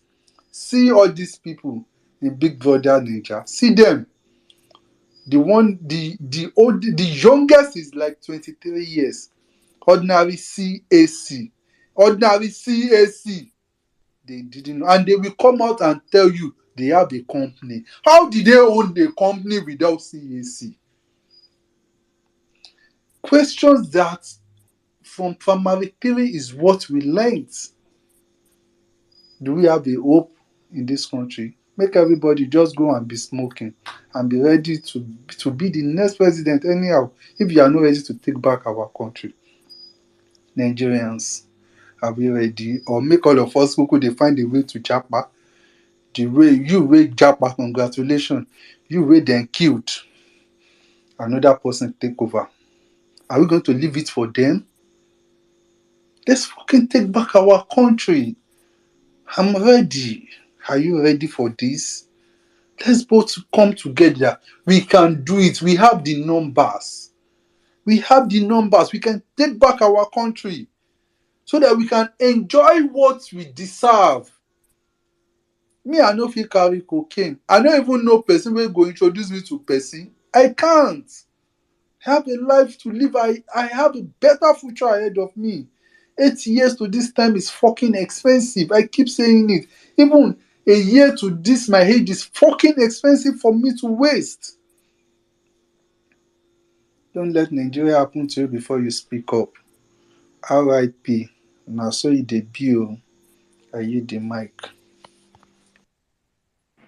Oh, I have looked at the people he's putting together. I'm a little bit uncomfortable with the fact that, if I be honest with you, both of us are Yoruba men, that it's beginning to seem that our people are they're going to get the best of the cherries. And if you want me to tell you what, I can tell you the things we've gotten already and the things that are likely to get. What are those? Come on, man. We're in charge of customs. We're in charge of police. We're in charge of army. We're in charge of CBN. We're in charge of IRS. We're in charge of taxation. We're in charge of appropriation. Have we become such a people that we can only be fair when we're talking about other people? I am beginning to see a pattern that we're getting. All of the cream is coming to us. And what we will not accept from Buhari, who was even fairer to us than he was to his people, we must be brave enough to say this is not the right way to go even for us. We're not going to suddenly become a parochial people who insist that all of the things in the country, Yoruba people are the... Listen, Joe, does it not prick your soul that you are putting 10 in one place, 9 in one place, 7 in one place, 5 in one place, and you're giving the Southeast Igbos 5? And I can tell you for free, Shehu, there is no mental capacity, validation, education, authentication that you are looking for in the world that you will not find with Igbos, either in Nigeria or in the diaspora. Why would you not start telling me that you can get 10 from the Northwest, you can get 9 from the Southwest, and you are telling me that you can only get 5 from them? Shehu, these are the issues. All right, thank you very much. That was the submission from Shegun Showumi. Oh God. All right, Sugar, please go ahead. After Sugar, I know you see Maxwell had dropped earlier, so after Sugar, I'll come to you, see Maxwell and Miss Patience. Emmanuel, I can see you. Dr. Lu, I can see you. Polonium, I can see you. All right, Sugar, please go ahead. Yeah, thank you so much for meaning. Thank you so much, Emia Sadan. Thank you for the violence space. Thank you, Sinsu, and every other person on the space. First of all, I will try to stick to the topic. RIP Mohbad, the APC Cultism and NDLEA angle. Okay,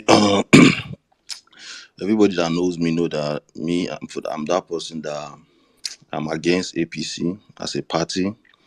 I'm against APC, being anywhere around that political space, because APC, first of all, is not a gentleman's party.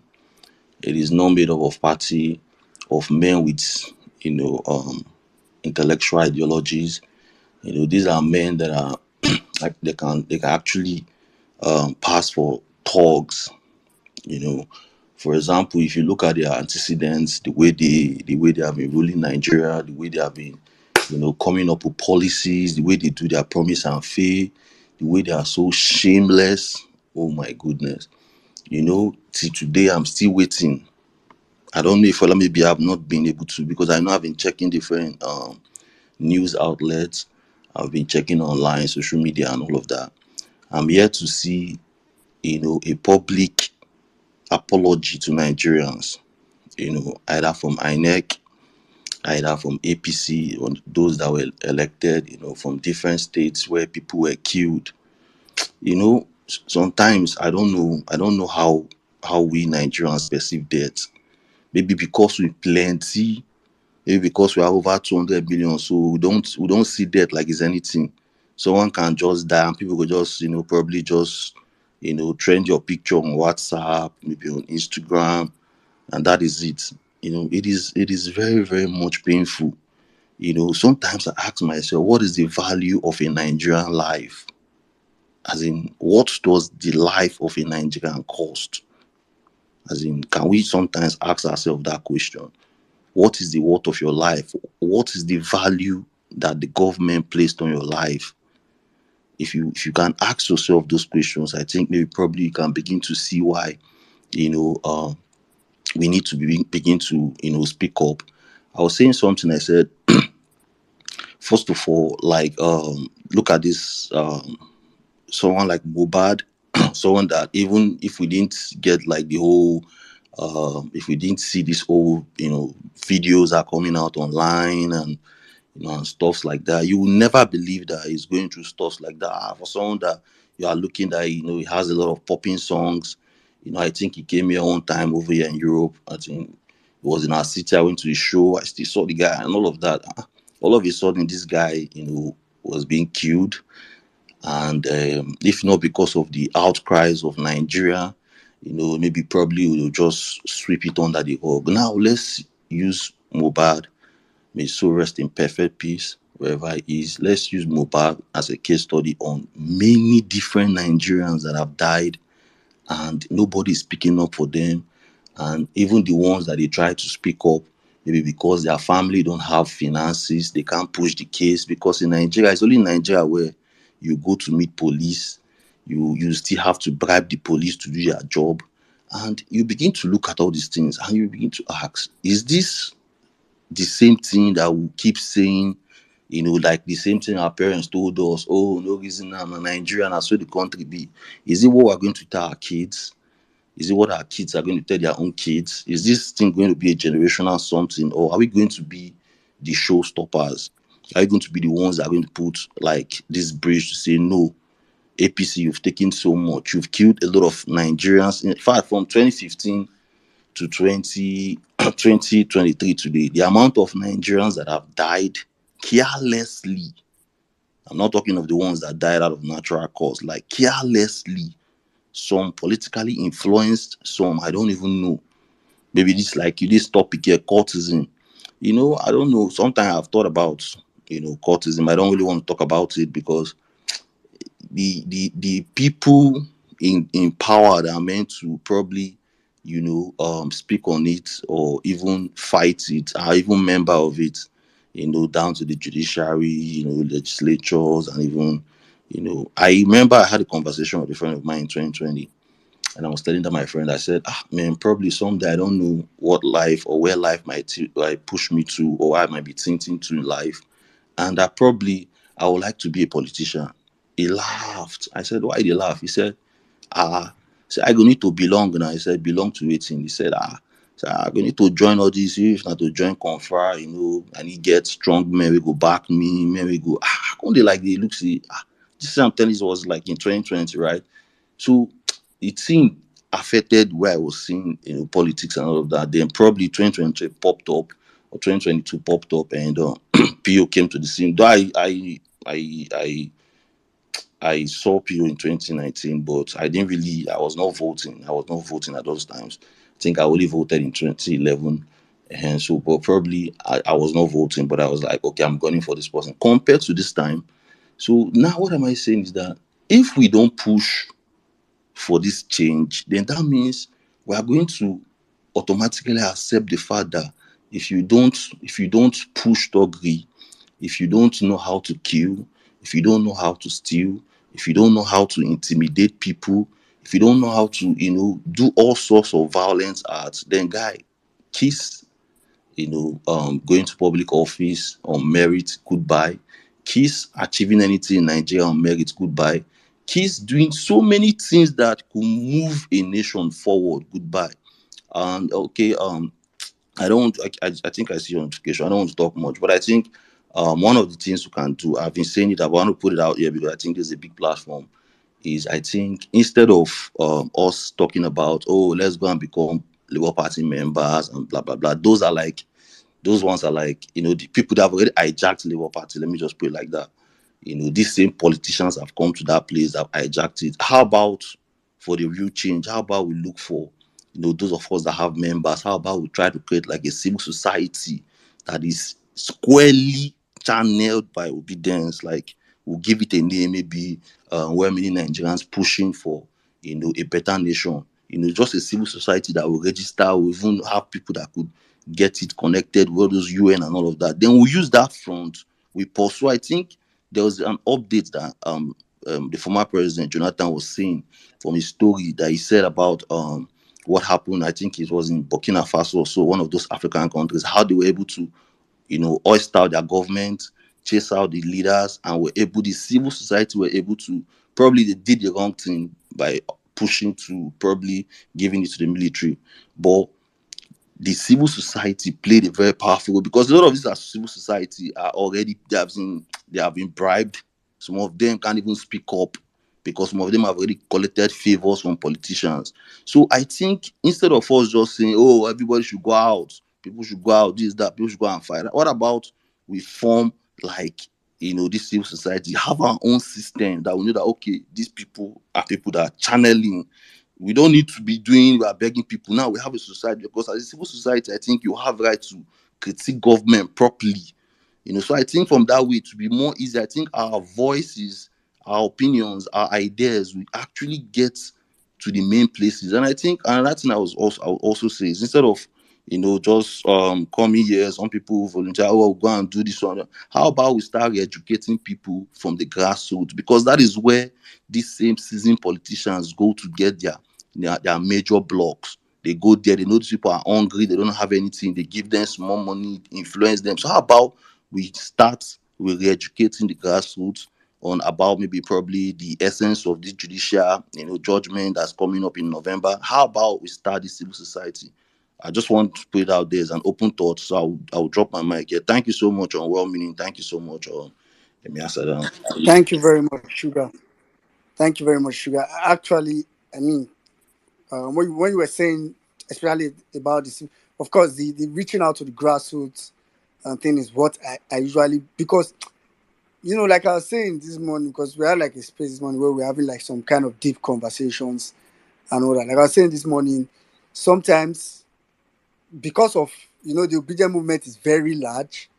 So sometimes that largeness, as much as it's our strength, when we need to quickly put things together, becomes, I don't want to say weakness, but, makes it take a longer time, right? So it's why sometimes when I tell people, I'm usually not, because if you not say, oh, let's do this, let's wait, let's do, it's usually very hard. That's why, for example, and I'm making reference to just that talk about grassroots, why I tell people that some of the things we talk about here, it's left because I feel like some of us, we just talk, we are educated for ourselves, we feel posh, we don't relate with our neighbor. And for me, I think every conversation you have, so nobody's saying if you talk to them the first day, all of them become obedient that day or something, but you keep dropping it in their head, just dropping it small, small, small, small. They too, if they go, it's why I said on the last place where we are that a lot of things we do on violence space are talking points. I think that when you go out there, you are talking and people are listening to you and like, this place is making sense. This place is making sense. They too will begin to transfer that same this thing. And from there, people can start to, get more motivated and all that. And, regarding the civil society thing, I think that's actually a very brilliant idea. And I like that the fact that you put it out there, and we see how people can pick it up. If it's something that you have experience about, probably try to say, okay, I think we already talked on DM, so maybe send me a DM, and if something you have experience about, we can talk about, if I know anybody that I can link you to, I can relate to myself, I can do that, because for me, I think we need to just be doing something. We shall just need to do something. That's the long and short of all this. Thank you very much, Sugar. All right, quickly, let's go to you, Max. After which we'll come to Mrs. Patient, then Dr. Olu.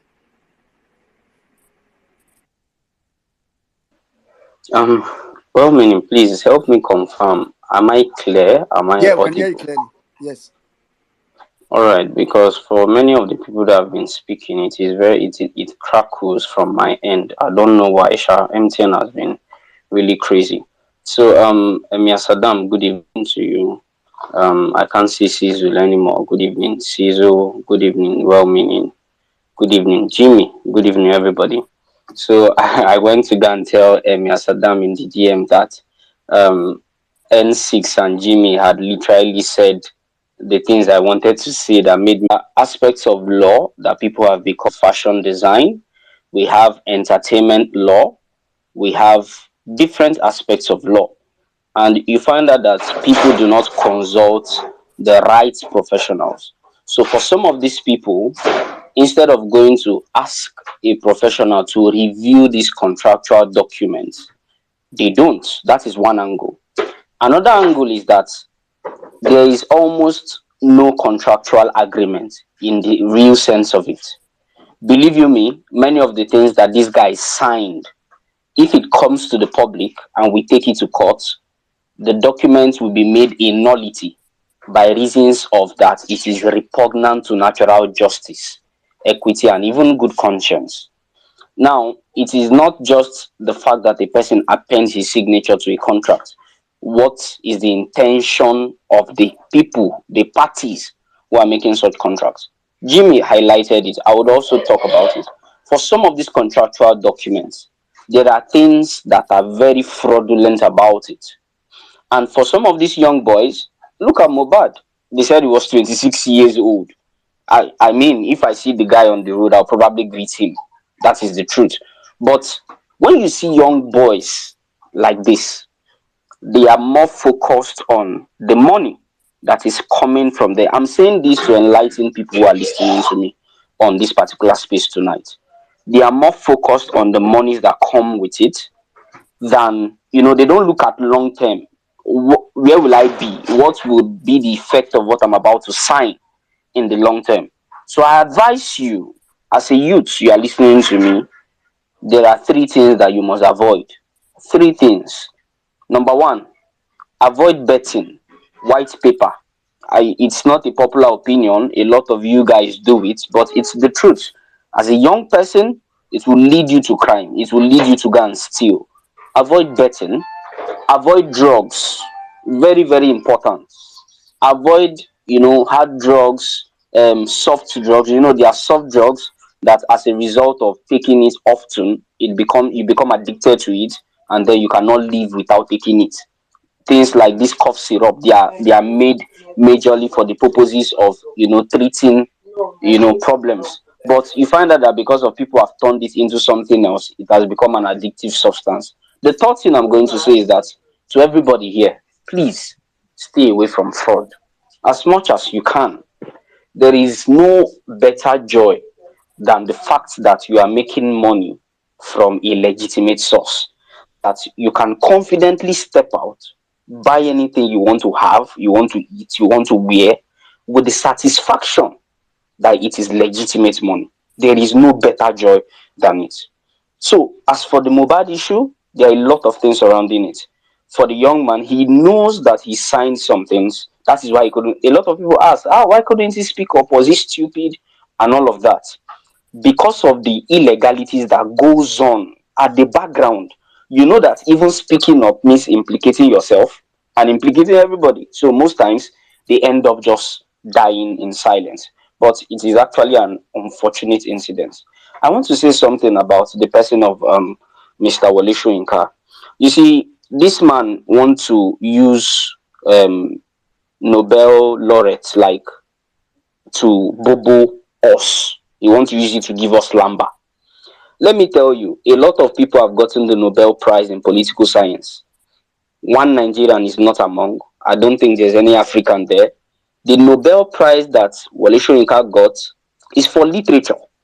So we can accept his views when he wants to talk about literary works, poems, prose, and all of those things. But if he feels that because of he's a professor in literature or he has a Nobel Prize in literature, he can come to the public, gaslight Nigerian youths, insult intelligent minds because they decided to choose who they felt was the best to lead the country. I find it very insultive to the entire Nigerian people, 200 million Nigerians, that that man could have sat down there and said that Peter Obi ran a regional political party, a party that was voted in every region, massively voted.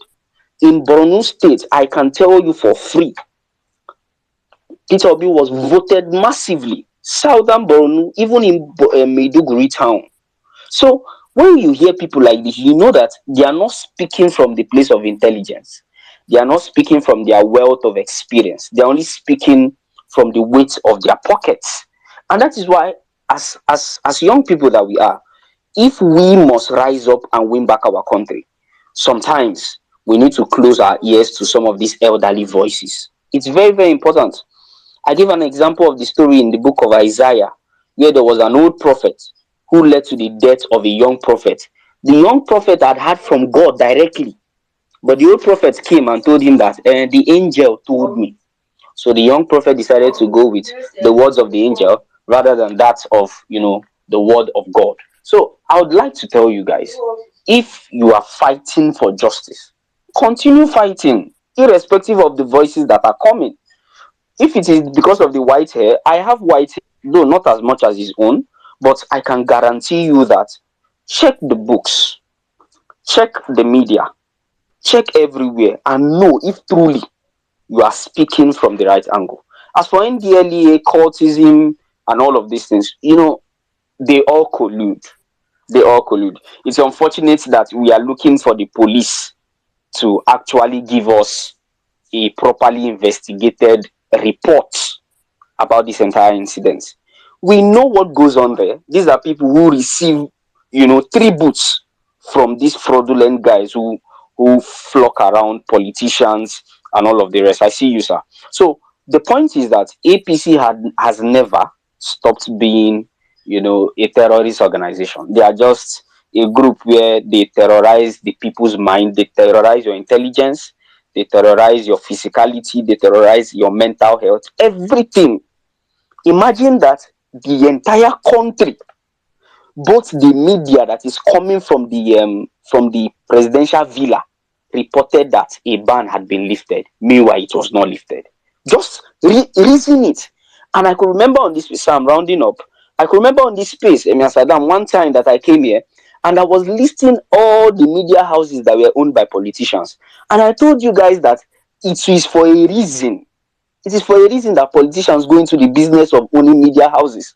They want to control the narrative because the link of the people to politicians is the media. And if they intercept it there, they determine what you get as news. So just keep up the good work wherever you are. For my sister, Miss Barriers, who lost her mom, my condolences to her. Uri Chioma, also, who is suffering grief. My condolences, everybody. May God give you the fortitude to bear all this loss. Thank you so much. Good night. Thank you very much, Mr. Maxwell. Please, guys, also let's reach out to Uri. I actually reached out to her just today because I hadn't seen her for some time on space and all that, which is understandable. So please let's reach out to Uri. Then now Miss Barriat, Nigeria. Today when Nigeria just the key daily. I say this every time. There are some people that don't have any business dying if they are in any other part of the world. Of course, people die everywhere, but I was hearing some people having the conversation in a public vehicle I was in some time back. Somebody said, if person don't die for abroad, no say that person, he don't die, finish. But I mean, in Nigeria, you just be thinking, what if, so many what ifs all around. Anyway, let's reach out to them. They are our people that always added their voices. All right, quickly, let's go straight to Mrs. Patience, after which we'll come to Dr. Olu. After Dr. Olu, we'll go to Emmanuel. Polonium, I see you. Please, if you're in the speaker section, you want to speak and show your hand is up. Mrs. Patience, please go ahead. Okay. Good afternoon. everyone. Thank you for the opportunity to speak. And first and foremost, I want to send my condolences to Mrs. Barrier over the demise of her mother. And then I also want to say rest in peace to Mo, Mohbad. Let me see, Mohbad. Actually, I couldn't put a face to him until I went back to scroll down and until I listened to his song, and I was so heartbroken. Such a young man, his life was caught up at a very young age. Like I said, so let me go to the business of the day. Mine is that I'm tired. I'm kind of like heartbroken over everything that is happening in Nigeria. I'm just tired. And I just want Nigerians to put an action to their words. Like we've been here all along talking. I know the talking is good, it's gingering, but then it's high time we took an action and put an end to this menace, whatever is going on in Nigeria. We need to put an end. For heaven's sake, Tinubu and APC, they are just few of us. They are not even up to 1%, and they have decided to hold us to ransom. And we're here talking and doing nothing about it. I just spoke to my brother. I called my brother because I was so mad. I looked through the violence space and I couldn't find my brother on violence space. So I called him. I was like, "Where are you?" He said he's taking a bath. I said, "You're taking a bath and you're not like me. Well, even when I'm taking a bath or whatever I'm doing, I go with my phone. Like if I'm going to the shower, I put my phone beside me and I continue listening." I say, "You are in Nigeria and you are there, and then you have to wait for me to call you to join the violence space." He said, "Oh no, that he's on ground." Like I told, because last time during the court session on the 6th of September, I asked him to mobilize his friends, mobilize anybody that he can mobilize. They should go to the court. Of course, he did that. So he told me that he has some of his friends that are ready to go into action whenever protest is being called. I said that is not enough. I want you to go join violence space. And I just don't want you to just mobilize your friends. I want you to talk to anybody, people that you meet, tell them, talk to them, sensitize them, let them know, why they need to stand up at this crucial moment and do something. So I say, if you don't come to violence space, then what are you going to tell them? But once you're in violence space, you listen to everything that is happening from everybody. You know what to tell them exactly. Um, Going by what was his name, a philosopher, I think his name is Dostoevsky. He said that no good society can rid man of depravity, but our society is not even close to good. So what are we going to do? Where do we go from here? Like even the judiciary has been bought. Like where do we go to get justice? And I keep saying that I know that going to the Supreme Court. We are not going there because we expect to get justice. But do you know what, guys? We can make them do justice. That is the truth. We can make them do it. If Tinubu, an individual with just one head on his neck, can make them do his bidding, then we collectively as a people can make them do the right thing. They have to uphold our constitution and do the right thing. And we all have the responsibility to come together as a people to defend the constitution of Nigeria. We can, you that is sitting on the fence, you that is saying it's none of my business. Okay, you all saw what happened to this Mohbad. And if you are kind of like scared of what will happen to you if you go out to protest or to ask for your right, if you're scared, well, you might get hit by a stray bullet. What about those people that got kidnapped? Those corporals that got kidnapped the other day. They were just going to the place of their primary assignment and they got kidnapped. I'm very sure maybe they were in the maybe western part of Nigeria and they were like they never thought it would get to them, but it actually got to them. So for the fact that it hasn't got to you is just a matter of time. It's just a matter of time. It will go around. I tell you guys, injustice to one is injustice to all of us to stand up. Like me, I have been doing my bit. Like every day when I wake up, like I couldn't even do a lot. I couldn't even take my certification examination because of what is going on in Nigeria. I'm not in Nigeria, but I am bothered because we have our brothers and sisters, our friends and everybody. And what affects the eyes, affects the ear, affects the mouth. So we have to come together, put our head together to see how we can nip this in the bud, to see how we can chase these criminals away. Chase them away. I can't just wrap my head around the fact that Tinubu, the drug baron, hello, is the 1 minute, is that for me? Yeah, so just go ahead and round up in 30 seconds. Go ahead. Oh, okay.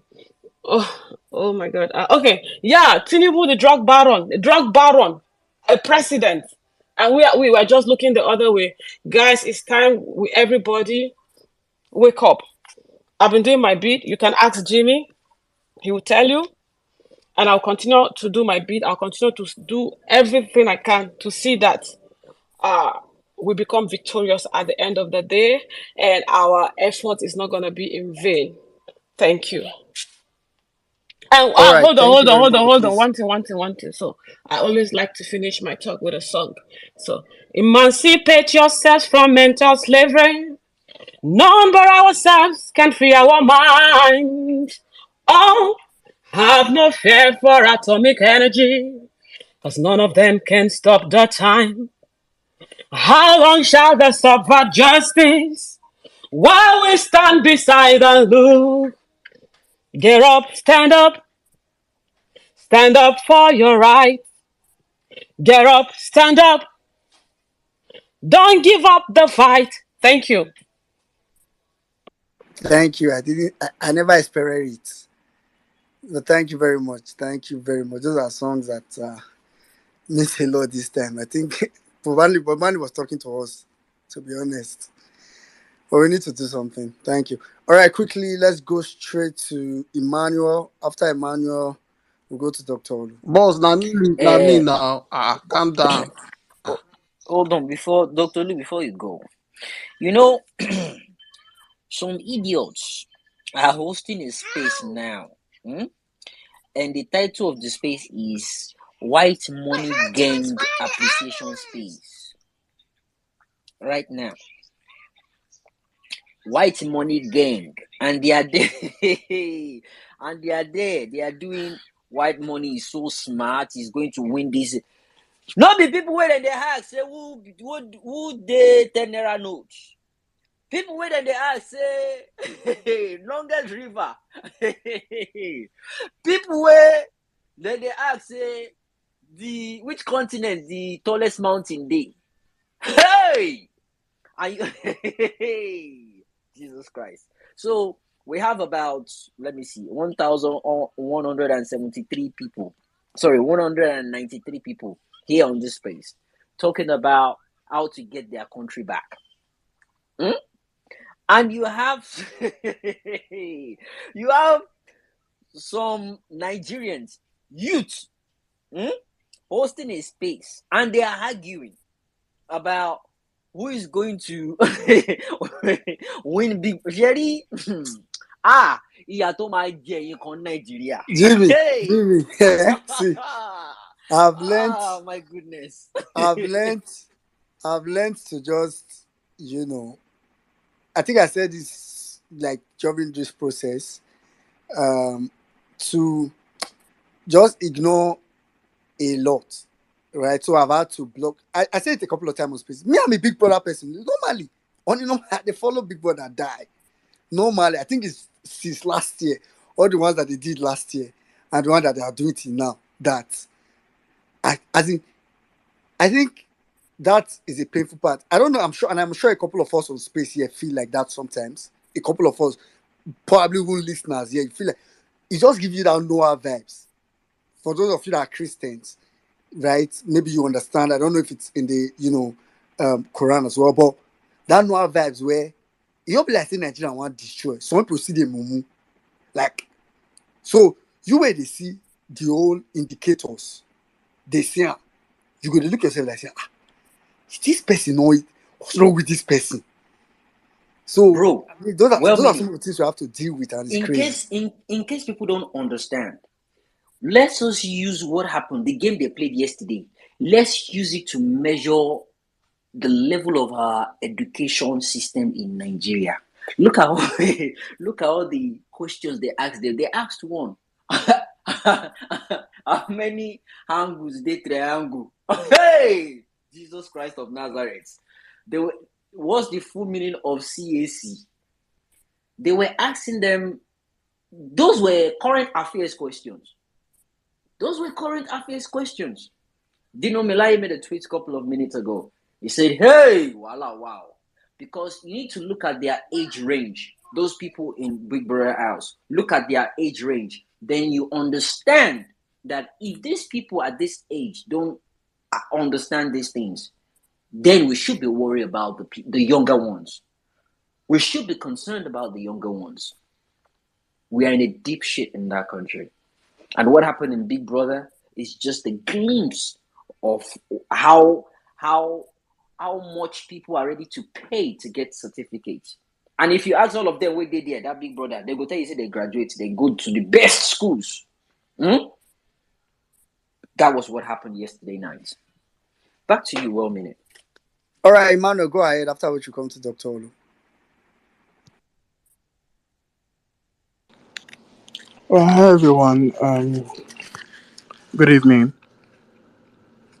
Let me first of all start by sending my condolences to Mrs. Barriott. Um, Having just lost my own mom recently, I definitely understand what she must be going through. I pray that the good Lord will strengthen her and her family in this time. Nigeria, the only place where reality seems like unreality, and unreality has become the new reality. It's a pity, and I I I have been struggling since I requested the mic to put into words what I feel. If you could see me now, you'd see me shaking because I it makes no sense. It really makes no sense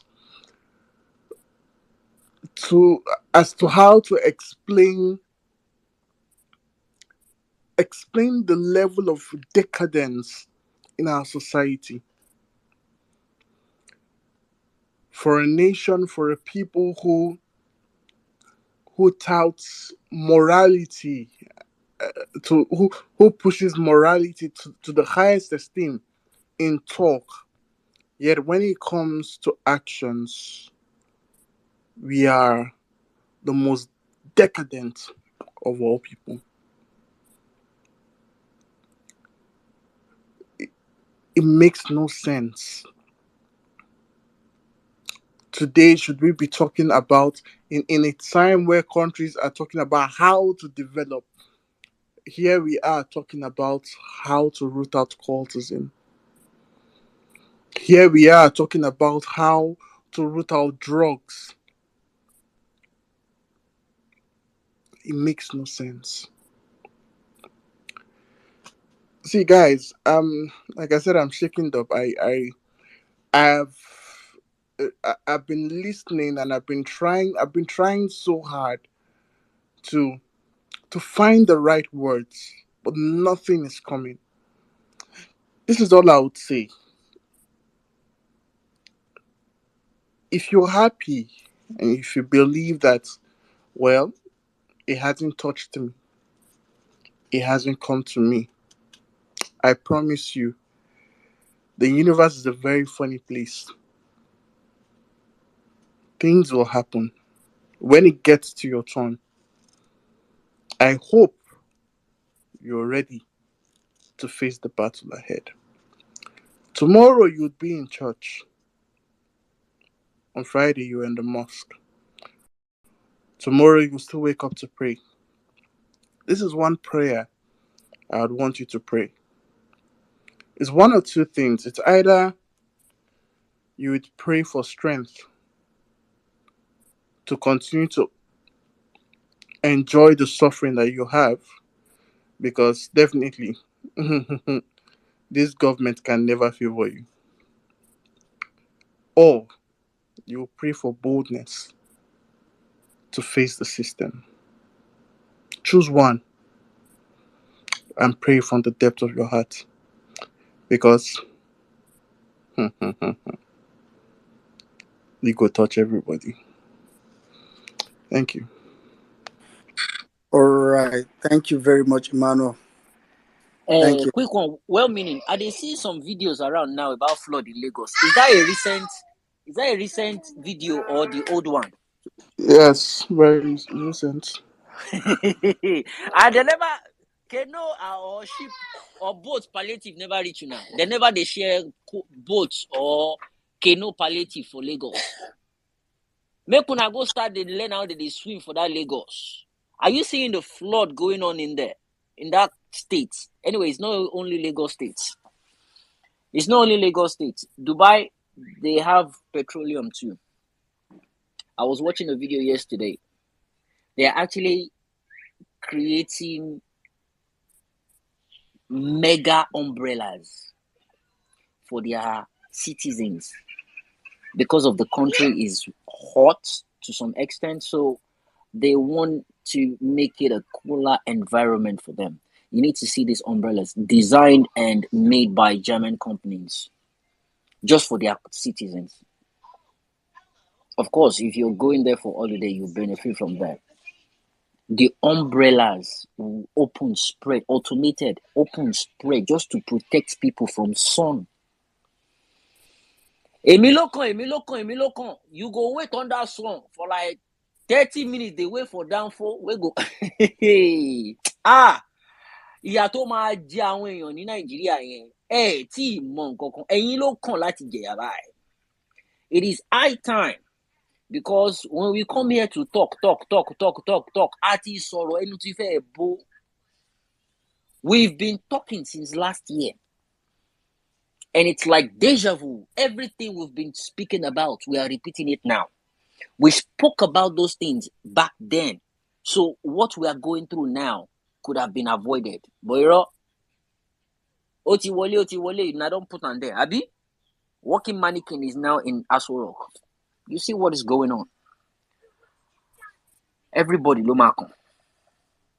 Dollar is going up. Naira will hit 1,200 before Christmas. Watch. September last year, you guys will watch.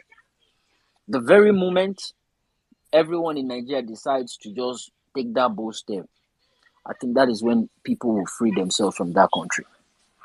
Thank you, Patience. The two songs you sang, both from Bob Marley. It's high time people start realizing that, look, nobody's coming to rescue you from that country. We can only talk for a while, but it will get to a point in time. Talk. There is nothing that will come out of it. It is high time people start acting now. We are due already. It is time they start acting now. Back to you. I think it's Dr. Lou that's meant to go now. Just take it away from here.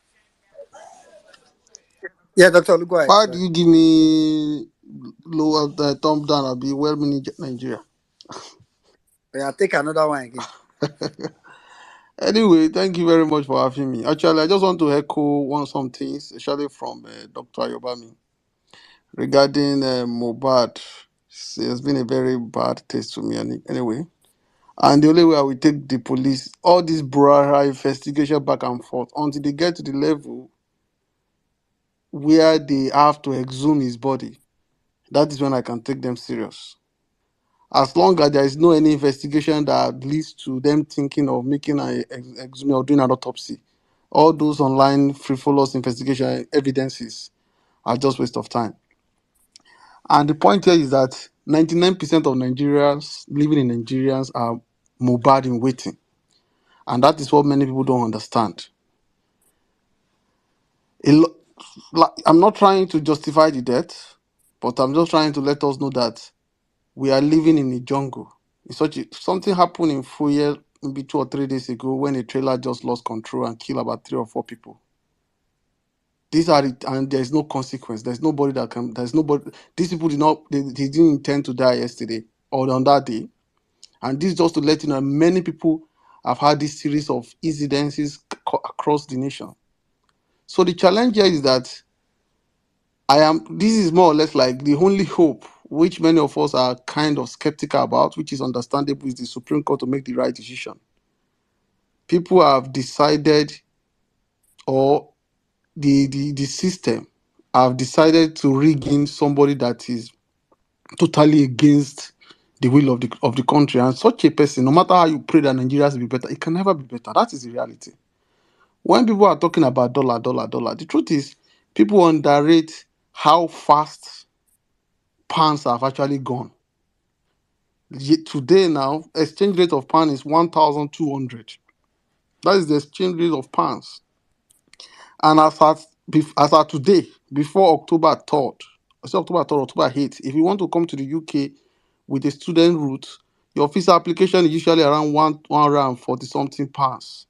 Where all you just need, if as at last year, should be less than maybe 50, 60, 70,000 application. But right now, it has increased to about 489 pounds at a rate of 1,200. That means you need about 588,000 naira to just apply for visa for students. That is more than 500,000 just because you are making an application that you are not even sure they are going to accept. So the question is that increment going to be for obedient alone? How is it going to be specific for people that are supporting Peter Obi or people that are or the so-called faces that Evolution Inca is talking about? Or the only people coming to study in the UK are usually obedient people? So these are the things we talk about, the effect of bad governance. And personally, me, I will not talk about Wole Soyinka because it is close to 90. There's tendency that he may have dementia. So it's just the low price of a thing that is still using to bobo many of us. If you have been in the place where people grow old, where you have dealt with a lot of, most of my patients are usually more than 80s, where I'm working, more than 80, 90. So I understand when you get to that stage, there are some level of cognition that is going to be dropping, even though you will still be amazed when you're talking to a 90-year-old man, talking to you very well, but you will still be able to perceive some differences, which is understandable. So there is a way they can tell you what you want to hear. If you are talking to a 90-year-old man that this is what is happening, it may not have the mental capacity to make the right judgment. And people surrounding him may likely influence his decision. So rightly, I am not really too bothered to talk about him because at this stage, it is the level of this Nobel Prize that is still making him to make waves. If you want to compare his sanity with Obasanjo, they are not at the same level. That's the reality. And that's by the way. As I said earlier, Nigerian is now confirmed. I don't want to say it's a zoo. I think it's a jungle. It's a place whereby you have to be into criminal activities before you can confidently survive. I had a friend of mine that is coming from UK to Nigeria, and I've advised him and advised them that it's better for you to dress in the most simplest way you can imagine when you get to Lagos airport. Because I can tell you that you will not leave that airport until you settle a lot of people. And if you decide not to give them that impression, they can even arrange for your kidnapping right from the airport. So the safest way is for you to do what? To just behave as if you are even suffering from the UK. That is the level where we are. Because the rate at which drug rate there has been a lot of criminality around drugs, but the exponential rate, because there is no job, things are hard, people have no money, and you have to make money by crooks or by any form of means. And the easiest way for you to make money is this through drug activity. So the challenge here is that, in as much as I don't want to raise my hope regarding Supreme Court, but I still believe that it is still the last chance, at least for us to have it, because as long as we have Tinubu presidency, I can assure you that this is not about being a bad prophecy. Nigeria can never be good because you can't build legality on top of illegality. It's not done. You cannot be wallowing in sin and you expect God's grace to increase. It's not possible. So when people say, may God bless Nigeria, what are the things that will make God to bless Nigeria? Is it by appointing somebody that is full of, I don't know. Look at the usually, I don't want to. So the challenge we have now is that if we fail, or if the Supreme Court fails to do the right thing, because as much as people may not have faith in them, I still believe that it's still possible. If they fail to do the right thing, then we should just go and kiss Nigeria goodbye and hope that we survive the jungle. Because living in Nigeria is more or less like the survival of the fittest. Our lifespan, I'm very sure by 2024 now, is going to drop from 52 to 47. That means if you reach 45 in Nigeria, you're already on old man. You're already due to die. That is just the implication if you don't know the meaning of lifespan. So which means that the chances of things getting better. When the people are talking about, when they say that they took this guy to the hospital, I've been advocating on this space. Once your medical problem past malaria, typhoid enteritis, forget it. You are gone in Nigeria. That is the reality. Once your operation past appendicitis, past angiography, past simple lipoma removal, you are gone in Nigeria. Once your chronic ailment past hypertension and diabetes, despite that the treatment now is even expensive, forget it, you are gone. So when they take a patient to Nigeria in such a bad state that probably require oxygen, that they say you're having ear problem, ear can use the light, there's nothing like, even if he has an ear infection, and the ear infection is too severe enough to cause meningitis, that is there. So the point is, let's pray that I'm still open, and I will not lose hope until Supreme Court affirming, and then when they affirm it, then we should all go and probably now be praying for that God should survive us till 2027. Thank you very much. Thank you very much, Dr. Olu. But you said the Supreme Court is our last hope. So, congratulations to you. If you have hope, I wish you all the best. As far as I'm concerned now, only Nigerians, all of us, can take back this country. And when we are ready, all of us, we will know. But Supreme Court, bye-bye. Quickly, Dr. Lu, very valid point you made regarding, the medical conditions in Nigeria. I like when you say it. Your this thing past malaria for Nigeria, law. Just pray that you don't fall into any serious medical issue in Nigeria. Just pray. It's a crazy situation. All right, quickly, we'll go straight. Please, if you're in the speaker section or you come to the speaker section, ensure your hand is up. Polonium just dropped. All right, let's take a lady. So let's take Dr. Warrior, after which we'll come to Peter Obi and Anthony. Okay, thank you. Can you hear me clearly? 1 minute. Yeah, go ahead. Okay, thank you so much. Good evening, Saddam. Good evening, Jimmy. Good evening, Madonna. Sizul is out. Good evening, everyone in the space. And thank you all. Thank you for keeping Vawulence space running. I know you guys are going to stop. And I'm like, well, that's the end of the world, but thanks for bringing it back and all that. Okay, so I'm going to be taking a very unpopular stand today in my submission. Thank you for allowing me to speak. Now, 1 minute, if I have been following the Vawulence space for a while, and I saw the momentum the way we're going towards the appeal court ruling, the PEPC ruling, and all that. And I saw the way we were going, the excitement, the threat to the judiciary, the everything, and we did all that. And shockingly, as of course, the 12 hours ruling, first of all, deflated everybody. They did that on purpose. Because I'm sure they had said, they just start, Tinubu upheld. I'm sure there had been an uproar. But they took time to grill us through the process. You already knew where it was going. With minute by minute, you accept the ruling. Minute by minute, you accept the ruling. Before you know it, you are there. And so that was a tactics they use. Those guys are very smart in a negative manner, okay? And I want to just quickly say, so that my time doesn't run too much, why did Nigerians not come out for a protest as we all wanted to happen? In all the states of the Federation, even in Abuja, the number were not many. I'm going to talk on the topic very quickly, but there is a fundamental problem. And one of them I see is that looks like Nigerians have given up because they feel that this APC guys, these criminals they're all powerful. It looks like something that happened to the psyche of Nigerians. And I said, Dr. Royal, You don't dey you carry don't us go carry where we us go where we don't know. okay, all right, so let me come back. Okay. So, why they attack this my talk when I talk? Okay, because I heard someone who talked about civil society, and that really struck a chord in me because this APC government, the APC cultism, the NDLEA, the Mohbad death, it just it all ties up together.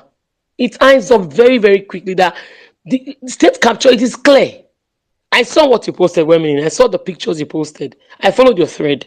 And that sank very deep. And thank you for that post because it made Nigerians understand better where we are. So it's like Nigeria is dead kind of thing. The way it looks like it's hopeless. And you are the one even telling this last speaker that no hope in Supreme Court. And so what is the way forward? Now the way forward, which we are supposed to be mouthing seriously, is to come out and take our country back. But it's not obviously that Nigerians are not ready. What are we going to do about that? And that's been to the point that I want to say. For those of you who are APC supporters, those who are on the sidelines, those who are on the fence, those who care less about what's going on, those who come to space to just hear and walk away, Mohbad was, I'm sure it felt initially, before some years ago or some months ago, it felt it was really there among the guys who would fly. Today is gone. So like someone said, many Mobads are on the street walking on, and they're gonna be off in a very short while.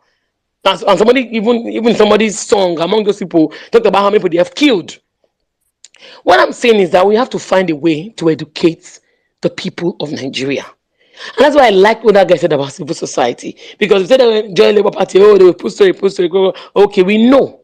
But I think, and I'm going to say this to all the leaders of this space and of this movement in different spheres. You may you're not a leader, but you don't put yourself, you don't become leader automatically. We all see you as leaders, and we also are leaders in our own sphere. I think it's time to begin to educate people because Supreme Court plus or minus, it's either it's going to be a win or it's going to be a lose. If it's a win, what are we going to do? If it's a lose, if we're going to lose that, what are we going to do? And Nigeria will still exist. I know that Nigeria, let's say, don't die, you, but we're going to be here again on the space talking.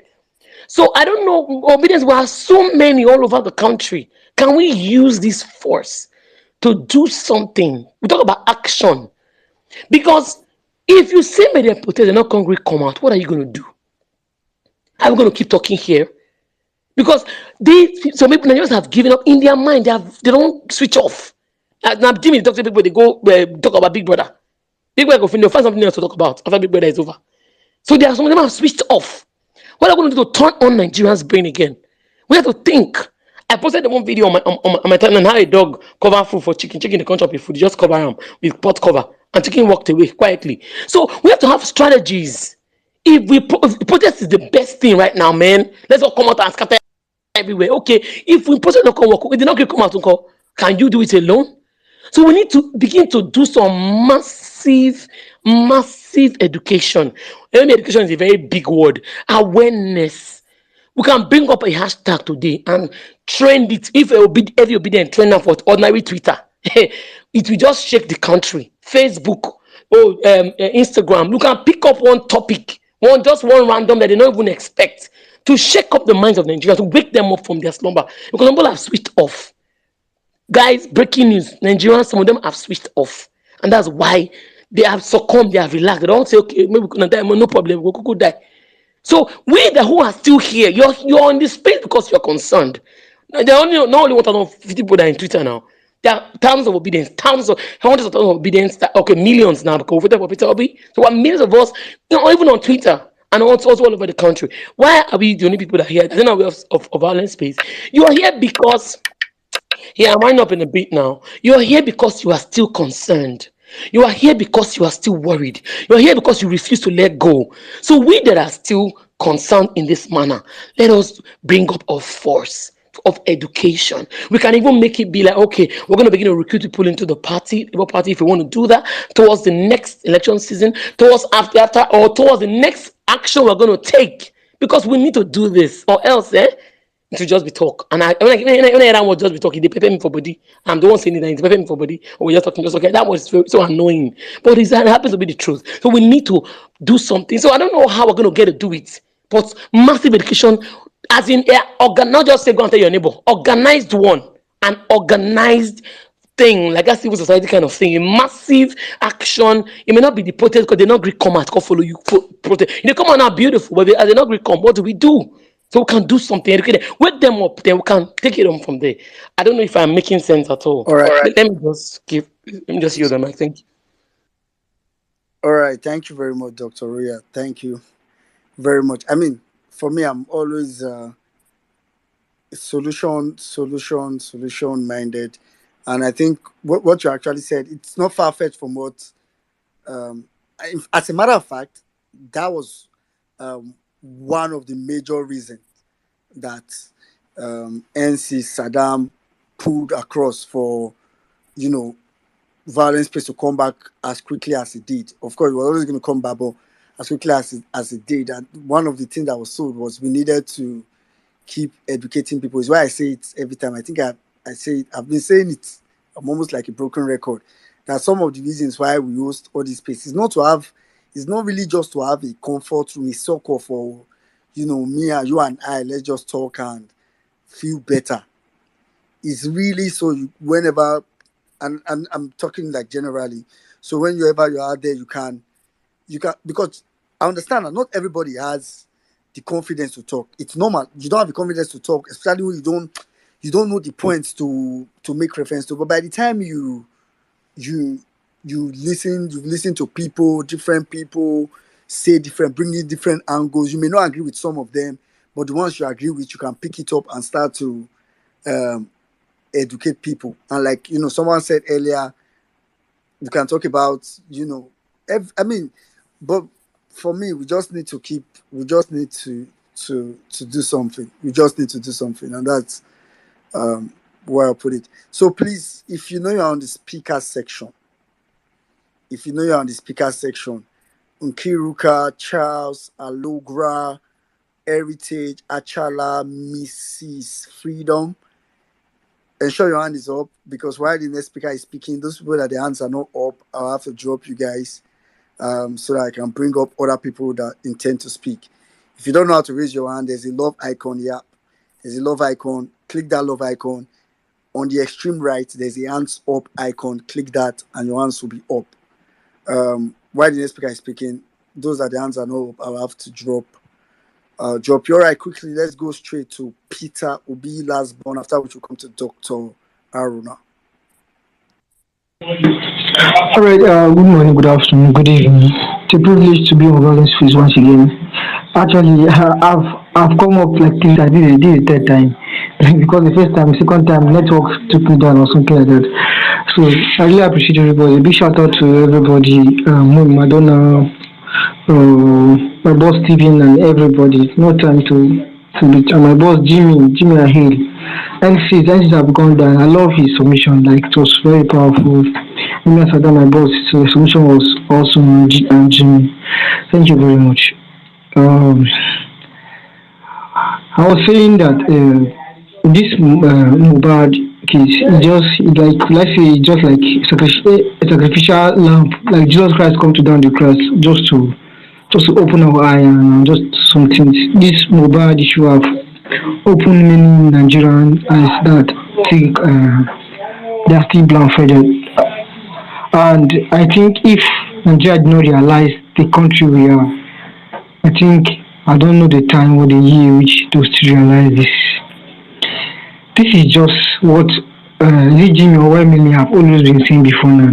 If a drug criminal is on the throne, his followers or people, the country will be a criminal country.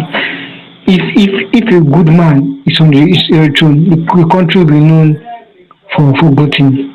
To show you that in due years to come, that people, Nigerians outside the country, they will be chased to leave the country because the legacy the country or the president have emulated because of legacy, and we won't be allowed to go even after just for any reason. So please, Nigeria, if there's anything you can do just to restore your country back, if there's anything you can do, this is the right time. I was talking to my friend which day that all this thing happening that God allows Tinubu to rule for the main time is just the will of God, so that we know we will know how to continue after this, just for the main time. So that when the right man take the throne, we understand. Just imagine what Alex Oti is doing. Imagine all the 36 states have such governors.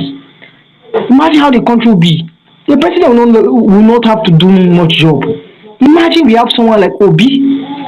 Really, just listen, just 4 days. Imagine how this country will be like. Nigeria, I don't have much to say. Oh, they have said everything. You don't need anybody to inspire you to stand up and speak. I don't even know who showed my dad my video on Twitter, or I don't even know how my video reached. My dad called me, was telling me that, my son, well, we are not known for protests. Please be careful. We are going out for protest. Not even be careful. My dad was telling me I should not go out for protest. I just answered him yes. As a father, let me not disobey him. I don't know who will speak for me if I don't rise up and speak. I don't know who will speak for me if I don't rise up and speak. If this will be the first thing I will disobey him to do, if there's any protest that is come up that is false or it means to stand up and speak for our rights, I will join. And I will join. I will even go out alone if nobody's there. I'm sorry, if I will disobey him, even if he's hearing anybody that is hearing close to him. Please tell him that this is my country. If I'm waiting for other people to do this, to rise up and speak, all of us will remain doomed and wait for people to speak. So Nigeria, please, this is the right time and the perfect time for us to rise up and take back our country. This is the only time we have. If not, this country will be rotten to the extent that even Babambola, there is people that you call in North, that also have no one call Babambola. Those people that collect scrap, they won't even accept Nigeria again. Nigeria will be too rotten to that extent that even Babambola won't be able to accept us. So thank you very much for this great opportunity. I love you all. All right. Honestly, shout out. All right. Thank you very much, last one.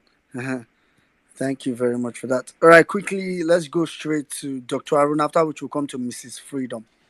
Well, meaning, sorry, now don't change the topic. This one where they hear protest. Now don't change topic. Everybody they talk about the defense solution. The topic still remains RIP Mohbad. All right, Dr. Aruna, please go ahead. But let's stick to the topic. I think that's the point Jimmy was trying to make. Let's, as much as possible, stick to the topic. Like Saddam always says, I mean, even if you want to drift right or left, but let it be around the topic. Yeah, good evening, well-meaning, Emir Saddam, Jimmy, Chizu, though he has dropped, and every obedient on this platform and well-meaning Nigerians. I just want to kind of let everyone here know that if you are a youth, I don't think this is the time to listen to our fathers, our parents, because they failed us. They failed us in every facet of our endeavor. They've compromised our destinies. I'm not talking about those that had opportunity to be born with silver spoons, and they are microscopic compared to the millions of Nigerians that are looking for how to survive in this hard time. And I just want to encourage the youths that there is no better time to push for the right thing to be done, to have a Nigeria of our dream than now. A closed mouth is a closed destiny. I know many of the youths are waiting for, those that will act as catalysts. Why you yourself ought to be the catalyst Because whether you like it or yes, at this moment it affects every individual and it affects our being. So the battle is for everyone. We have the power to still change things. We can force the Supreme Court to do the right thing. By the time we say, look, we have seen that our constitution has been buried from Supreme Court. I won't allow it to happen at Appeal Court. I won't allow it to happen in Supreme Court. That is exactly what will happen because the voice of the people is the voice of God.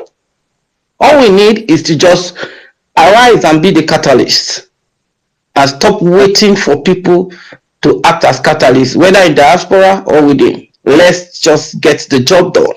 As for Mohbad, it's just because he's one of those celebrities. That is why you're hearing about him, and I can tell you there are a lot of many Mohbad that have gone to the grave beyond, and nobody knew about it, and nobody heard about it, and that is the fact. And again, I want to say, if anybody that is representing the Nigeria Police Force or any investigative team are on this platform, for we to take you guys serious, for we to know that yes, you can give justice for once to an innocent soul that was pushed into depression, that was given some substance that we don't know where it came from by a particular institution that's supposed to regulate the use of hard drugs and the movement of hard drugs in and out of the country. The same people perpetrated the act of giving somebody, because I listened to the video of this guy. He wasn't the only one there, but he was the one that was given the substance to drink. Out of the people that went with him, even with the heat of gun on his head. And that is barbaric. We must call a spade a spade. If they want us to take them serious, let them go and exhume the body of that guy, and autopsy must be conducted, and let's get to the facts. Let's know what killed that young man. And I can tell you, when I saw the video, that I watched everything, and I said, look, this cannot happen under PO. This can never happen under PO. In fact, the justice will be well fast-tracked. It will be well fast-tracked, and that is the truth.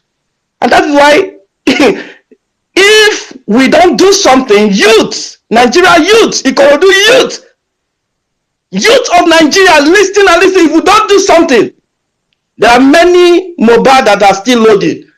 And I pray you might not be the one, or you shouldn't be the one. But surely many other Mohbad are loading. That's the truth. And for the octogenarian, Professor Wawulence, Dr. Lu already said something about him. And that is the truth. When someone is having senile dementia, a lot of things happen. Incontinence, a lot of stuff. And there is a book he wrote, and that book titled "And the Man Died." I think, from my own reasoning, it might not be absolutely correct, but that is what I think.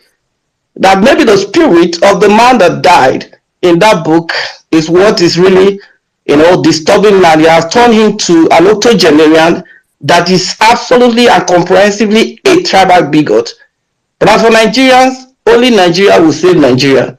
And there is no better time to take back the soul of this country from these criminal terrorists than now. I yield my mic. Thank you, Emir Saddam. Thank you, Emily Nigeria. Jimmy, thank you for the good job. And every obedient on this platform, I yield.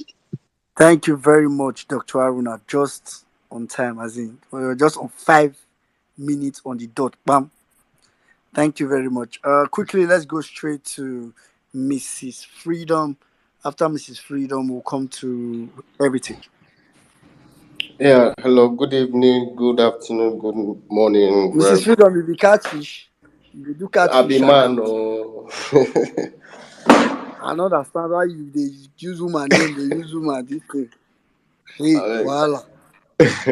So, quickly, I'm just going to speak on fear, because even in the Bible it said that the devil preys on fear, and that is one thing that has been running in Nigeria for generations. And it's not just that these politicians they capitalize on tribalism and ethnic whatever. They mainly put their theme and stuff in putting fear in the citizens. And if you ask an average Nigerian to go forward, let's go forward and think and seek justice and seek this, the first thing they will tell you is who won't die. Not be me go first, die first. That is the first thing that an average Nigerian will tell you. But the fact that what we need to know is that everybody will die. So, and if we can have this at the back of our mind, the Western countries everywhere, the fact that they go out to protest, it's not like a lot of people have not died during protests and all of that stuff. Mohbad was a victim, fear that was instigated in him is the reason why he died, and then all of this is coming out now. If Mohbad has put aside that whatever it is, let me speak up first, maybe he would have still been alive today. But what I'm saying is,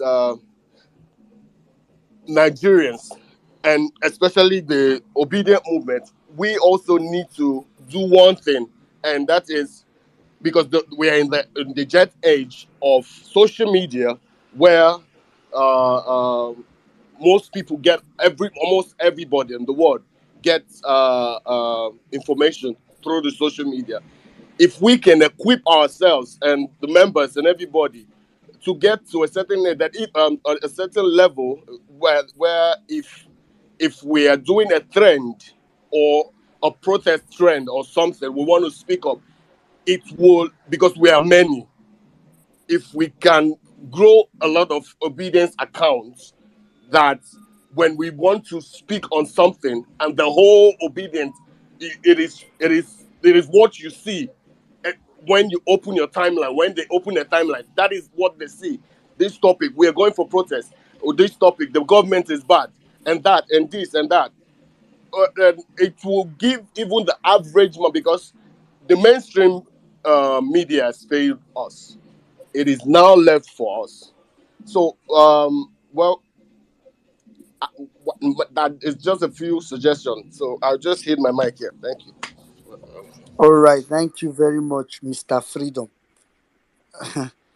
Thank you very much for that submission. But just to clarify something, I know the point you're trying to make with Mohbad and relating to fear, but um, I think Mohbad was a victim of literally the Nigerian system. I don't think there is. I mean, we can. So I think that's even the problem with Nigeria.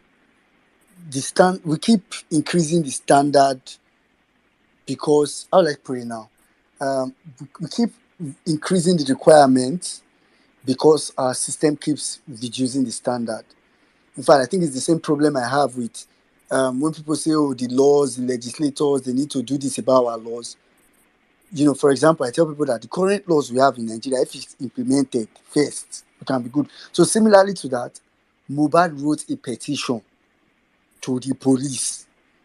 I mean, I don't think anyone can normally do more than that, right? I mean, we can now say, oh, so what we are doing is, because we think the system is so like one way, so we are thinking, that's not enough. He should have come and scream. He was screaming in his song. He was screaming.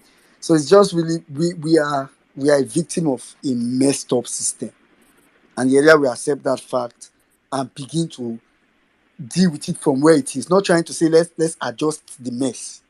Let's adjust the mess. It becomes we will begin to get more results. Thank you very much.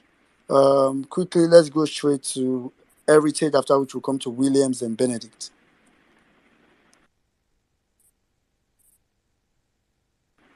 Heritage, are you there? Yeah, good afternoon, good evening, good morning, everybody. Please, can you all hear me?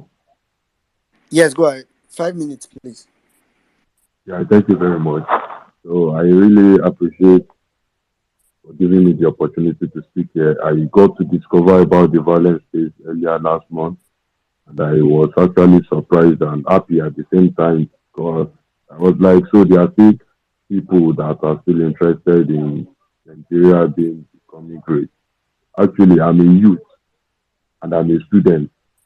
The system is actually corrupt and fucked up. How can the old NDLEA make an ex-convict and someone that promotes drugs is a weed smoker and even does video as an ambassador? Like, what are they preaching? The system is actually very fucked up. We are talking about making Nigeria great, making Nigeria better, but things are not just working. People are tired. I took my Everything, time to everything. watch the Sorry. Can you speak closer to your phone? I think you are speaking far, so protest. we The, can hear you the properly. system, I was watching videos during the extras, I was seeing the enthusiasm, I was seeing the rage in youth. Like, the system is fucked up. As a youth, I can't even think about my future. Not everybody will japa. How will I have to japa to live a successful life? Everything is corrupt. I told my aunt that if you are supporting APC, you are a wicked person. It is just wickedness. I was going through a video, I was watching a video about Kaduna teenage. I thought I was a strong guy. I saw the videos and I almost cried. Where are we going to? APC students, in fact, they must be eradicated by fire by force. Yes. Even the youth and students, they are tired. Yes. How can you increase school fees? There was a video of a Unilag lady that was crying. I can't do hook up to get 200,000. Everywhere is fucked up. The system is corrupt. Where are we going to? I was listening to my department guys, to my mates in school, about making Nigerians better. They were like, see, everybody is giving up, they can't come out. Because most of us, our parents will be like, don't protest, don't do this. But it all starts from us. Like any after that, we say, the power of the people is greater than the people in power. We need to come out, and I believe that it has not gotten to our neck. Because Nigerians, I don't understand the tolerate suffering, we like suffering. By the time it gets to our neck, everybody will come out and talk. Because the way we are going now, we youth, we don't even have any idea of how our future will be like. The system is corrupt. Those that actually need to hear this, they are not here. Most of them don't even have data. Most of the people here are those in diaspora. You guys are not here. We need to, I think what we need is we actually need to create awareness. People need to understand that we need to come out. I'm trying my best as a student, as I'm listening to this violence. It is on loudspeaker, and I connected it to speaker for people to hear that Nigeria, we need to really come out. The system is fucked up. How can you make an ex-convict NDLEA ambassador? It is very wrong. What are they like? What kind of picture are they portraying to the youth? We are tired. Almost 50% of we youth we get depressed almost every day. We need to think about what to eat, how to live. I try my best to work online, but immediately I message all these clients, they'll be like, oh, Nigeria, you are from Nigeria, why that motherfucking scammer? They block me instantly. It is very bad. Nigeria is finished, honestly. See, I think enough of all this talk. See, we talk too much. I've been listening to this place. People have been saying that we need to come out. The guys in diaspora, our daddies and mommies there, see, you guys, you think we don't really want to come out. But the oppression is there. The oppression is there. Even the police should be independent. But now the system is corrupt. ICPC, INEC, everything, they should be independent. Everything is corrupt. Where do we start from? Not everybody will japa. Not everybody will japa. Some of us will stay here. The system is too tight. It's too corrupt. I study in the University of Ibadan. Now we attend class. There's no chair. They are not here. We stand up. We stand to receive lectures. and they keep extorting money from us to get here for a federal university. What are the best university for that? It is very wrong. So please, we need to educate, we need to reach out to a lot of people about this protest. We need to come out. It's Yep. not even about protest. Let us educate people. Let there be enlightenment. Let us go Okay. out to the street and myself as a student. I reach out to my guys in the department. Nigeria needs to be great. We need to come out. But the operation alone, people are scared. People are scared from the look of things. Nigeria, what APC is trying to make, like, they want to enslave the country. They want to enslave Nigerians because by the time things are getting difficult, salaries are not increasing. You guys, they want us to depend on them so they can enslave us. It is another form of slavery. People are not seeing this thing. It is another form of slavery. So please and please, we need to increase this thing and increase our enlightenment. We need to create more awareness. Thank you very much. All right. Thank you very much, Heritage. Thank you very much. I particularly love the fact that you said you were playing. In fact, I wanted to complain about your sound, but when I heard you said you were playing it on loudspeaker, so I can relate, you probably were speaking from the microphone of the loudspeaker. So thank you very much. And that's what we encourage a lot of people, and you're students. Hopefully, those that are listening around you are students, and